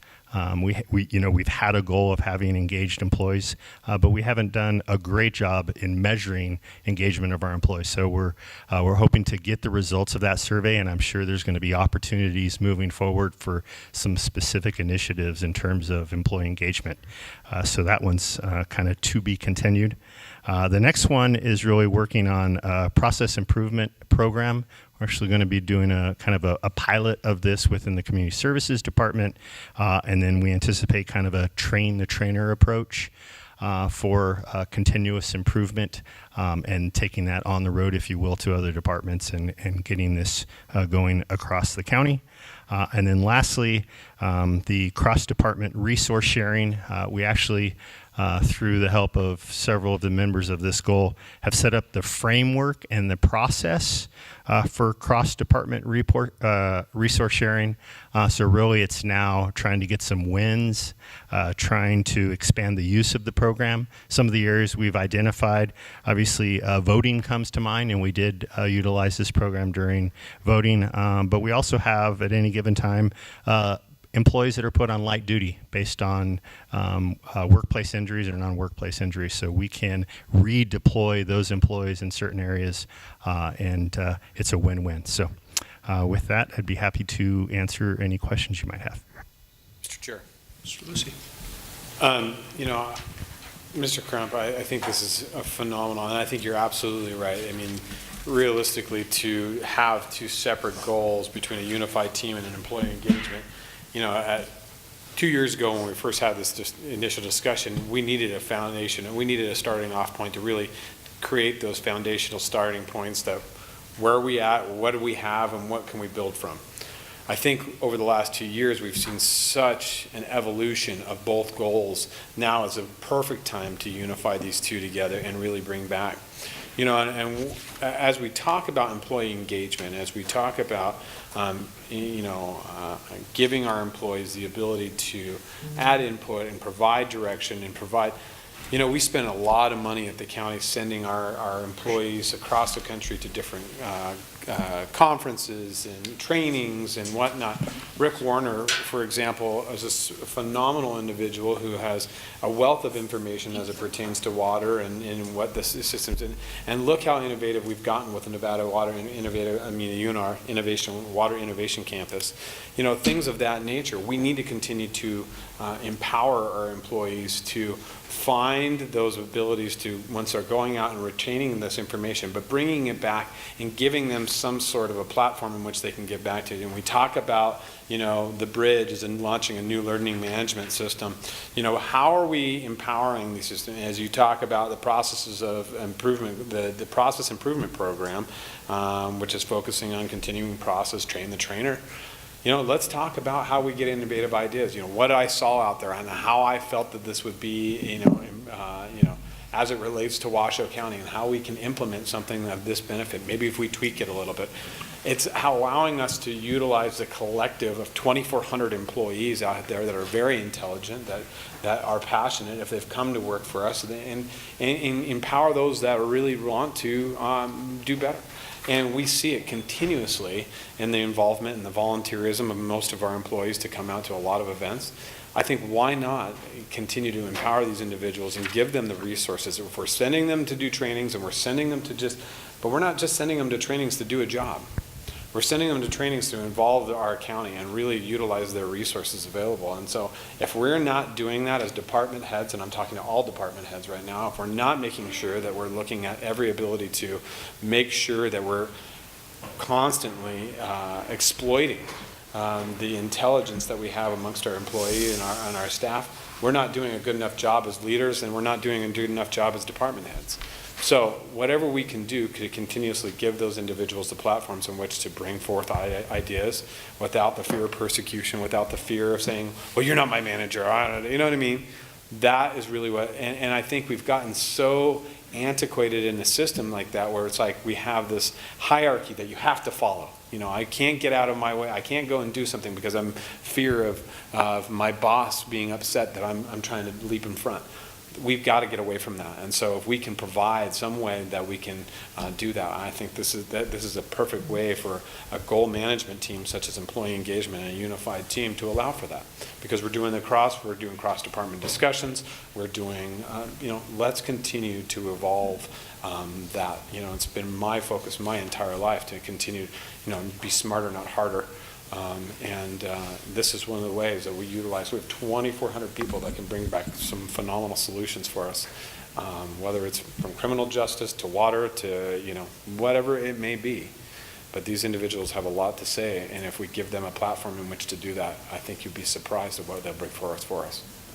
Thank you, Mr. Chair. Smarter, not harder. My arm recognizes that one instantly. Yeah. How did that work out for you? Anybody else?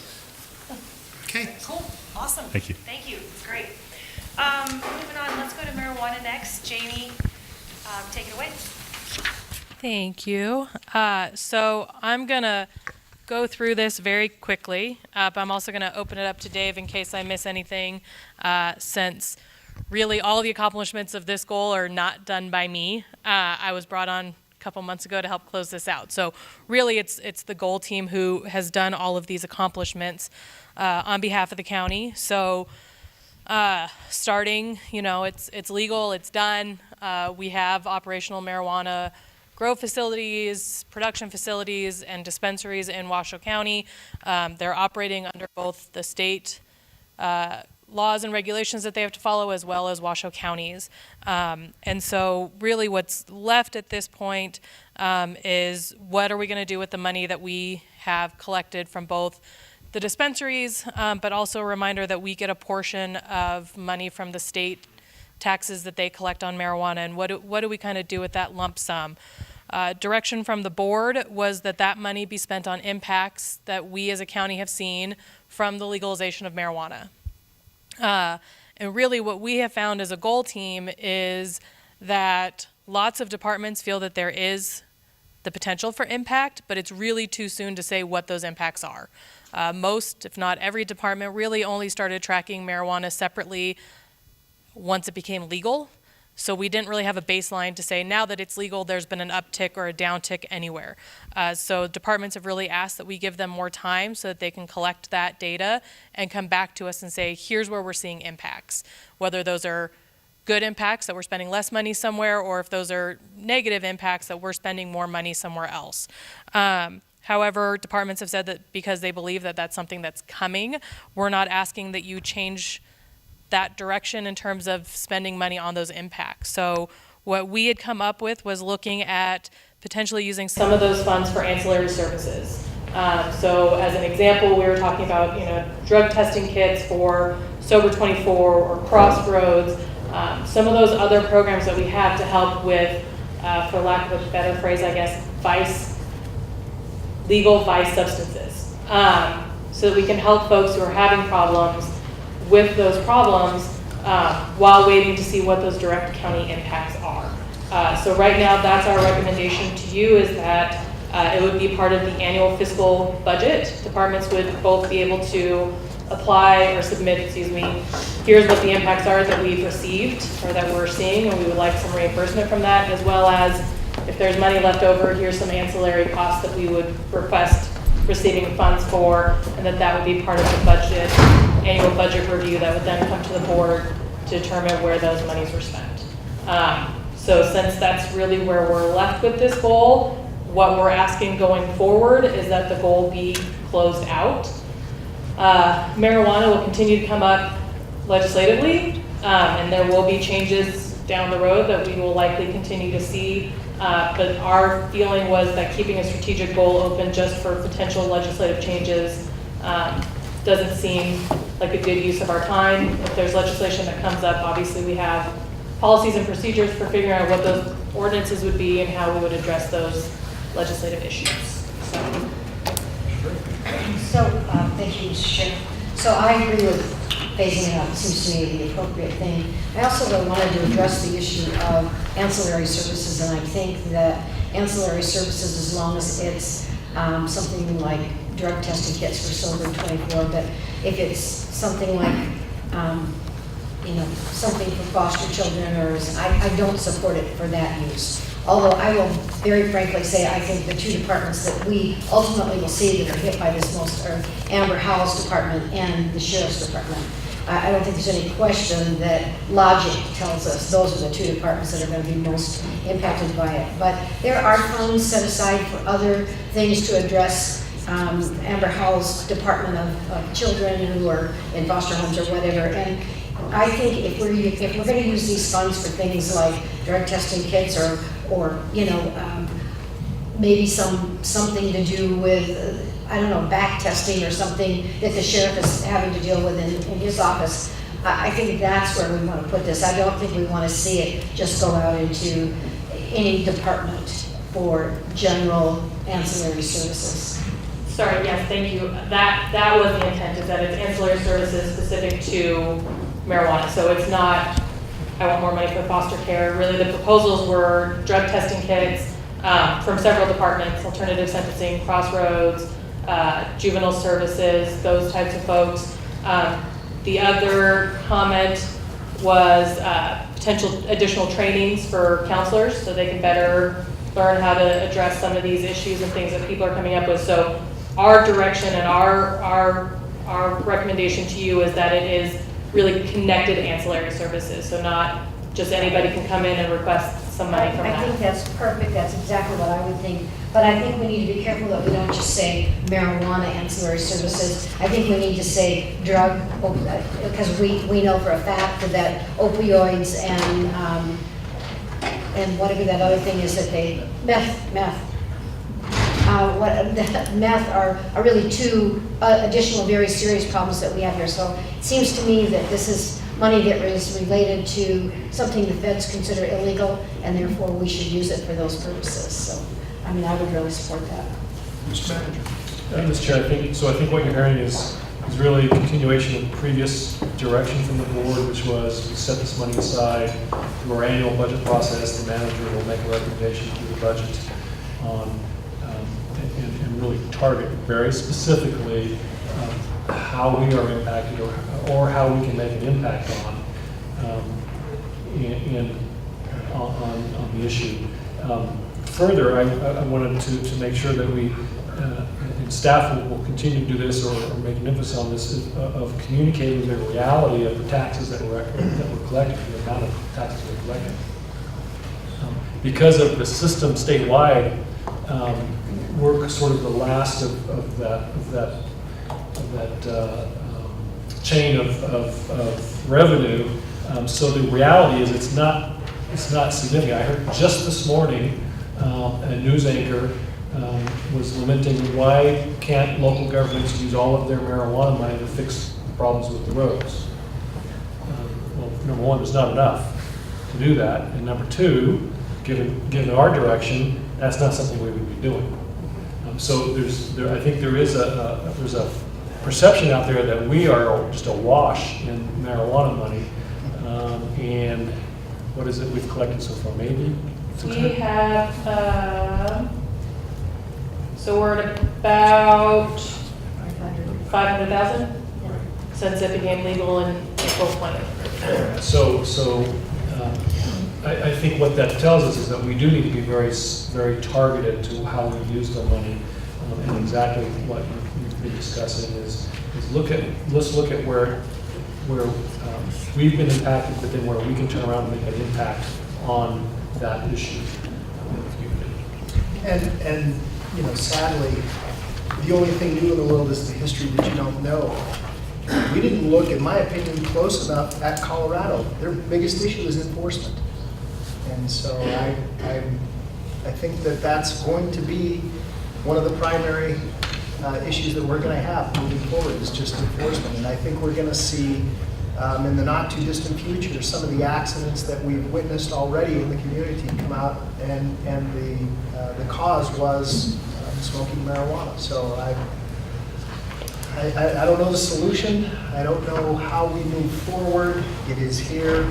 We have to deal with it. But I'm with staff. I think it's time to take this off. What will happen, Ms. Rodriguez, with smoking rooms or lounges? Thank you. So that will be a legislative discussion, whether it's this session or a future session. But at this point, that is something that the state legislature would have to allow based on the ballot question that was passed. That authority is given to the states to determine if we as local jurisdictions can license those. So obviously coming up to this next session in about 2 weeks, that's something we will be watching very closely and being very involved with and bringing reports back to you regularly on what those look like. So far, legislation that's kind of being discussed is more cleanup of the state system. So that's why I say legislatively there may be changes to the legalization of marijuana, but whether those are state impacts, whether those are impacts here, that obviously change every legislature. But if lounges are to pass this coming session, that's something obviously we will have to address or determine how we want to address, I guess I should say, if and when that happens. But obviously there's no guarantee of legislation going through, so it may come up this session, it may not be for another 3 years, and we'll have to, or 2 years, I guess, wait for 2021. Okay. Any other comments or requests or questions from staff? All right. Mr. Chair, Commissioner Herman had a little sidebar, again, back to my issue of communicating the reality of what we're collecting.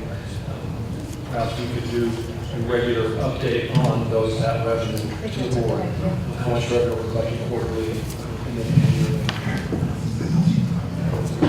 then annually, and where it's going. All right. Super. Our last goal will bridge us into our next topic. So vulnerable populations, Kim, take it away. Hi, Kim Schreiber for the record. While votable populations has been around for years, I just wanted to start with that our goal team members are all brand new, which means that they are new and fresh and excited to take on our daunting tasks for the next year. In an effort to move forward, we definitely have the accomplishments there. I'm happy to answer any of the questions you have for those, but many of them definitely flow over into our fiscal year 19 and 20 focus. So I would start with that, and then we can definitely go back if you have any additional questions. So our first goal is to increase bridge and affordable housing capacity in Washoe County. This obviously came up in a citizen survey, so this is something that we are very focused on. But it's kind of twofold, meaning not only looking at increasing affordable housing, but also preserving those affordable housing units that already exist in our community and not losing those along the way. Number two is ensuring case management levels are appropriate. This goal is specific to case management in correlation with housing, meaning that a lot of our community members need help with finding affordable housing, but many of them also need help with being able to preserve that and stay there, which is where the case management comes in. To your point, the severely mentally ill, there was a formula that was created by Sheila Leslie and social entrepreneurs that said we needed about 70 case managers in our community to deal with that, meaning that we can keep those that are mentally ill in the housing that we're able to find for them that is affordable.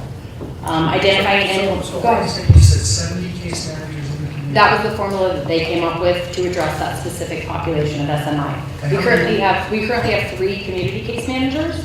However, we have that are specifically focused on that with funding for that. But we have several other community case managers that work with these populations, and we're also trying to secondarily make sure that those community case managers are communicating and offering services and knowing who is covering what and which populations, which people in our community are accessing many different community case managers. Try to streamline that. Is 70 I mean, is that a wishful number? Yes. I'd love to have. Very wishful.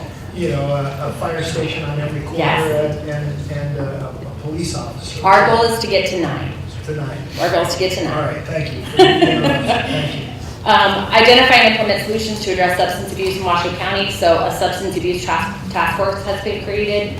And then obviously the expansion of our Crossroads programs, which has already happened, as well as that partnership with Sober 24 is a very good start to that.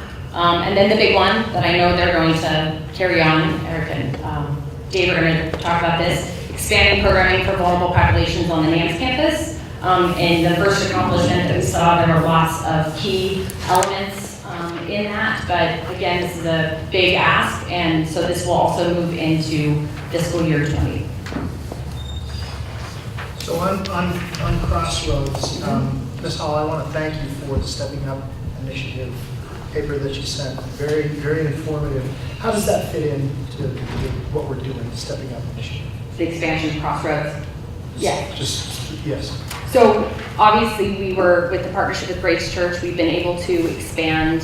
We have 24 women's beds coming online, and we had 10 more last year. And then there's a lot of community partnerships and expansion of that. So ensuring that everybody who's dealing with these populations, again, has good communication, and we're making sure that we're providing the best service. So on this note, I had the opportunity to have lunch recently with one of the high-level figures from the road, which is the Eldorado, Silver Legacy, and Circus. And they were very receptive to a conversation about trying to get some of the Crossroads folks into some of their entry-level positions, get them trained, and then, move them up in the system. But one of the core functions that they could perform is bringing in new Crossroad members and working directly with them to kind of get them initiated into having a job. Working in concert with staying sober. Right. And so they were very, very receptive. So I would like to have this conversation at a little deeper level. I know Commissioner Lucy is on the bid, and that's also the business improvement district. That could really mesh right in with that. But I think if we can create some kind of a program where they go, okay, look, we need people in these functions. They work in that function for a time, demonstrate competence, and then they become the trainers of people moving into those functions. Absolutely. Mr. Chair, and thank you for your comments, and I agree. I think, if we go back and look at what we've come in the last 2 years since 2016, our goals and our accomplishments are ridiculously unbelievable where we've come from. Overachieved. We have overachieved, and a lot of it to Ms. Amber Howell. I want to thank her and her staff and everybody at HSA. I mean, the work that has been done, but this has been a great collective, and we should be proud of ourselves at the county for what we've been able to accomplish through state initiatives, through federal initiatives, and I think it's a collaborative effort on a number of issues. But what I'd like to see is this continue to grow. And as I look at the Gold Team members, the only department I see that is missing is the second judicial court. Somebody from the judicial court that I think would play an intimate role in this discussion, because Mr. Ingraham, if he'll stand up for a second, Joe and I traveled to New York, what was that, 3 years ago, 4 years ago? With the contingent of individuals to see the Center for Coordinated Innovations. And we saw a lot of innovative programs that they're utilizing, not just with some of the court systems and what they're doing alternative sentencing, but how they're interacting with human services and how they're interacting with the business improvement district and the community as a whole. Thank you, Julie, stand for but the point is that, once again, this is where we start working in. We've built the foundation. We've taken the last 2 years to develop the Grace Church houses, continue to develop the P3 relationships with the P3s out there, whether that's Grace Church, whether that's other businesses. But now we need to start figuring out what are our paths forward. How do we get human services workers with BID individuals, bring a downtown partnership to make sure we're identifying those individuals and they're getting the appropriate services that they need. How do we make sure that seniors are making sure that they're getting into TAS and they're not just sitting in our senior services area, but they're getting housing that they need, or if they're veterans, that they're getting the veteran services that we need. I think that as we continue to talk about goals and we talk about our focus as it pertains to vulnerable populations, it's now one thing I would like to see is just continuously having those discussions on how we migrate all the departments together to make a collaborative effort to really find out what the path forward is, because it's now going to bring second judicial court into how we do drug courts and specialty courts, how we bring sheriff's office in to make sure that the sheriff's office is working in tow with everything that we're doing, making sure that we're getting people sentenced properly. Because I no longer want the sheriff's office to be the largest mental hospital.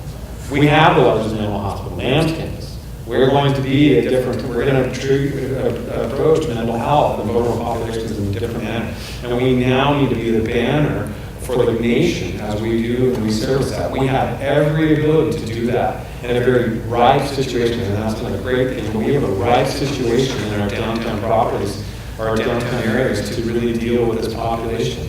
And so we have an opportunity through stepping up initiatives through NACO and a number of the national associations to really find some additional funding, but really establish some unique, innovative ways to deal with these populations. So I would make that as one of our focuses, is challenging how the departments now can work cohesively together to accomplish some of these goals.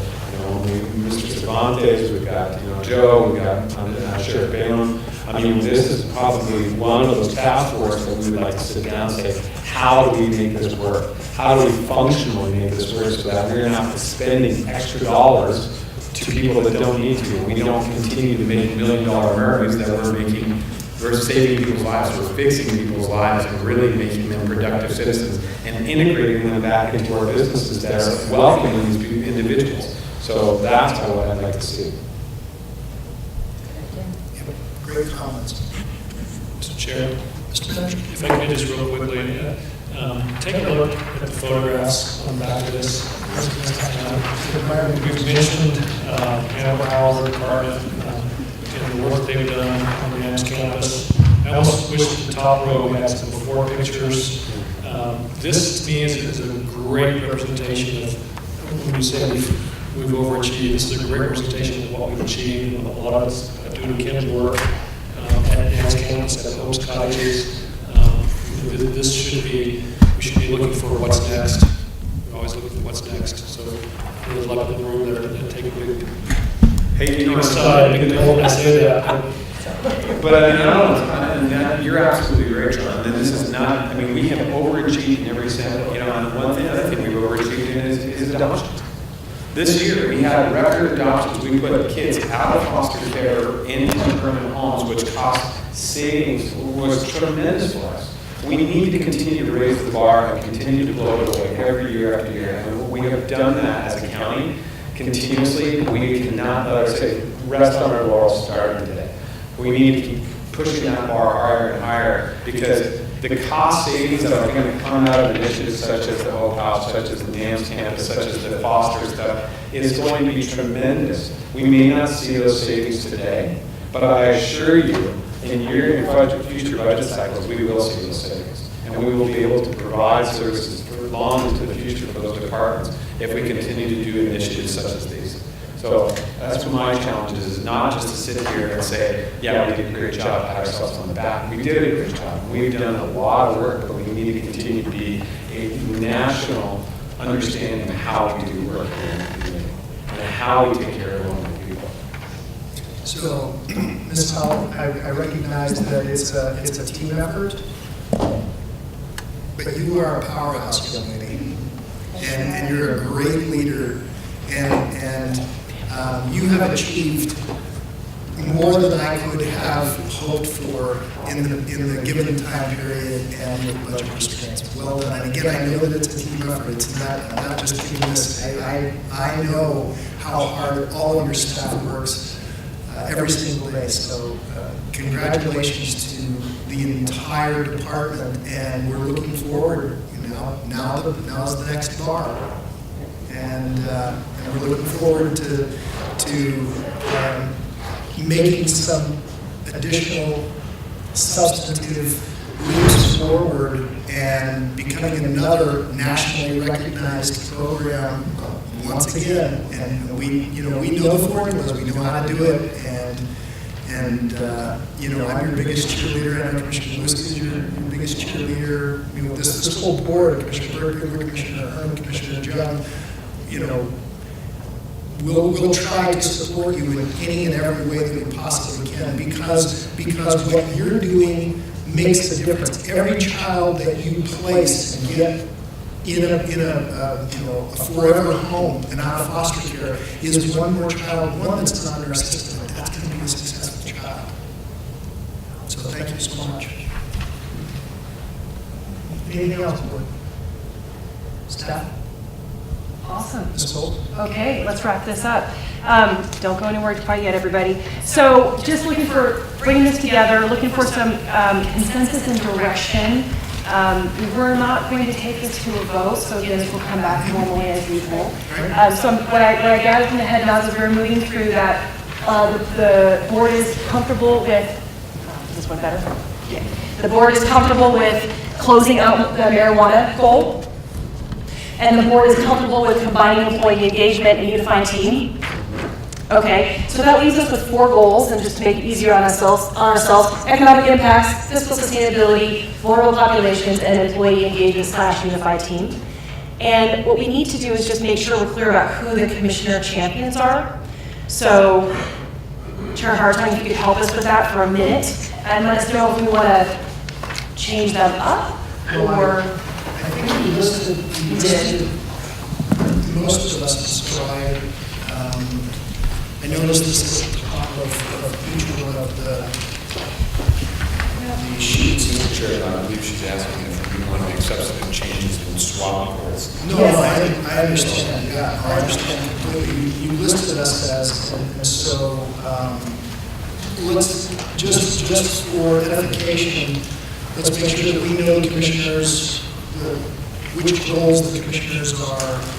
So, as an example here, fiscal sustainability is low income and slaughter. Then the ACMs, economic impacts is myself, vulnerable populations is Commissioner Lewis, unified team is Commissioner Berkeley, marijuana, which we've eliminated, is Commissioner John. I don't see one. What do we list as a goal for Commissioner Herman?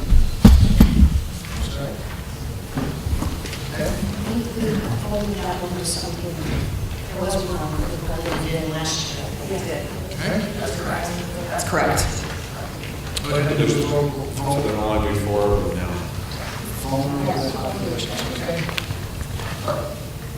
Okay, so what's the desire of the board?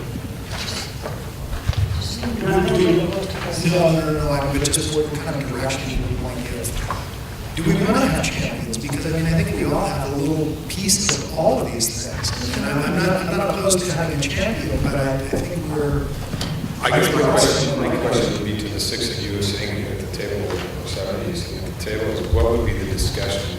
What would you want to see? Would you want a commissioner to maintain as a lead role for these goals, or do you want it to be the board as a whole? What would be the preference? Because you're doing a lot of the great work. You know, you get a lot of the direction from us in the strategic plan every year, but then for the majority of the year, you guys are out managing the teams and the goals on your own without a whole lot of, not in a bad way, but without a whole lot of commission input.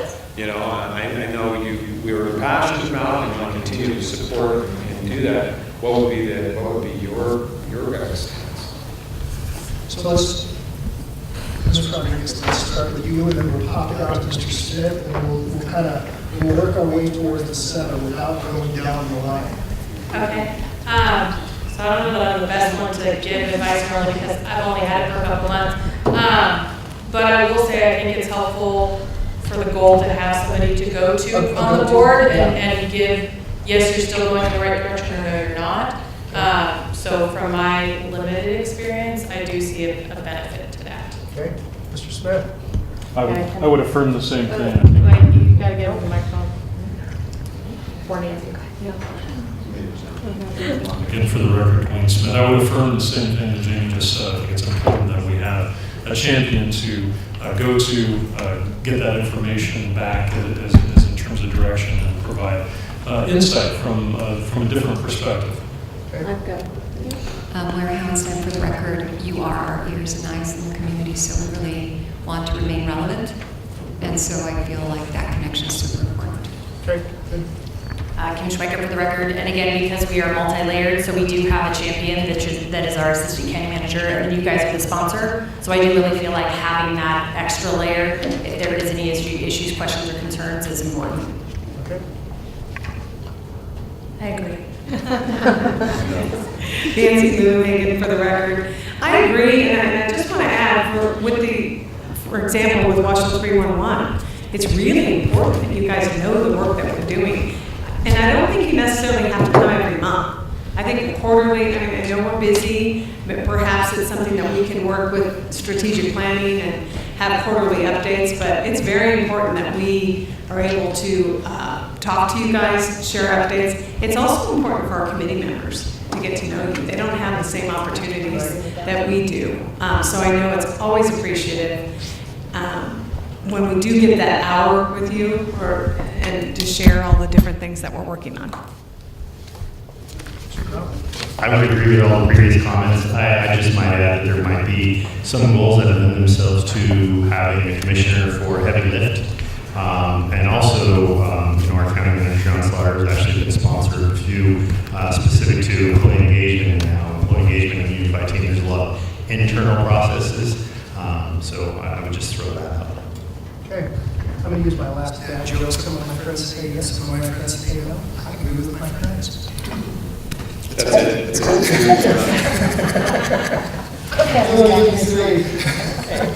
Okay, pleasure of the board, what would you like to do? Let's leave it with the commissioners that are assigned to it, and looks great. Great. It's working, so let's not fix it. Thank you. Okay. We're next, staff. Okay, awesome. We're going to keep moving. I know we've got just a little bit of time left, so if it's all right, we'll just go. You all can head back. Thank you so much. I hope you enjoyed that process. It was different. And thanks for the hard work on these briefings, everybody, because I think you made a huge difference. All right, so we are jumping into the conversation around, so what happened after today? So these are the priorities and the work effort that the goal teams have articulated are doable with the resource levels that we have.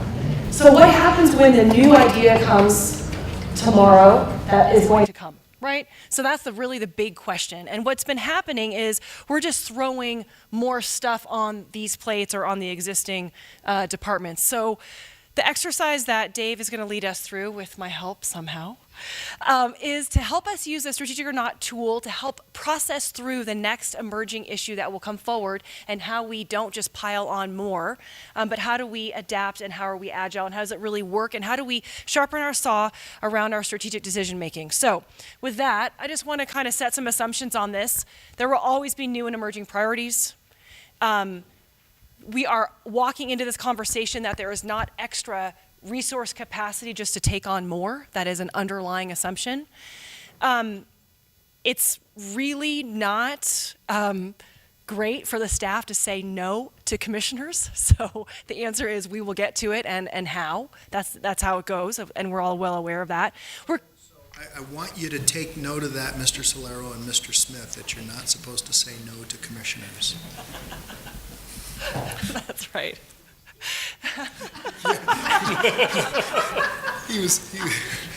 The business of the county is diverse and complex. It's not simple. We know that. This plan doesn't contain everything. And we're clear about the fact that what's in this plan is about county-wide efforts, not just department specific. So kind of with that all in mind, Dave has done a nice job to put together kind of a little bit of a mini couple cases, I would say, to help us work through the what ifs. But we wanted to start with an after action on NAMS because when we did this last year, NAMS wasn't on the radar. And that was probably one of the most strategic things everything else is too, but a very strategic thing that came on board in the past 12 months. I think we're all well aware of that. How did that come about and how did the organization absorb that work? So Dave, take it away. We didn't say no. That was part of it. So I just want to start with that. I think those assumptions are very important as we go through any process. The first one up there is, that there will always be new and emerging priorities. We see that on a daily basis. I want to just say, whatever's going to happen next week hasn't become a priority yet. Because it is going to become a priority, and we know that. So we have created some tools, and part of that is, let's go ahead and jump into the NAMS discussion. And Amber, if you wouldn't mind coming up here just to, in case I need to ask you some questions. But NAMS is a good example where the community was abuzz with homelessness and an issue with homelessness and how do we deal with homelessness. And there were a bunch of ideas and thoughts being thrown around, and Amber and her smart brain and her staff with their smart brains said, hey, there's a better way to do this. And they came to the county manager's office and said, let's talk about this. And so part of that, was a collaboration not only with Washoe County. We didn't just go out there and forge the way. A lot of discussions with City of Reno, City of Sparks, our other partners in the region about how we deal appropriately with homelessness. There's some issues that really came out of that. We've got the men homeless population, and then we've got the families and the mothers, and how do we deal with them? And situation we currently have in place really isn't solving any problems. It's kind of just housing people. And so Amber created this whole program, and we started looking into solutions with that. So part of that was to utilize the NAMS campus as a resource for homeless women, children, that vulnerable population, remove them from the men population and really get moving. But that takes a lot of work. It's not just something we can turn around and open. It's not like these big shiny buildings that are hanging out over there by the state. State's not using them anymore. We're just going to move right in. Although Amber thinks just paint and carpet is going to get this done. It's going to take a lot more than that. But this is very important for all the reasons that you've already identified today, which is the compounding return on investment in the future for our community. So if you wouldn't mind maybe going to the next item there. So what will it take to get there? As I said, these aren't just beautiful brand new buildings. These are buildings that have been built for, I don't know, they were probably built in the 50s and 60s, some of them in the 70s. So there's a lot of actual renovation that needs to occur before we can get to that point. Love to say that we've got all those resources at Washoe County. We can just jump in there and get it done. The reality is that we don't have a lot of resources. We've got the day-to-day that we're actually working through. So As an example, in capital projects, we've got 4 project managers for all of the projects within Washoe County that are on a construction side. Right now, it is taking 20% of one of those FTE. That's an eighth of our workforce working specifically on NAMs. That means an eighth of the approved projects from last year are not getting done.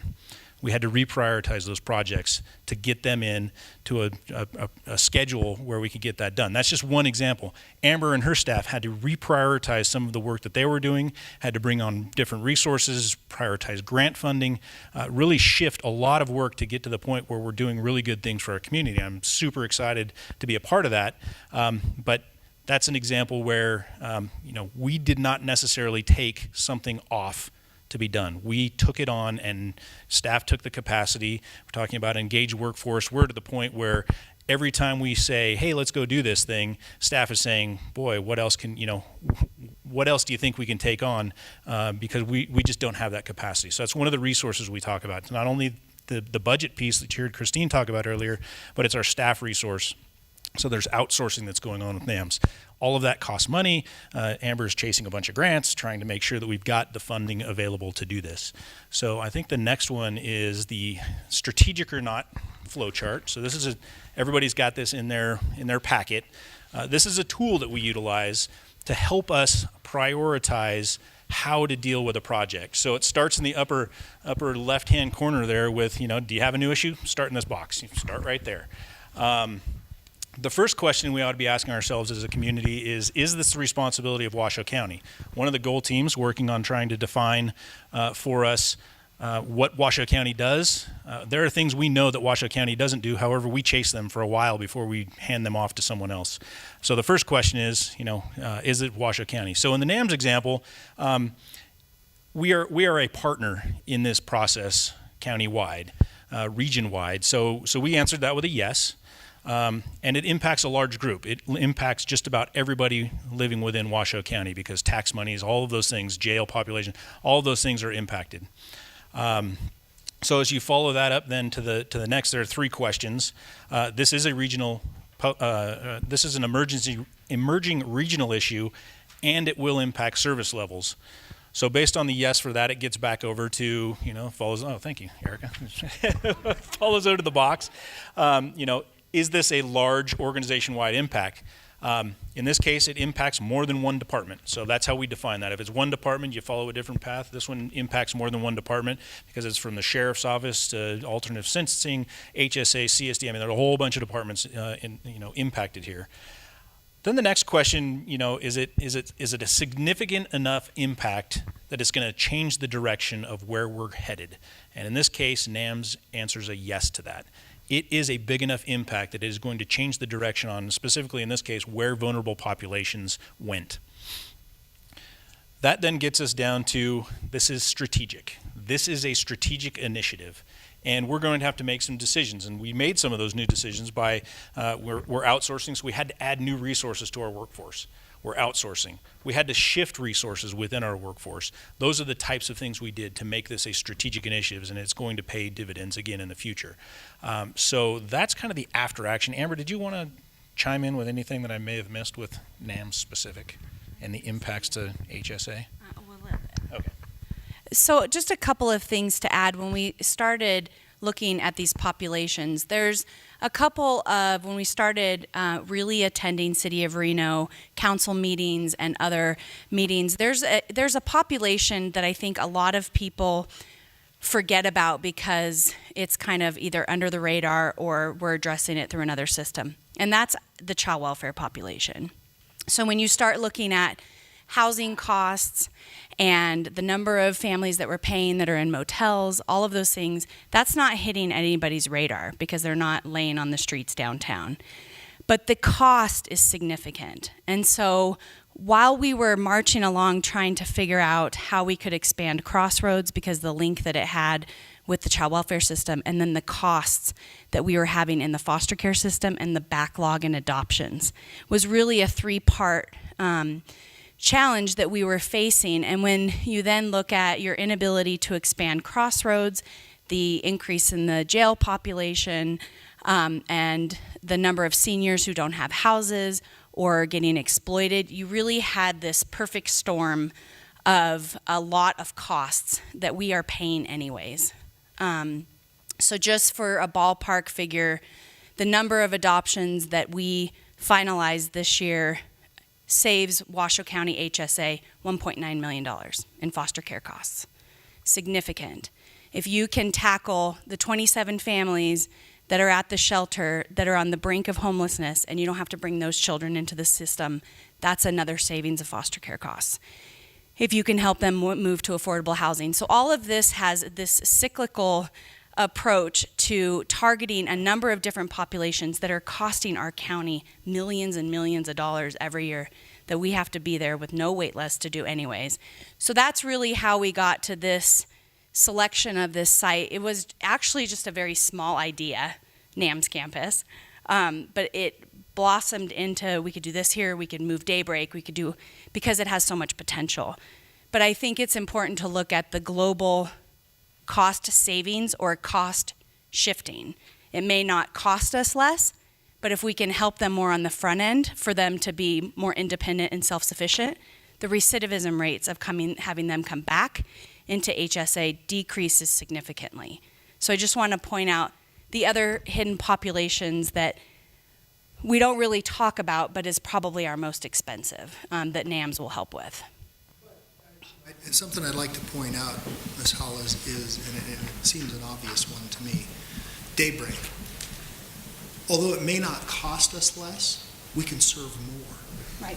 And so, in reality, that cost us less per patient than we were paying before, right. Because we're able to serve right. a larger segment of the population. Right. And and Commissioner Hartung, to your point, I think continued rapid access to these individuals, ease of access, once again, decreases employee costs of having to travel to commute to these individuals. The senior center in Incline Village, the senior center, those types of things that we utilize, we need to continue to, not just NAMS, but as we talk about these different, we need to have points of reference that are easier for these that target these vulnerable populations and allows them quicker response to our staff without our staff having to travel long distances in a county that's 6,600 square miles. We need to have that rapid response, and that rapid response starts with assets such as NAMS to have a unified understanding that we have everybody on site quickly and we can do things of that nature. Yeah, good comments. Continue, Dave. So this tool that has been developed in this example, pointed one that was strategic. Commissioner Lucy had mentioned earlier, all of the good things that we're doing, all of those big ideas that Washoe County has. This is the tool that we've developed for the department heads, for staff, for all kinds of people to utilize when they have that big idea or they hear something in the community. They can run through this and get with their manager, get with their supervisor, get with their assistant county manager, and really work through to determine if this is something that we ought to be working through as a county as a whole. I want to say that as this is the tool that we ought to be using to help ourselves be strategic. The beginning of this meeting, as I was taking some notes, and Commissioner Hartung, you said I gave you the eye. I did. I looked at in 15 minutes the Board of County Commissioners tasked staff with a good 6 months worth of work. And that's something we struggle with, because then the comment comes out last night with Commissioner Burke-Bigler about how slow government is. And part of that is because we are all struggling with that assumption, early on, that we don't have any more resources. And so we're trying to make sure that everybody in the room has the tool to be able to make those strategic decisions, make those things that are going to have a big payback for us, and not necessarily all of the, kind of the small day-to-day operational things. We've got process in place for those. Sure, it can be approved. We've got a group that's going to be working on process improvement. We're working through those things. But I think, the big takeaway for this is there are big things that are on the horizon that are going to show up next week. We've got a tool to be able to go through there. One of the items that is not highlighted in this one is a pause button. Is this the right thing? Or is, to ask that question, is the time now, or is the time some other time to take care of that? Even if it's strategic, it might not mean taking on right now. So I want to make sure that we're aware of that as an option as well. Sure, and not to jump ahead, Mr. Solero. as we're moving to that next bullet point, which is a process, whether it's strategic or not, and making sure that's a tool. I know we as commissioners have sat up at the dais and said, oh, we want all of our issues addressed. I think a lot of the onus, this is where the onus comes back on us as commissioners, that we've got to say no sometimes. We've got to find out that ability, that red line ability to say, look, we are working on some major programs, and I know we balked at the idea of each having 3 priorities, and that's only 15, and we couldn't, but it does, and we see these wonderful programs, but if we're bogging down the staff that we have with the limited resources we have, we are not going to ever get across the finish line in regards to some of these major programs are going to separate us to do that. So I go back now, after looking at us and doing a little bit of internal soul searching, is that we really need to spend a lot more time saying, how is it strategic, and how do we say no and really bear down to what our priorities are and stick to our guns, so to speak, about what we're going to get accomplished. And as we check something off, then add something more. Until that time, really work on it and work with the staff to move forward. Well, and I would only defend the position to say what I don't want issues to do is to say, well, we only have 3 priorities, and so we can't track this. But I understand prioritization, and I think you made a very salient comment earlier. Work smarter, not harder, and I understand staff is tasked with a lot of these issues, but you guys have learned. The county has learned how to work smarter and not harder, as is witnessed by the fact that we're actually doing more today than we did quite a number of years ago with less employees overall.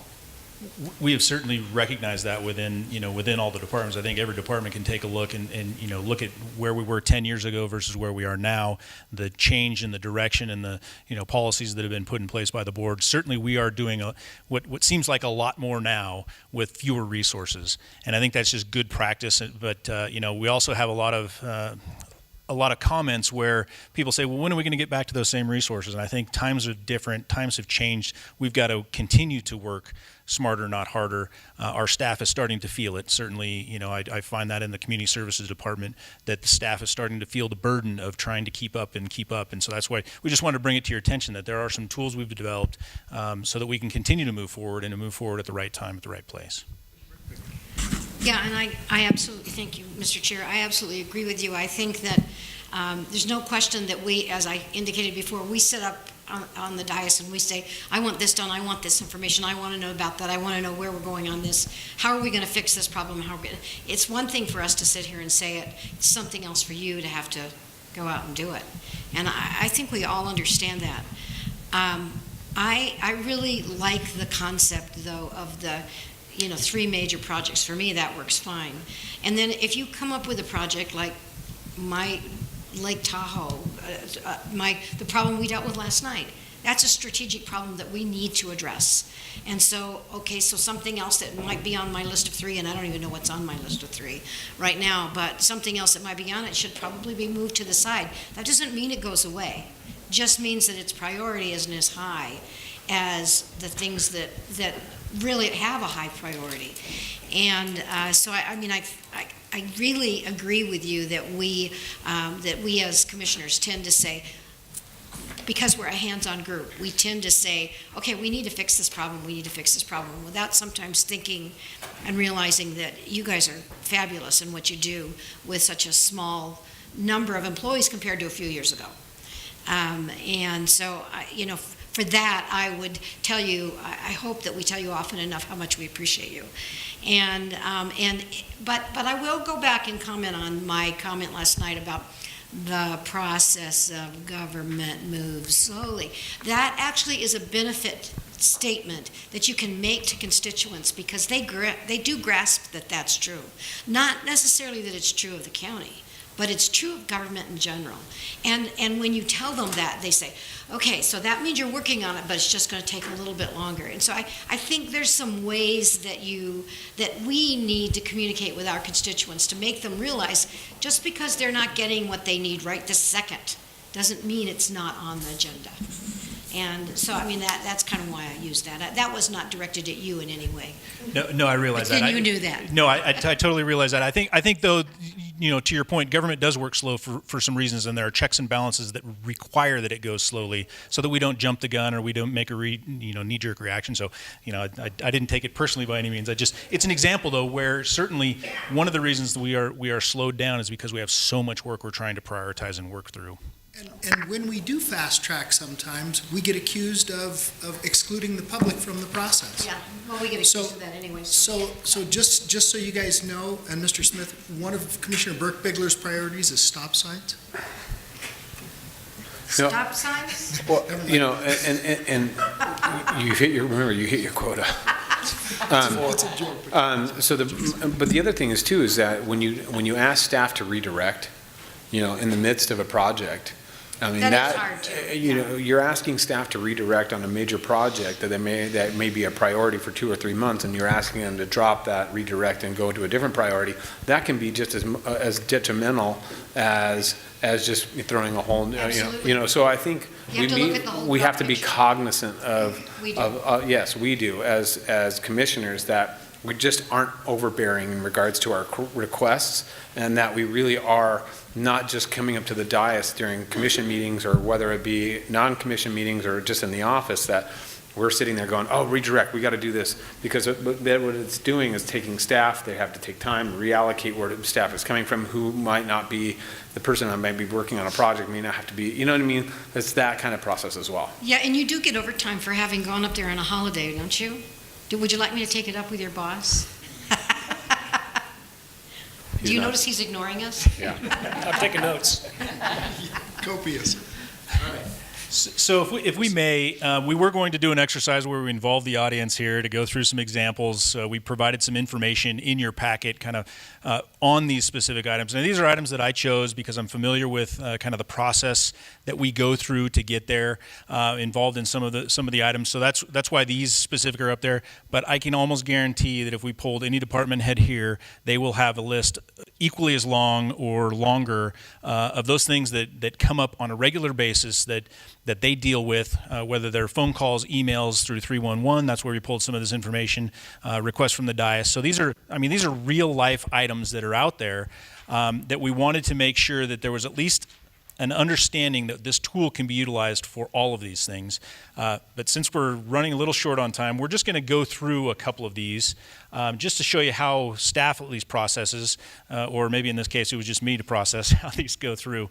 But they're real life examples and shows the value of this tool for not only yourselves, but you could utilize it with your constituents. Department heads can utilize it with staff. Staff can utilize it with department heads. I think this is a very useful tool as that goes. So if we can just go to the first chart. So this one, this isn't about stop signs, believe me, but a request to address speeding in neighborhoods. This is something that crosses a couple of departments. So this is Sheriff's Office, this is Community Services Department, with planning and engineering. But as you go through this, is this something that Washoe County? Yes, Washoe County deals with that. So we go to the next line. Does it impact a large group of people? Generally, that answer is almost always going to be no.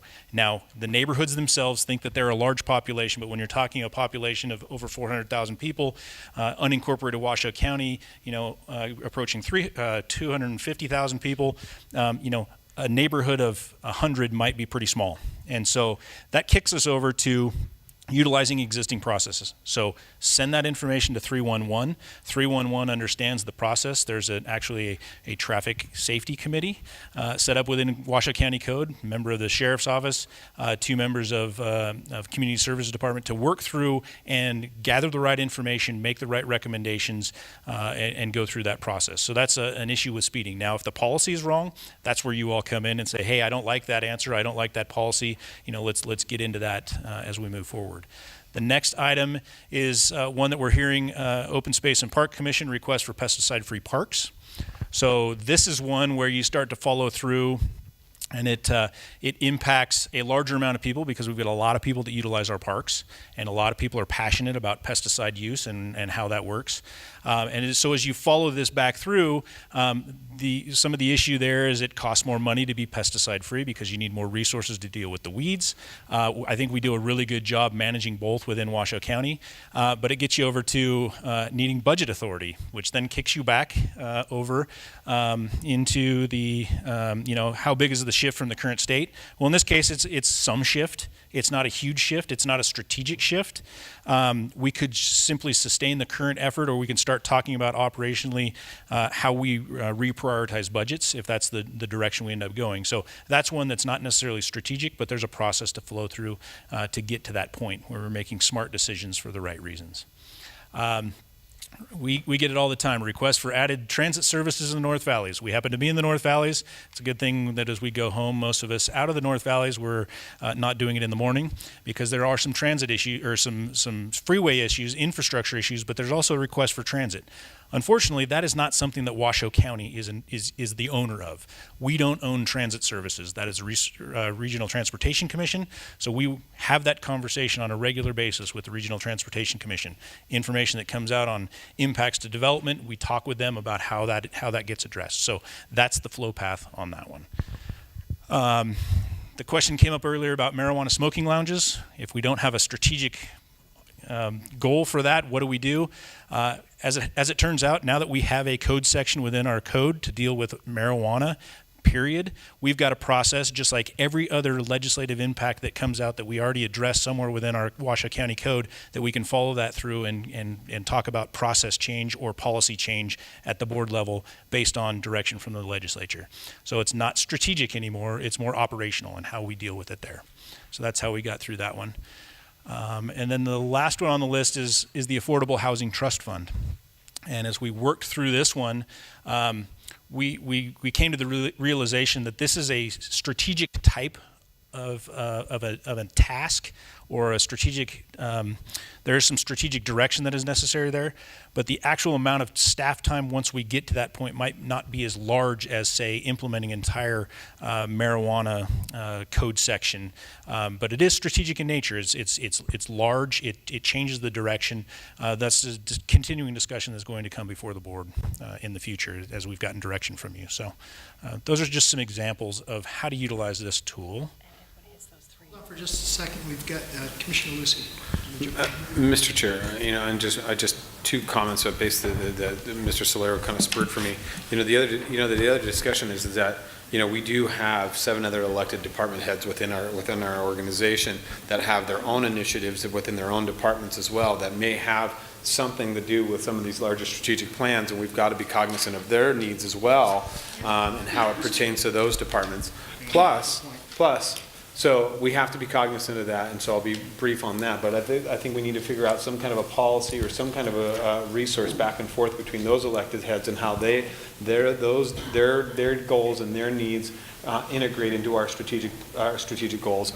And then the red tape process and the feedback, in the stop sign, in the speeding as it pertains within neighborhoods. Yes, it is a small group of people. However, some of the conversations that you and I have had, Dave, in regards to that is the feedback between that gets back to the commissioners going, hey, look, the reason some of these things aren't changing quicker or rapidly for you is because there are policies already in place.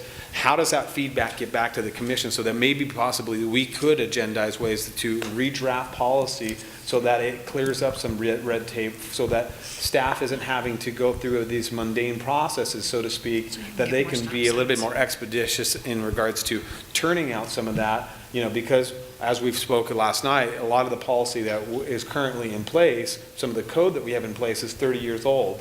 How do we go back and update that policy, which is in your discussion here? How do we update that, and how does that feedback get back to the commission in a timely manner so that maybe we can address that policy as it pertains to a strategic goal, so that we're not constantly coming to you with constant requests, that it's just a policy change so that those lower level decisions can be made quickly, rapidly amongst smaller, lower level individuals, managers, without having to be this big, long, drawn out process. I certainly appreciate that. I do want to say that I think that, if you looked at the requests that come in, 90% of them are addressed and taken care of, and you never hear about them, or we follow back up and say this was taken care of. What we start to hear back are, while we are a community of yes, sometimes no is the right answer, and we struggle often with that no answer. How does that no become, a reasonable answer? And so, certainly some feedback from the board members through the assistant county managers is the preferable way, I think, to do that. So we can do a better job of getting you the information when we meet monthly to talk about commissioner requests about some of those ongoing things and really start that dialogue. I think that's where we really need to get to. But I do generally feel, even the citizen survey, over 89% of our citizens think we're doing a good job.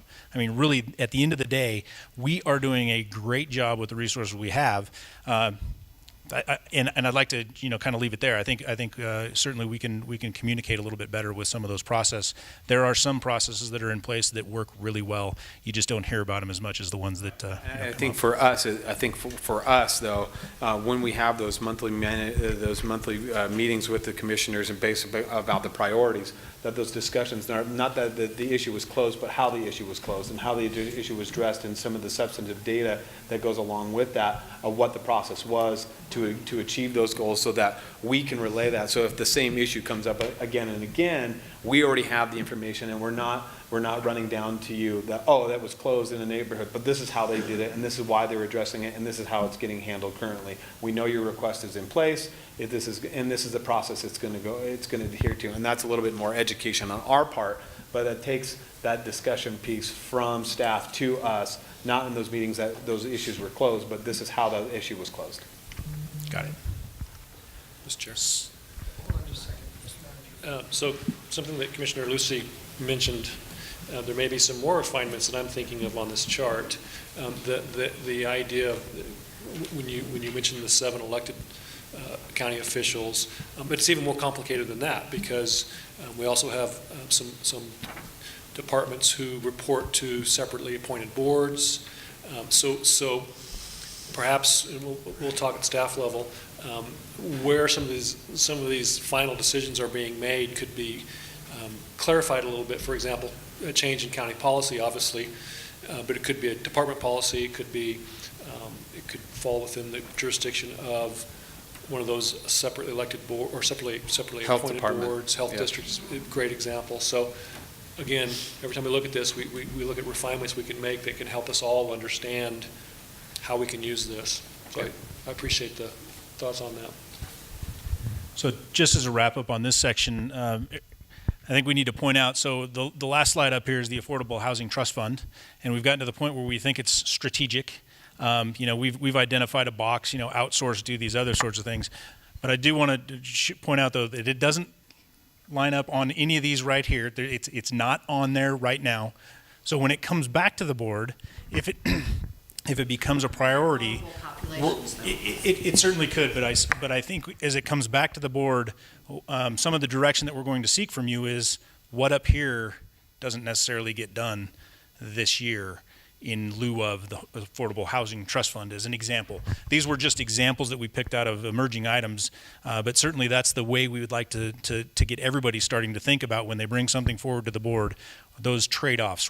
We can do it now, or we can do it in the future, or what that looks like. Again, trying to get back to the resources of, our resources are pretty well set in stone. So.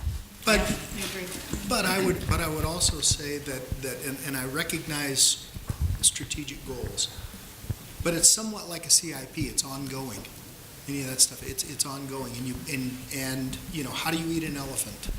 One bite at a time, and because some of them are overwhelming, and if we were to attack some of them and say we're gonna solve this year, it could be more than our entire budget. There's a distinct possibility that, if we were to address all of the infrastructure in the region and say, okay, we're gonna fix everything, we're gonna go out and redo roads and all of this other stuff, it could be a huge hit to the budget, and that's just physically impossible. So That's all I've got, but certainly those are the types of things we'll be bringing forward to you as these items arise. They're, if anything's strategic in nature, it's going to require your blessing. So, kind of wanted to foreshadow that those types of things are going to be included in staff reports as we bring them to you, so that you can make the best decisions for the resources available. Thank you, Mr. Sullivan. Ms. Olson. Okay, so let's wrap this up. So I think there's, in conclusion on this particular point, that again, we wanted to just bring forward and sharpening our saw and taking this process to the next level is when these priorities emerge, what are things we might need to do differently from a process perspective when they do come forward. So if something comes on, something comes off, timing, as discussed, different resource sources, etc. So again, that's why we kind of modified this chart to put the 3 options at the bottom, just as a way to start the conversation, to say these are examples of trade-offs. Certainly there's probably more nuances than that, but that's probably a pretty good start. And I think what's important as well, that we wanted to socialize more deeply this retreat than workshops than previous workshops, is the specific initiatives the teams are working on. So there's that much more granularity with an understanding to that idea. If the Affordable Housing Trust Fund comes on, what else pauses? Or maybe it just goes on the up next. So that's just some ways just to think about how do we address the direction that Dave was kind of putting in front of us, to say adding on more is starting to hit a breaking point. So, and then also, quite frankly, to agree with the fact that we can't just walk out of here and assume that this is locked because something else will come up tomorrow. So. I think we all recognize it's dynamic, and we may have to adjust strategic priorities based on a given circumstance. Who knows? Yeah, understood. Perfect. So with that, I'll pass it back to the chair, county manager. We're done with the flow of content that we have. And Mr. Chair, Yes, ma'am. just for your information, we have no one signed in for public comment. We have no one signed. That was going to be my next question. But Good, you're before we get to that, board, any comments, Commissioner Lucy? No. Commissioner Burke-Bigler? I would just say, great job. Thank you guys. Great information. I really love the way the goals and the plans are coming together, and I think, everybody's done terrific stuff this year. We've talked extensively about Amber Howell and her department and what a great job they've done, but it's not just her. It's everywhere. Everybody's doing fabulous stuff. The things, improvements in the jail, and so we're happy that that's happening and that all the other good things are going on. So I'm very grateful that we have such a great team to work with. Yeah. And I'm also very grateful, by the way, that I'm no longer chair. And I'd like to share the same comments. And, I want to thank all the individuals that came today, all the department heads that took the time to spend and participate in the strategic planning process. This is such a unique process, and over the last 3 years that we've done this, I think it's tremendous where we've come from to where we are today. And I look forward to these meetings every year, and I think so much comes out of it. And I know it's a long, tedious day, but thank you for all sticking with us, and we're doing the best we can, and it is a collective team effort, and it's pasted on my office door. Together as a team, we achieve more, and I think you guys are a true testament of why that is one of the mantras we live by. We are still a county of yes, and how we go forward, but it takes these strategic planning retreats to really make those plans become realities, and it's because of individuals like you. A lot of the individuals that are on the front line every day dealing with these issues, if it wasn't for individuals like you and these type of strategic planning process, there's no way we would have the wherewithal or the ability to do this. So thank you for your time and commitment to this county and to this region as a whole, because so much of your work goes unnoticed and unthanked. So from the bottom of my heart, I thank you all for all the time and effort you put into this community and your commitment day in and day out. So thank you. Commissioner Lucy, well said, and I'll echo those comments. Thank you to all of our staff, department heads, but especially also the elected officials in the room. It's tough, and I recognize it's difficult to run independent departments inside the county and how it all interacts. And so I'm just very thankful and very grateful to you all. To my board, thank you so much. I mean, you guys are, this is a good board. I mean, we really do have a good cohesive board. I'd like to thank you for the confidence and the trust that you've put in me. Thank you very much. I'm very humbled. And so if no other commissioners have any comments, I will ask one last time. Do you have comments, Mr. Manager? I just want to keep us on track on the agenda. So. Yes, no. I will ask one more time. We will open up public comment. Is there anyone in the public wishing to speak that has not signed in? Seeing none, I will close that, and we are adjourned. Wait, Oh, well, no, we're not was adjourned. were you asking on number 9 or number 10? I was asking on number, well, I didn't have anything for number 9. Right, I was asking for number 10. Okay, and So I will ask for, so I'll open it back up again. Do we have any public comment for number 9? Seeing none. Do we have any general public comment for number 10? I had Elise Weatherly signed in. I know she left the meeting earlier. I just don't know for sure if she's come back or not. So Oh, no, Elise Weatherly? Is Miss Weatherly in the audience? No, she's not. Okay. Okay. I didn't have any cards. Okay, so seeing no other public comment, we are now adjourned. Thank you. Thank you.